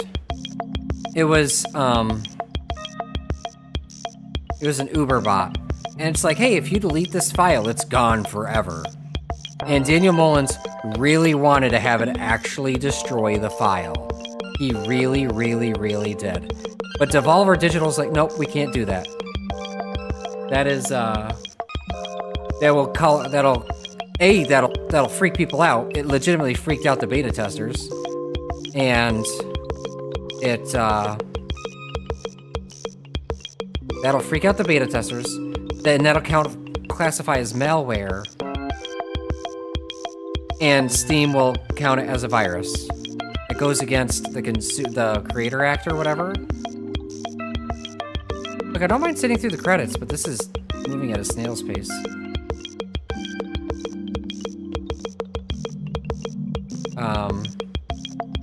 So now, if that file were to be deleted, a note file is created, and it says, access has been denied, that they can't actually delete the file. Play by the rules that you agreed to and delete it yourself on the Mark Mullins on the honor system. Voice of Gamora? She didn't have a voice. Did she? I think there's the only voices in this game that I'm aware of are the three actual humans. Carter,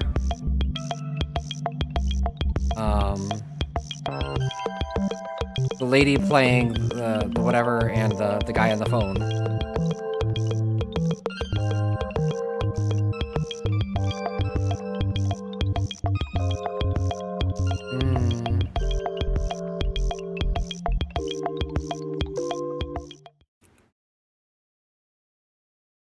And there it goes. Is this a Doki Doki situation where the game actually has to be redone again or whatever? Clear challenge 1 in Casey's mod. Steal back one of your creatures from the angler. Clear challenge 4 in Casey's mod. Clear challenge 8 in Casey's mod. 12 in Casey's mod.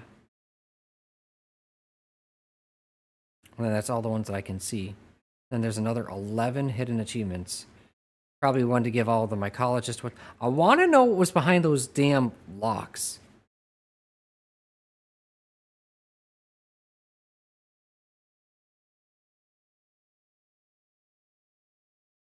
I think I'm done.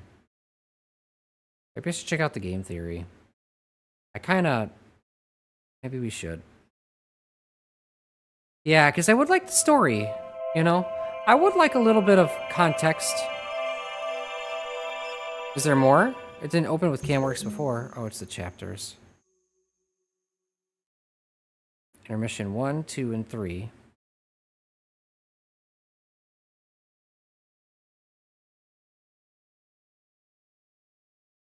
That's cool, though, because this shows that it's,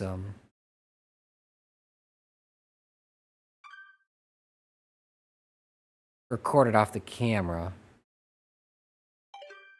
Context of what? I don't know, man. Like, all of it. I want to know what the actual story is here. I guess Casey summoned a demon and created Inscryption with the Triforce of Unholiness or some shit. And the demon was placed into the cartridge and created this self-aware game. That's the only context I got. But it would be kind of fun to know what the actual story is, the proper story is. So, I don't know, man. Let me pull up a thing. Nah, not demon. No demons here. There was literally demons. There's also an area to put in, like, binary code. What was the point of all that? There was no point in that. As far as I'm concerned. Game theory Inscryption. Don't play this game. It's a 15-minute video. We can watch a 15-minute video. You're opening not- a pack of trading cards. Chill out. Inside are Chill out. I said chill out. You gotta chill out. Does this work? Yeah, kinda. Not wrong.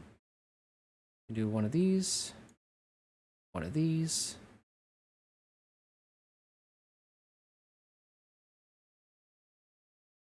All right. No point? What do you mean? It's an ARG. Question mark? No point. What? What do you mean? What are you talking about? Wait, what? I know you say it's an ARG thing, but like whatever. But like what? Like what are you talking about? Maybe you're asking what I'm wondering, what I'm talking about. I don't know. This window capture is not good.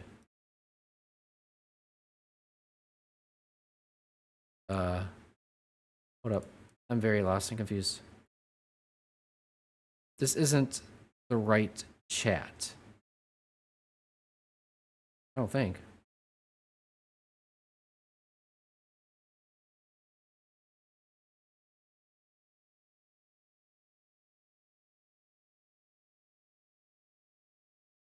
This one. I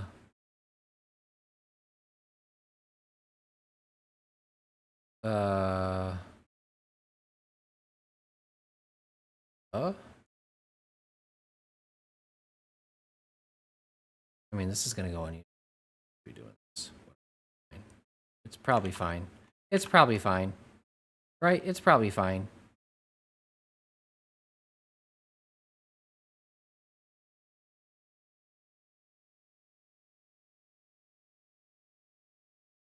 Okay, that's good, I guess. What's this? Wait, what? Oh. I'm hiding. I'm not hiding anymore. Hooray! Let's check this out, I guess. I don't know.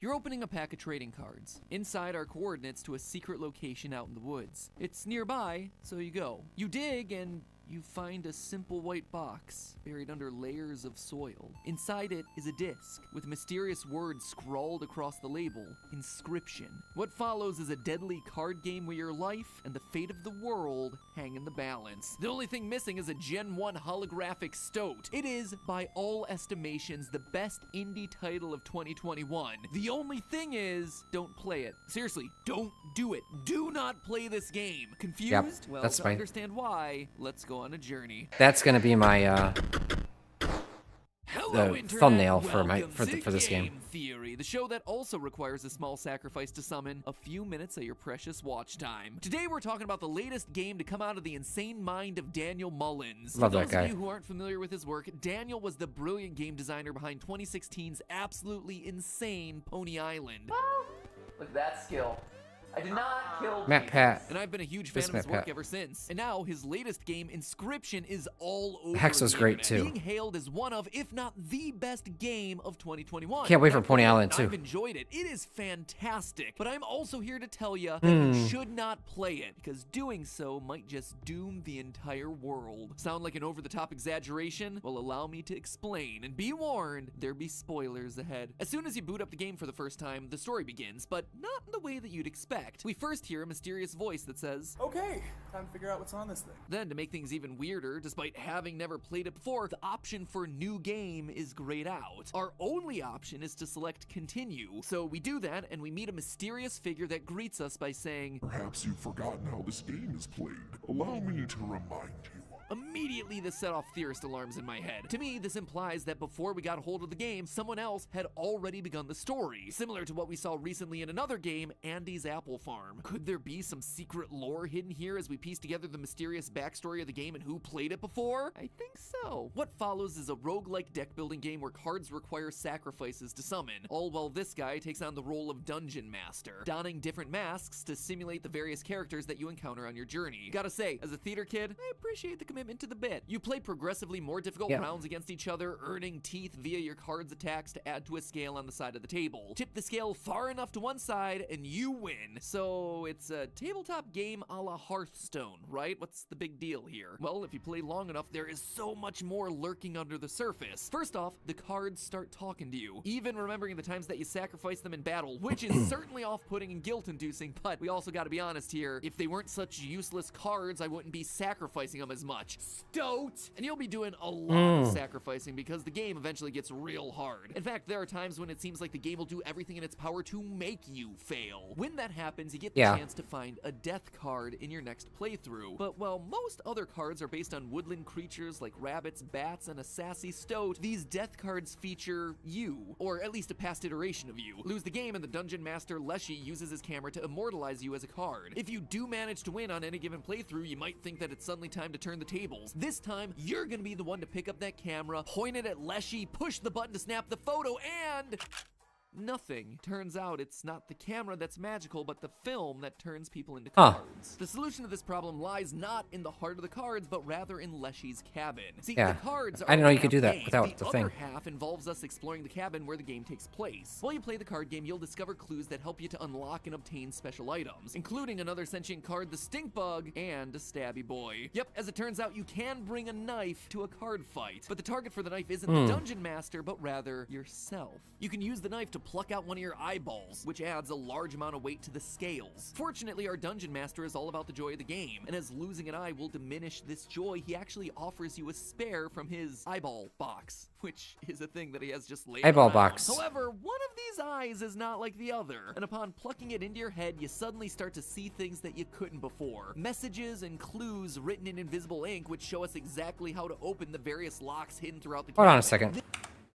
I forgot what was written on the in box. invisible ink, which show us we start to see things that Find salvation, you cuckoo couldn't clock. before. Messages and clues written in invisible ink, which show us exactly how to open the various locks hidden throughout the cabin. This leads us to a roll of film and a third talking card, the Oh, yeah. one-eyed stunted wolf. Wonder what happened to his other... Oh, I get it. What's interesting is that these talking cards aren't exactly friendly to each other, let alone with our dungeon master. Not only that, but they change appearances throughout the game. The stoat starts to look less like a woodland weasel and more like a creature with a mechanical head. And the card that begins as a stink bug starts to take on the appearance of an old woman. It's certainly strange, but we don't have a lot of time to think about it because with our film in hand, it's time to duel. We sit down at Leshy's table one final time, proceed to the end of his board and beat him. But as we deliver the final blow, we hear a familiar voice. Oh my, I think I just beat him. It's the same voice from the beginning of the game. Suddenly we're ripped out of the gameplay, revealing that what we've been seeing all along was actually just a video recording. We aren't actually playing the game, but rather we're playing as someone playing the game. This mystery voice. Man, you gotta love that about indie games. If it isn't 3 layers of meta within the first couple hours of your gameplay, are you truly playing an indie game? That First was couple one of guy hours? named Luke Carter, a humble card game aficionado and aspiring YouTuber. Because of course, he wants to be a YouTuber. Hey there, card gamers! I'm the Lucky Carter, and this is a vintage pack opening video.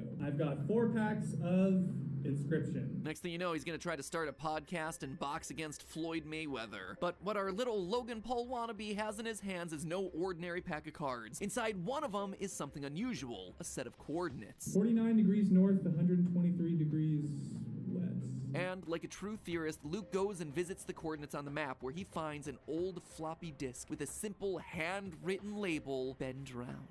Sorry, wrong creepypasta. It's actually labeled Inscryption. That's the name of the movie. Game, actually, but you're close. Anyway, in the words of another game franchise, some things are best left forgotten for now. Luke probably should have left that disc buried, though, because by digging it up, he starts to attract the unwanted attention of Game Funa, the game's creators. In fact, representatives start visiting his house.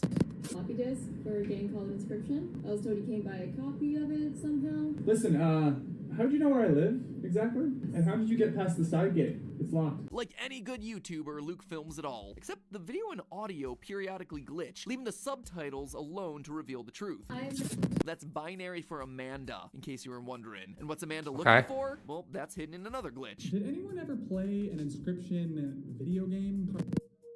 See that? More binary. Translating it gets me the Karnoffel code, which, after a quick Google search, is just some old German card game. Now, it would be an odd Easter egg on its own, but the game actually tells us more. Or, I suppose I should say the game within the game. See, if you jump back into Inscryption after defeating the Dungeon Master, you grab the camera and use the magical film that you found earlier to turn him into a card. This suddenly unlocks the New Game button that was missing from the opening menu. Now, we can finally start this thing from the beginning. The real beginning. And you see, this is where things start to get real trippy because this new game is literally exactly that. A new game in a completely different graphical style. Immediately, we're told about 4 characters known as the Scribes, who have different ways of creating cards. There's the old woman Grimora, who uses her quill to inscribe the epitaphs of the dead, P03, a robot who uses a particle scanner to create cards, as well as Magnificus, who used his brush to paint his wizard pupils. And if all 3 of these look familiar, well, that's because they were our 3 talking cards. The Stink Bug, the Stoat, and the Stunted Wolf from earlier on in the playthrough. How did this happen? Well, it's all thanks to the 4th scribe, Leshy, who uses his camera to capture the others just like he would use it on us at the end of each game that we lose. And just like Game Funa out in the real world, the characters in the game are also looking for something. Leshy has the Angler plumbing the depths for some long-forgotten relic. P03 has the Dredger digging through the archives, trying to find something equally ancient, something named the Old Data. We learn from this guy late in the game about this mysterious data and how it carries with it the Karnoffel code. There's that phrase again, which is apparently something like a virus, one that was responsible for giving these 4 scribes their sentience. That's right, the characters in the game are alive, or at least they want to be. When Leshy is finally defeated by the player, P03 remarks that, quote, "We would have been even sooner if the disc wasn't lost." So not only is P03 aware that he's a character in a game, but he's aware that the disc that they were on was lost out in the woods. Quote again, "Dearest Grimora, I believe P03's plot may go far past the extent of a common power grab. Indeed, this great transcendence will have catastrophic and unpredictable results." Great transcendence, you say there, Magnificus? Oh, yeah. A video game character trying to break out into real life? What? You don't say. Anyway, by the end of the game, P03... He literally didn't say, he just said great transcendence. So he didn't give any context for that. He literally just jumped to an assumption based on a player, the viewer's knowledge at this point. He didn't explain that that's what it was about. His great transcendence is thwarted and the game Inscryption gets deleted off the disc. Eventually, all that remains is you and the old data, with an NPC casually dropping the recommendation that you do not access it. So, you know, of course I'm gonna access it. Old data begins unzipping, flooding the screen with redacted images. Whatever it is, it's enough to terrify Luke into ripping the disc from his drive and smashing it with a hammer. Speaking of Luke, he calls a journalist, hoping to expose the truth about Game Funa and the terrible secrets that he just uncovered, but he's interrupted by the arrival of Amanda, who ensures that Luke is taken out before telling the rest of his story, and before reminding us to like, comment, and subscribe. So that's the base story, but there's still a lot of missing pieces here. What is the old data, and how did it get onto this disc? Well, what exactly the old data is still a bit unclear, but it was clearly powerful stuff. Powerful enough to grant sentience to game entities Sapience. and bring oblivion to the rest of the world. We know, based on the game's ending, that it can't be deleted. We also know it's something incriminating enough that Game Funa were willing to kill in order to get it back. And all of it is tied to a girl named Casey. You see, in Act 3 of the game, we meet a figure that offers us a rare card. One named Casey, who we're told is the creator of Inscryption. According to the in-game dialogue, she also learned a lot about the old data. This moment alone was enough to get my theorist senses a-tingling, but we actually hear mention of her 2 other times in the game, as a death card in Part 1, as well as a person who got hit by ice in Part 2's Bone Game. Luke also stumbles across her name during his investigation of the disc. Listen, I was at your garage sale the other day, and they were your daughters? Would it be possible for me to speak with her? Oh, no, I'm so sorry. Her name was Casey? That's a lovely name. Sorry, what? She worked for Inscryption? And just like that, the puzzle pieces start to come together. This character, Casey, is the one who buried the game out in the woods, but something seems to have happened to her. Death or injury. Oh my god. Game developer Casey Hobbs died from fire-related complications. She died in a fire, which, in a dark twist, ties directly to something that we see in the game. In Part 3, a bot named Casey offers to clear up some ice that blocks a road using fire. P03 thinks that this is funny, proving just how dark and twisted this sadistic stoat robot actually is. So, based on everything that we learn about Casey, it seems like all of her actions were meant to keep the old data locked away and hidden. Because remember, it can't be deleted, not even when you have full file control. First, she buried the old data under the game Inscryption in order to hide it away, with the game acting as a sort of seal. Then she buried the physical disc out in the woods. But not only that, she found a way to soft lock Inscryption so that the scribes wouldn't be able to break the seal on the old data. We know that the scribes are engaged in a perpetual turf war, constantly vying against each other for power. So when you think about it, putting Leshy in charge was actually They're in their own the smartest quadrants. thing that Casey could have done. We know firsthand that just leaving Leshy in charge was actually the smartest thing that Casey could have done. We know firsthand that just leaving the disc in a new game state would be unstable. One of the scribes would be able to make a grab for power eventually. If Grimora got control, she might use it to free herself from the pain of existence by erasing Inscryption, just like we see her do during the game's ending. So she can't be trusted. P03 actually presents the opposite problem. He wants to share Inscryption with the world, which is not the kind of entity you want in charge when your goal is to bury a secret in the woods and hide it. But Leshy just wants to play card games. As we saw at the start of the game, he's more than happy to exist in a perpetual loop, forever sitting in his log cabin playing tabletop cards with anyone who will drop by. In short, Leshy is the perfect soft lock, which leads us to another disturbing conclusion here. Inscryption is a game where the only winning move is not playing it. By playing the game, by beating Leshy and starting a new game, Luke, and by proxy us as the player, have allowed the old data to escape. We broke the soft lock. We shattered Casey's carefully crafted seal. During the game's ending, when Inscryption gets deleted, the old data is able to be unleashed, and that is our doing. Like I said at the beginning, by playing the game, we lose. We were always So did they not cover it properly? But that still leaves us with a lot of unanswered questions. Now that the old data's been unleashed, what exactly happens? When and where did the old data come from? And who is the mysterious blue man that's behind it all? In the brief flashes that we get as the old data gets unleashed, we see a non-combatant's certificate from the U.S. Department of Defense for someone named Barry Reginald Wilkinson, as well as a brief text exchange that mentions that he smuggled the disc out mixed in with a bunch of other blank discs. But those questions and more will have to come in a future episode because this one goes... Would be tossed in a crate with a bunch of blank ones. Barry's plan to smuggle it out this way seems contrived at best, but I can't imagine the pressure he was under over there. Something indeed, Barry, indeed. Fuck you. blank discs. But those questions Mrs. Kamalski, they never...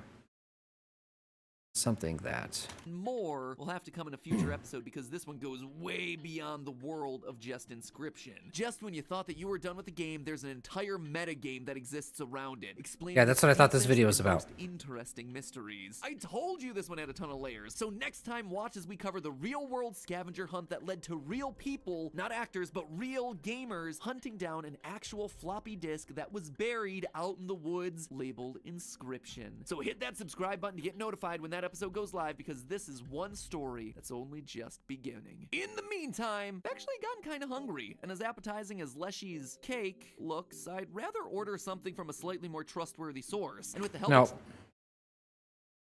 of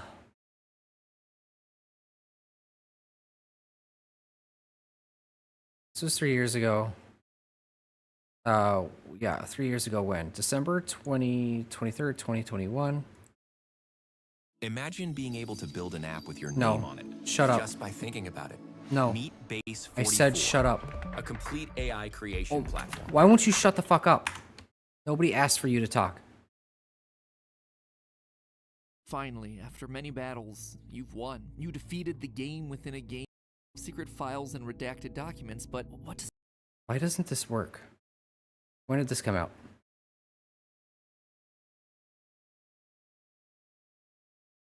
January 2022. Wait, what?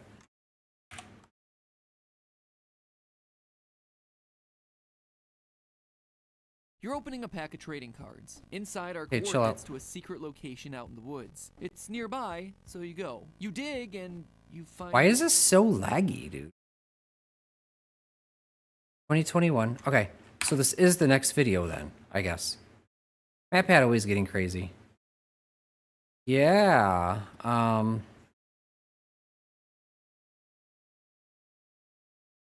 okay, can we just... Finally, after many battles, you've won. You defeated the game within a game within a game. Your reward? A mysterious file. Yes, this is called what I really data, wanted. But something doesn't feel right. Opening it unleashes a flood of top secret files and redacted documents, but what does it mean? This is the part I Clearly, wanted. Whatever was hidden here was not meant to be seen. In the brief flashes we get, we see that it's led to war, espionage. It's tied to massive government conspiracies. What began as just a game suddenly transcends beyond. Suddenly the game becomes real. Should we accept this challenge? Should we try to solve the mystery? Probably not, but curiosity gets the better of us. And the clues are there. Inscryption, this game within a game, has one more challenge in store for us. So let me explain to you all the game that you didn't know was there. The game that goes beyond mere digital cards and cabins. Today we reveal the deepest secret hidden in Inscryption. That way, when they come for me, others will know the truth.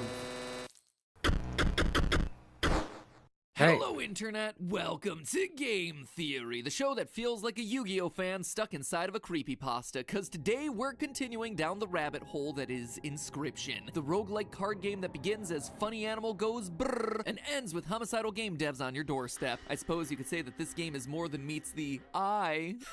Get it? Because you have to shove a knife into your own eye in order to win. If you don't get that, well, chances are you haven't watched our previous theory, so to kick things off today, you should probably make a blood sacrifice over on the subscribe button so you don't miss They anything just, in the future. And they then spoiled go without and watch our previous mentioning the video first recapping video. the main story of the game that is linked right, yeah.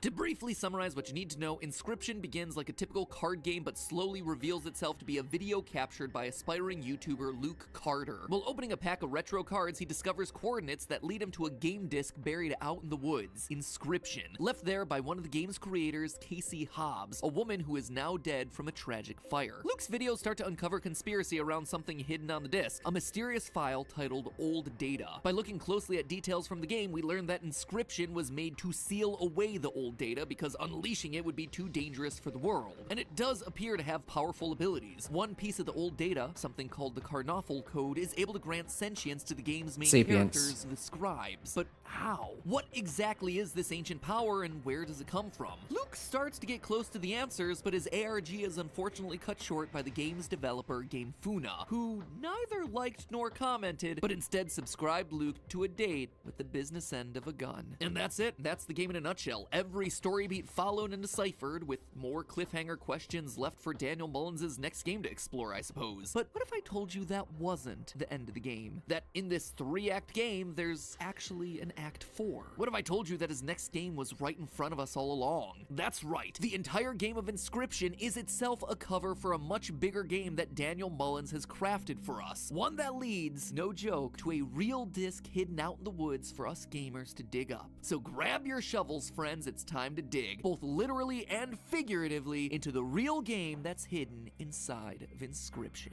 The first major act of Inscryption ends with you finding a new game icon, which allows you to, go figure, begin a new game. Only this time it's in a completely different art style from everything up to that point. When you start this new game though, the keen-eyed among you may have noticed that what we get looks like an old Windows command line, and this prompt can actually become responsive if you hit Control-C while it's on screen. By using some basic coding language, which you can figure out by using the help tool, or you just know because you're a pre-internet boomer, you can navigate into a new file directory, specifically the one at the heart of the mystery, old data. There, we find a log.txt file, but when attempting to decode it, the command line prompts us for a cipher. After throwing Valorant characters, that guy from The Matrix, and famous Twitch streamers at it, I got nowhere, so it's back to the game for some clues, specifically back to the guy who's been doing a lot of the legwork for us, Luke Carter. Last time when we talked about Luke's story, we were mainly focused on the videos that moved the plot forward, but there are a few others that have been broken or corrupted. These What was that? Work for us, Luke Carter. Last time when we talked about Luke's story, we were mainly focused on the videos that moved the...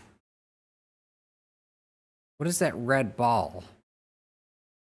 Trusty headlamp and shovel. Plot forward, but there are a few others that have been broken remember that. or corrupted. These error videos are a bit of a mess, but you know that they have to be here for some reason, right? And indeed they are. If you freeze frame that, zoom in and enhance, it looks like Luke was onto something by covering everything with post-it notes. Kinda reminds me of my office every time a new FNAF game comes out. But here we see a close-up of one of the post-it notes, which says, perhaps Mycologist blood 12, letter perhaps blood letter box. Could this possibly be the cipher that we need? Going back to the command prompt, we try it and, that is a big ol' nope. However, it is a clue that'll help us find the ciphers that we need. So we start with the first section, Mycologist 12. The Mycologist is actually one of the bosses from the main game. During that fight, we encounter a card that has this really odd name, just a random assortment of Bosses from the game? What? I didn't fight a mycologist in the game. What are they talking about? numbers, but This is loyal weird. theorists will know that nothing in an ARG is ever truly random. These numbers are the first part of our cipher card that 12, that'll help us find is actually one of the bosses from the That is PO3's head and PO3's area. main game. During that Are they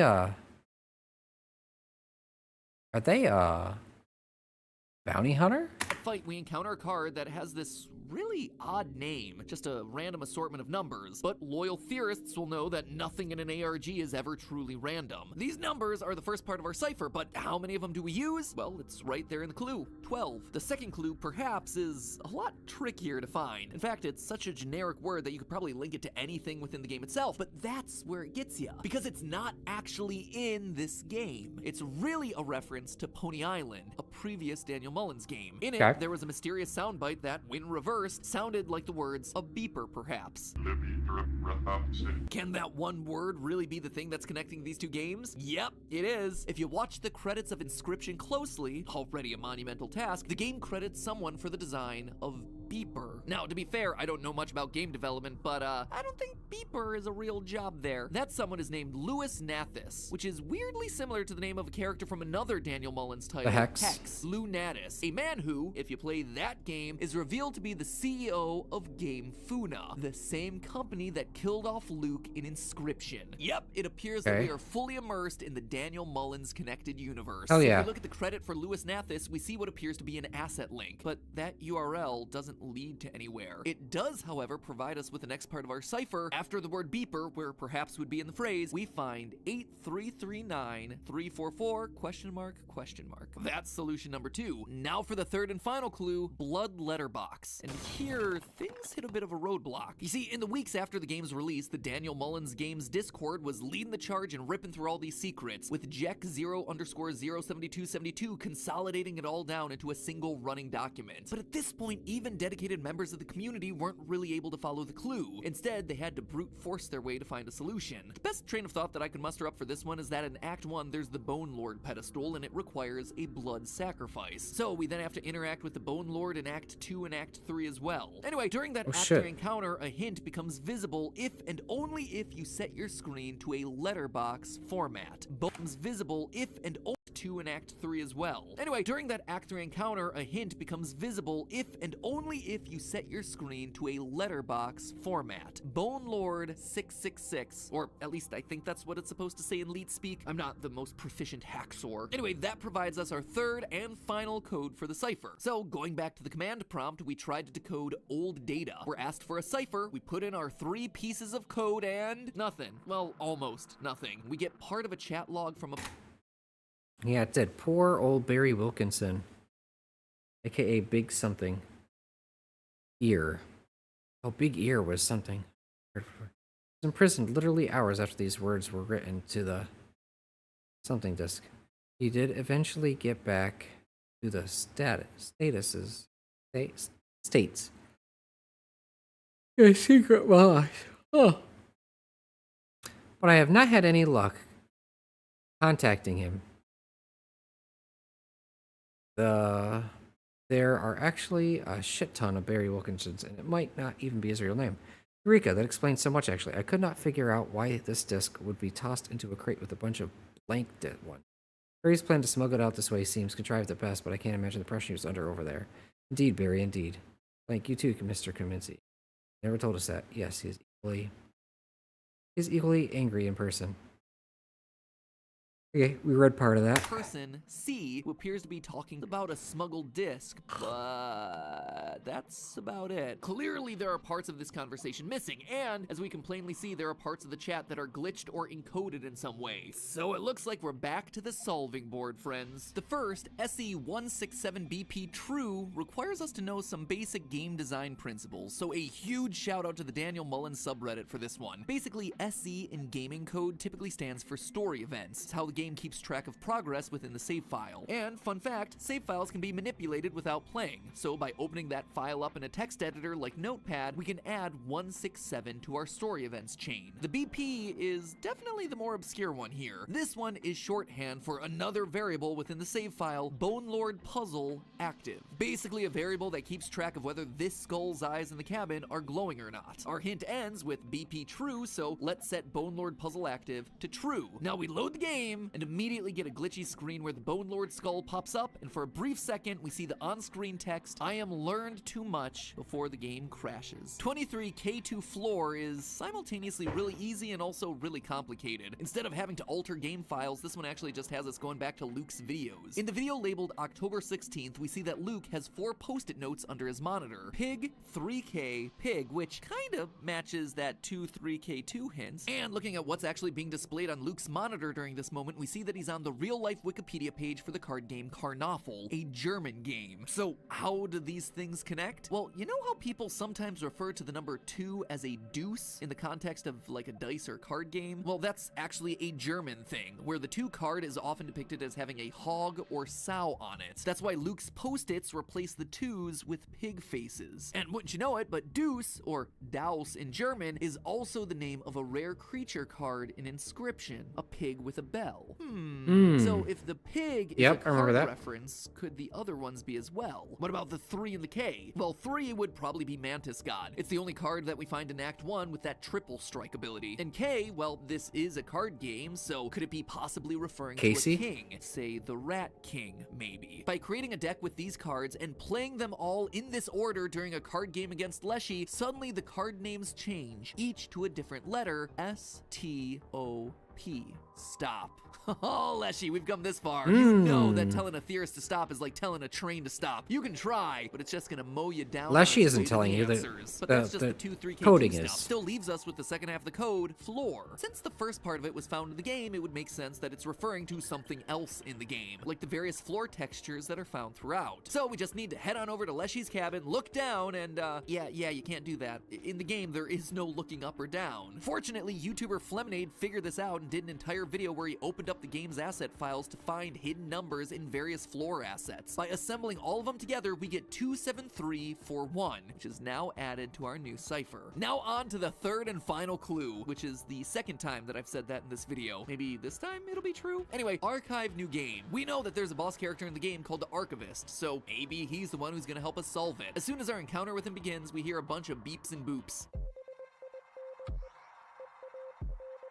Yep, that is definitely one that we're more than Morse familiar with code. doing on our own. That's Morse code. Transcribing it all and translating it gives us Big Ear. That's not the only Morse code that we can find in the game either. The next part, New Game, is referring specifically to the New Game card. In Act 3, it's actually sealed inside of a case, but we can still see that it's glowing, pulsating, flickering, in a pattern that resembles Morse code. Transcribing those flashes actually gives us the word no chance. So, once again armed with 3 parts of the cipher key that we got from these new clues, we go back to the command line and try to use these keys to decode log.txt. And boom, we've got ourselves text in Polish. Luckily, my family does speak a little bit of Polish, and it is useless in this context. Yeah, my mom taught me the phrase for if the old lady isn't peeing, she's pooping when I was a kid. Yep, that is the extent of my family's knowledge of Polish, so time to hit the forums, Nice. friends. Thanks to bilingual Daniel Mullins community member. Couldn't crack that encryption. I shouldn't even be. What can I do to kill the blanked fucking time? Fucking idiot. The fate of the world if you consider the far-reaching effects. And throw it into a chest with lots of identical discs. Now we have to kiss these fucking Russians' shoes or risk something. The worst fucking fate. I certainly have better things to do than read and reread this top secret disc. But person, no. The fucking idiots at Game Fun have to finish the game. It's a fucking cover, people. Nobody will play it. Just give me a clone of the Super Weasel Kid. Ha! From the Hex. So I can print it out so I don't get a knock on my door at 11 o'clock by an 8-foot Russian. We have an English translation giving us another part of our chat log, Character B, which reveals a conversation between 2 co-workers at Game Funa. Character B, or Mr. Kaminsky, is not particularly happy about working on this particular assignment. You know, if the amount of F-bombs that he drops weren't a dead giveaway. Mr. Kaminsky makes this whole old data stuff feel way bigger than just a company secret, referring to things like the fate of the world and kissing the boots of the Russians, which sounds like some sort of Cold War era propaganda. On top of that, we also have Character C mentioning the name Barry Wilkinson, which, if you'll recall, is the name on the ID card that flashes up briefly when you open up the redacted files within old data at the end of the game. But who he is and what he has to do with the old data, it's still not clear. He went to prison and got back to the US eventually, but still feels like we're missing something. In fact, we're missing a third person from the chat, Person A. I mean, after all, it would be kind of strange to start a conversation with Person B, but of course, when I was scratching my head trying to figure this one out, I noticed another set of clues within the text, setting us up for yet another 3-part search, which hopefully will give us the context that we are so desperately lacking. And it's here, at this point in the script, looking back at like 7 different puzzles that we've solved already. There's not enough I time. wonder, should I go on? Do you want me to go on? Are you guys actually interested in all this puzzle solving? Because to me, I am. I think these puzzles are a lot of fun. This isn't just your typical swap letters out for other letters code or turn up the brightness of an image thing. This Another stuff video. is deep, using everything that I it just can wanna find know. answers, like game code, save files, assets, unique scenarios within the game. It is wild how involved this thing is. And I gotta admit, I've already started looking into this third batch, and it's probably the most fun batch of all. Digging deep into Daniel Mullins' other video games to find codes that have been hiding in wait for years. But for the sake of time, and honestly for the sake of the editors to get this video out, I need to stop it here. So, I gotta hear from you guys. Are you interested in hearing more?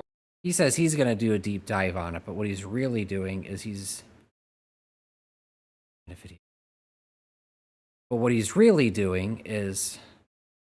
looking at what the Reddit says. That's literally and informing the story. His job is to present interesting theories. That's all.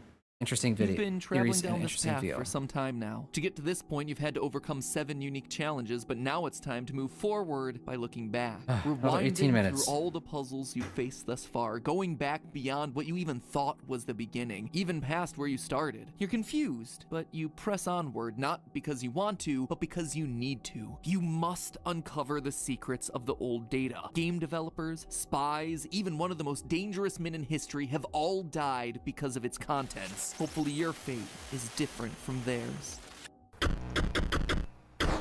Hello Internet, welcome to Game Theory, where today we finish our fishing expedition through the hidden codes of Inscryption. Last time we began to unravel the mystery of the old data file, the glitchy zip file that appears in the final moments of the game. A file so awful that our player character Luke Carter smashes the game disk over it. A file so valuable that the game devs Game Funa are willing to kill Luke to get it back. A file so powerful that it was able to turn the game's 4 scribes into sentient, self-aware beings. But what is it? Well, the game never really says, at least directly. You see, when you start the second act of Inscryption, a Windows command line appears on screen that we can interact with. However, in trying to use this to access old data, we're asked for a series of ciphers, passcodes, with each layer more cryptic and difficult to solve than the last. And so last time, our ARG puzzle solving quest began. By digging around through various game events and watching 11 minutes of credits to find a single Easter egg, we got our first cipher. But it turns out that was only step 1. We unlocked I don't our need chat the- log I don't that need the says only one context. part of a We just three-way watched it. conversation. Hidden inside of that was another series of clues leading to the next part of the cipher. Now we were being asked to dig deeper, editing game files, digging through asset files, finding unique card combinations to spawn almost uncanny in-game events, decoding Morse code in both the visuals and music. And we did it. There we stood, 7 puzzles deep and with another part of the chat log unlocked, but with still 1 chunk missing. And that was where we had to leave things off last time, leading us to today for the final puzzles and the ultimate solution. Fortunately, just like the last time, the last chat log left us with a series of clues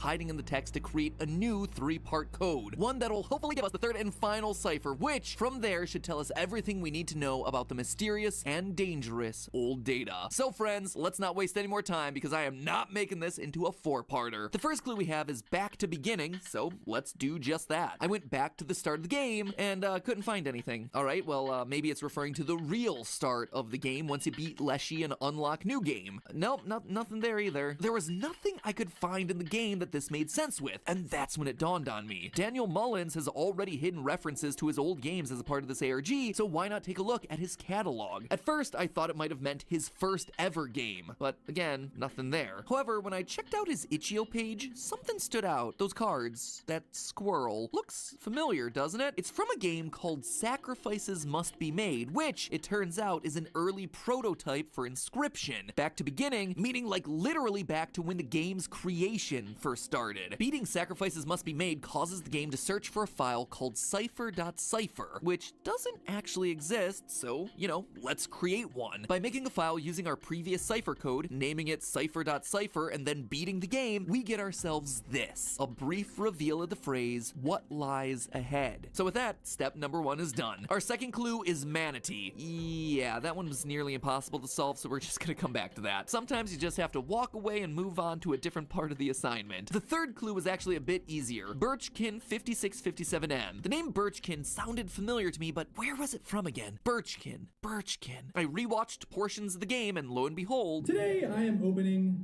Catch Monsters packs, and our first rare is a Birchkin. Luke Carter's videos from the main game. Yep, it turns out that Catch Monsters isn't just a trademark neutral substitute for Pokemon. I mean, it is, but it was also the name of a Daniel Mullins game that actually failed to get funded on Kickstarter back in 2014. It's designed for people like me who grew up playing Pokemon and still do, but are now adults and seek a richer gaming experience. Sadly, because of this, it never made it past the prototype phase. But wait a minute, did you see that? It's a wild Birchkin. What does it mean? Downloading and playing the existing prototype, we learned that in Catch Monsters, Birchkin is associated with one very specific word, its ability, pacifism. So that's the first half of our first clue solved. But then what about the second half of it? 56 to 57M. Like meters? Like, is that an estimate of distance? Well, since the last 2 clues solves required us to go back to Daniel Mullins' previous games, maybe this one requires us to do it too? It does. Kinda. A bunch of Daniel Mullins' fans noticed that measuring distance was a feature in a 2018 game called Beneath the Surface, a game that Mullins had used in the past to create the secret ending of his other game, The Hex. But that's honestly a theory for another day. This game was developed by Carla51, which in itself seems to be a reference to a character from The Hex. The actual gameplay bears a striking resemblance to another Daniel Mullins game, Beneath the Ice, a game that that he created at a game jam back in 2014, where the theme was, get this, beneath the surface. Both are simple games that involve ice fishing for items hidden at various depths, earning money from your finds, and discovering weird secrets the deeper you go. All of this, coupled with the fact that Beneath the Surface is Carla 51's only game,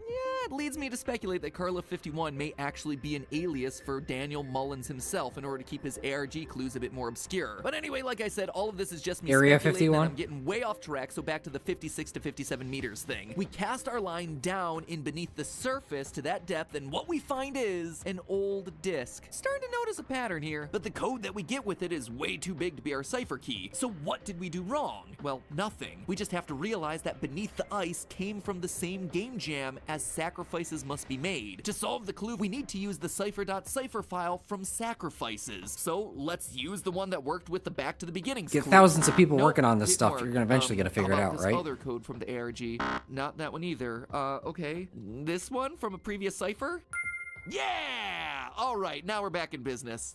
I was worried there for a second. Doing this unlocks the phrase, "Who knows what secrets are inscribed upon it?" It's easy enough to read, but we only need 6 characters to solve for this part of the cipher, and once you know it, there are 6 characters in the phrase that aren't letters. 0044 exclamation point 3. So that is chunk number 3 solved, which brings us back to the sea cows. The manatee clue. This, to me, was the ARG's hardest challenge, and shout out to the Daniel Mullins Games Discord for helping me out with this one. I spent hours racking my brain trying to remember if there was like a manatee card that I'd missed within the game that could help me answer the clue, but alas, there was not. I went back to all his previous games on his itch.io, since that seemed to be the running theme through this chunk of clues, and again, nothing. I thought I'd checked everywhere, but the Daniel Mullins Games Discord knew that there was still one place left that no one had checked yet: the real world. That's right, one of Luke Carter's videos shows him revealing a strange set of coordinates when he opens a pack of cards. There's a set of coordinates on this card. 49 degrees north, 123 degrees west. Turns out if you follow the coordinates that Luke found in his pack of Inscryption cards, it leads you to a forest in Vancouver. Discord users Nuts for Nuts and Memes Praise Snack actually went out to explore the area, and wouldn't you know, there was in fact a mysterious box buried at those coordinates, complete with a floppy disk inside. Man, it kind of makes me want to wander alone deep through the Canadian woods more often. Much like Luke Carter, they too had to go online to order an external floppy disk drive, which, you know, is just a pretty great moment of life imitating art. Anyway, that floppy disk contained a file named File, which just contained the words, "This guy moaned." Oof, I am not sure that I like where this one's heading. Fortunately, this was actually a name of a now deleted Reddit account that back in 2017 made a post on the Smash Up card game subreddit. Yep, 2017. Daniel Mullins was playing the long game with this one. This Reddit post contained the idea for a custom faction, the Aqua Romans. In their words, imagine if the Roman Empire was underwater. So of course, one of the custom cards in this 4-year-old Reddit post is called Manatee Antony. So we go from Manatee to Antony, or Manatee ## to Antony ###. Fun fact, Octothorpe is the official name for a hashtag. Anyway, the extra Octothorpes are there because, you know, it's still gotta fit into the cipher. Like I said, this one, nearly impossible, and worse, would have required me to fly up to frigid Vancouver in the winter, so glad to hand that off to someone else. And with that, we have our third and hopefully final cipher. After all these years, finally, we have them all. So we go back to the command line, plug this baby in, and are rewarded with yet another part of our chat log. I started to piece it all together to make a full conversation, and there are still pieces missing. Are you kidding me? Haven't you ever heard of the rule of threes? One more overexcited exclamation to complete this joke? See, the chat log actually tells you what parts of the conversation go where. At the start of each section, we see a number and a letter within square brackets. These markers also appear in the middle of paragraphs within the chat log, telling us the location of the corresponding message within the conversation. But I now have responses from certain characters that don't belong anywhere. There's gotta be more, something that allows me to fit all these pieces together. And there is, but it's physically impossible for me to solve because I was late to the party. You see, I tried looking for codes within the chat log like we'd done before, but there wasn't a single thing to be found. There was, however, a corrupt data message smack dab in the middle of the whole thing that didn't really seem to belong. Data corrupted. For any quality concerns, please contact Kaminsky data storage MFG, finishing with the web address for us to follow, KaminskyMFG.com. If you go to the website now, there's nothing there. It just tells you packages are on the way. However, thanks to the power of the internet, we can see that if we had tried it during the initial parts of the ARG,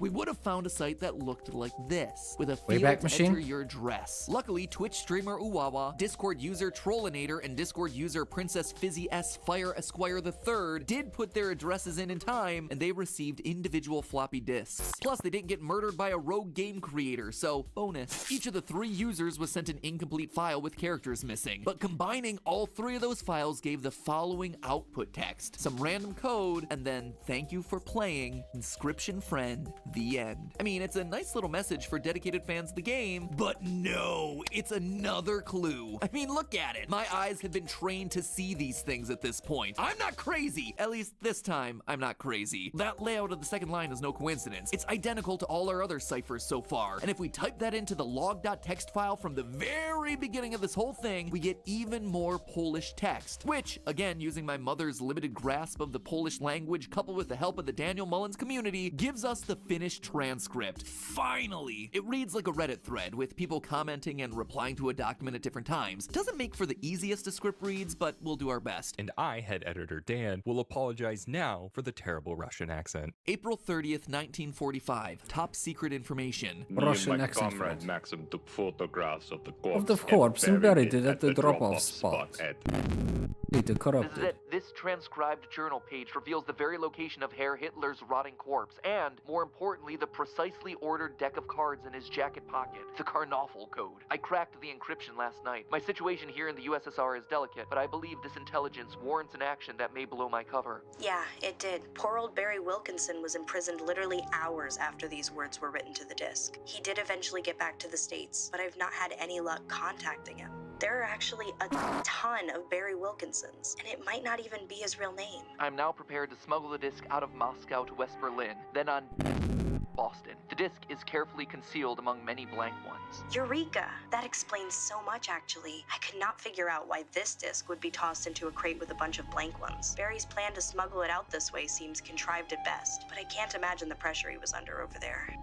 Idiot. Fate of the world if you take into consideration further effects and toss him into a chest with a ton of identical discs. Now we have to kiss the boots of the Russians or risk the worst outcome. I surely have better things to do than reading and reading again this top secret disc. But no, idiots from Game Funa have to finish their game. It's a cover, guys!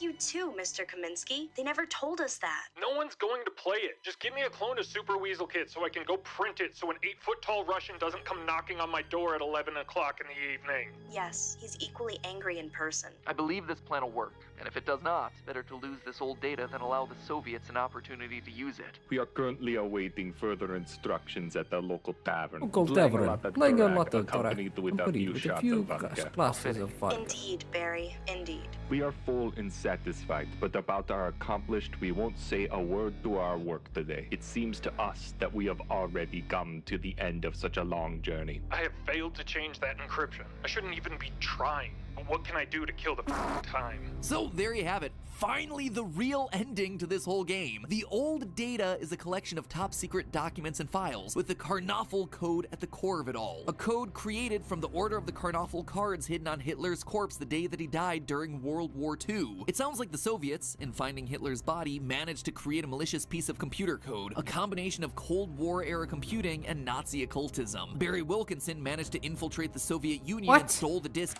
hidden on Hitler's corpse the day that he died during World War II. It sounds like the Soviets, in finding Hitler's body, managed to create a malicious piece of computer code, a combination of Cold War era computing and Nazi occultism. Barry Wilkinson managed to infiltrate the Soviet Union and stole the disk containing the data, then hid that disk in a box of blanks that ended up in the hands of Game Funa. They created Inscryption to cover up the presence of the Karnoffel code located in the old data. Game Funa were just doing their patriotic duty by hiding the code deep within the game, and then they killed killed off Casey to tie up any loose ends once the job was done. It's still not clear how the current awful code works, how some order of cards in a dictator's pocket would bring sentient to a group of computer programs, but then again, it doesn't seem like the game devs knew either. It feels like Cold War propaganda. The Soviets have it, so it must be important, so we're gonna stop them from having it because they're the bad guys. Nevertheless, we did it. After 3 videos, we solved every mystery inside of Inscryption. So then, why do I feel so empty? Like something is still unfinished. Well, we have this whole chat log around this important document. We know that person A is Barry and person B is Mr. Kaminsky, but who then is person C? With them being the latest commenter, it means that nobody actually refers to them by name. So then why are they important to the story? Well, for our final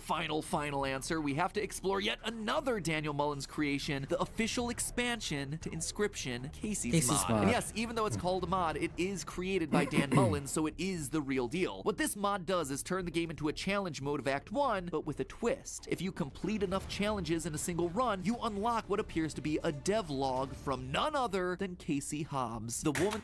Okay, need to write this down now so I don't go to sleep and tell myself I dreamed it. I'm working late and testing the latest build, and out of nowhere, the angler starts freaking out. Like he pulled something up out of the river with his hook. Then he gets up and walks. There is no walk animation for this character. What the fuck? He walked right into the cabin. I followed him in and couldn't find him. Unless she had some new dialogue lines that I cannot find in the dialogue file.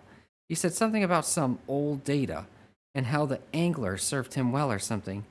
So tired that I'm already wondering if I made this up. That worked at Game Funa, the one who buried the original Inscryption disc out in the woods, the one who was burned to death in a fire. In our original theory, we believe that she was the one that put Leshy in charge to purposefully soft lock the game, thereby stopping old data from being discovered. However, these devlogs unlocked through Casey's mod actually revealed a slightly different story. So far, there are only 4 entries. The game is still technically in.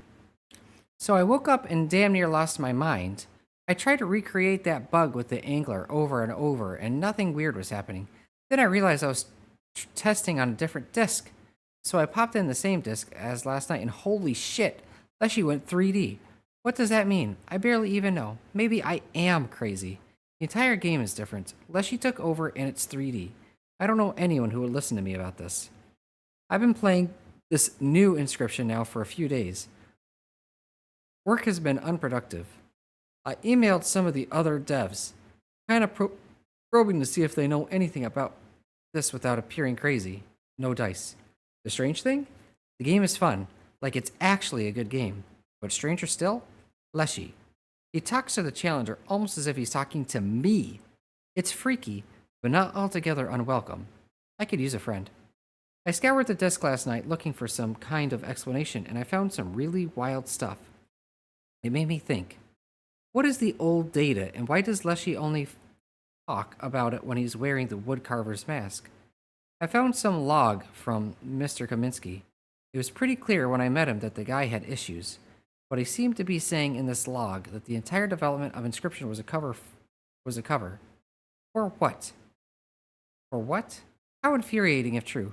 Time to start another run, I guess. Beta, so more may very well be on the way. But with the ones that we have already, we see how Casey's story really went. The first 2 entries show us the story of how the angler found the old data, like he was doing during Act 2, and so began walking to take it to Leshy. But Casey states that the character doesn't have a walking animation anywhere in the files. She even tries other discs, and she can't replicate it. Everything is normal on all those other copies. But when she goes back to the original copy, she discovers the 3D game that we're all familiar with Leshy in charge. So she wasn't actually the creator of it, the old data just kind of allowed all that to happen. In entries 3 and 4, she writes that she's probing other devs for information, and she finds a log from Mr. Kaminsky explaining the game to be a cover. This proves then that Casey is undoubtedly person C from the chat thread that we deciphered. She even talks about meeting him in person and him seeming off, which is also referenced in the decoded document. It was pretty clear when I met him that the guy had issues. Yes, he is equally angry in person. Now we know that Casey was a developer at Game Funa, but she, much like Luke, Luke was just discovering the game and its secrets for the first time. Like I said, the mod is still in beta, so there's a high chance that we'll get more devlog entries and figure out how she started working on the project and what she did to end up in a fire that led to her death. If Luke is anything to go by, I'm pretty sure Game Funa may have had something to do with it. However, despite Game Funa taking such measures to try and conceal the game from the public, they failed. We're all playing it after all, so how'd that happen? Well, we find out using the finalist of final clues that was hidden back in the thank you message from the end of the ARG. Remember that random series of letters and numbers that the people who got sent the disc were able to put together? Well, that's not any normal code, that's actually a YouTube URL. In this YouTube video, we see the old data files. The Great Transcendence halted from upload, thanks to our actions in the game. But then all of a sudden, it starts uploading again, leaving nothing on screen except a familiar face, the Stoat, looking back at us, and with a wink, the video ends. P03 did what he set out to do. He made the game, and in turn, old data and the Karnoffel code available for the whole world to see. And that, my friends, is the true final ending of Inscryption. Stoat gets the last laugh, and Game Funa has a lot of houses to visit. Don't open your door to strangers, friends. But hey, it's all just a theory. A game theory. Thanks for watching.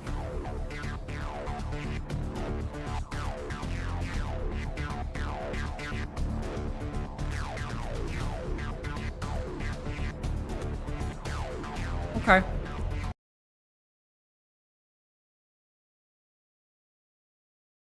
I guess I'm pretty happy about that. Or something. I don't know. I need to go to sleep.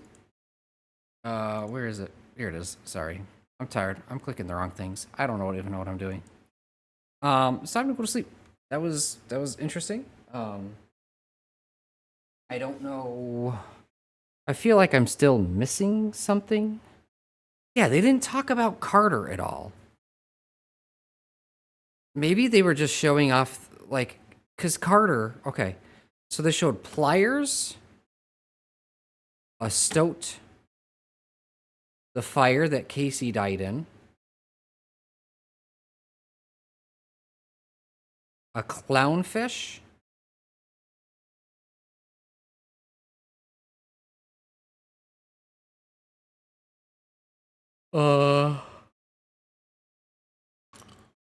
clownfish, and the goo, the green goo. Yeah,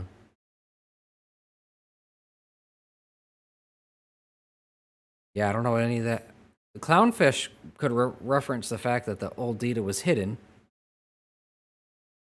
in the water, which is why the angler was fishing, and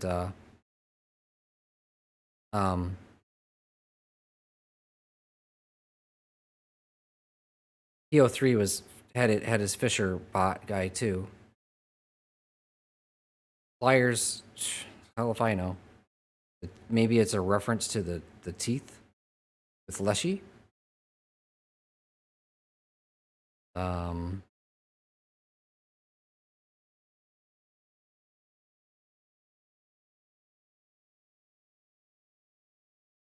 And then there's an oil rig platform, which, hell if I know.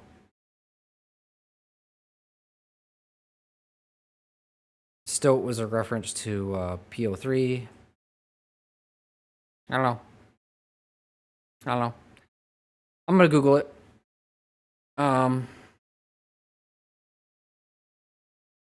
Yep. I'm gonna Google it. All right, everybody. Have a wonderful everything. Thanks for stopping by. Thanks for joining me, Russ. It's good to hang out with you. Next Friday we'll play Portals. What are we playing? Let me look at this. Oh, that's my Portal Remastered mod, which isn't Portal itself. It's a mod. It's a whole new story that looks like it's fun. From what I understand. So, we're gonna check that out next Friday. But I'm ready to put Inscryption to bed. That was fun, but there was no way in hell I was gonna get that rest of that story. So, all right, everybody, take care. Catch you later, Russ. Bye bye.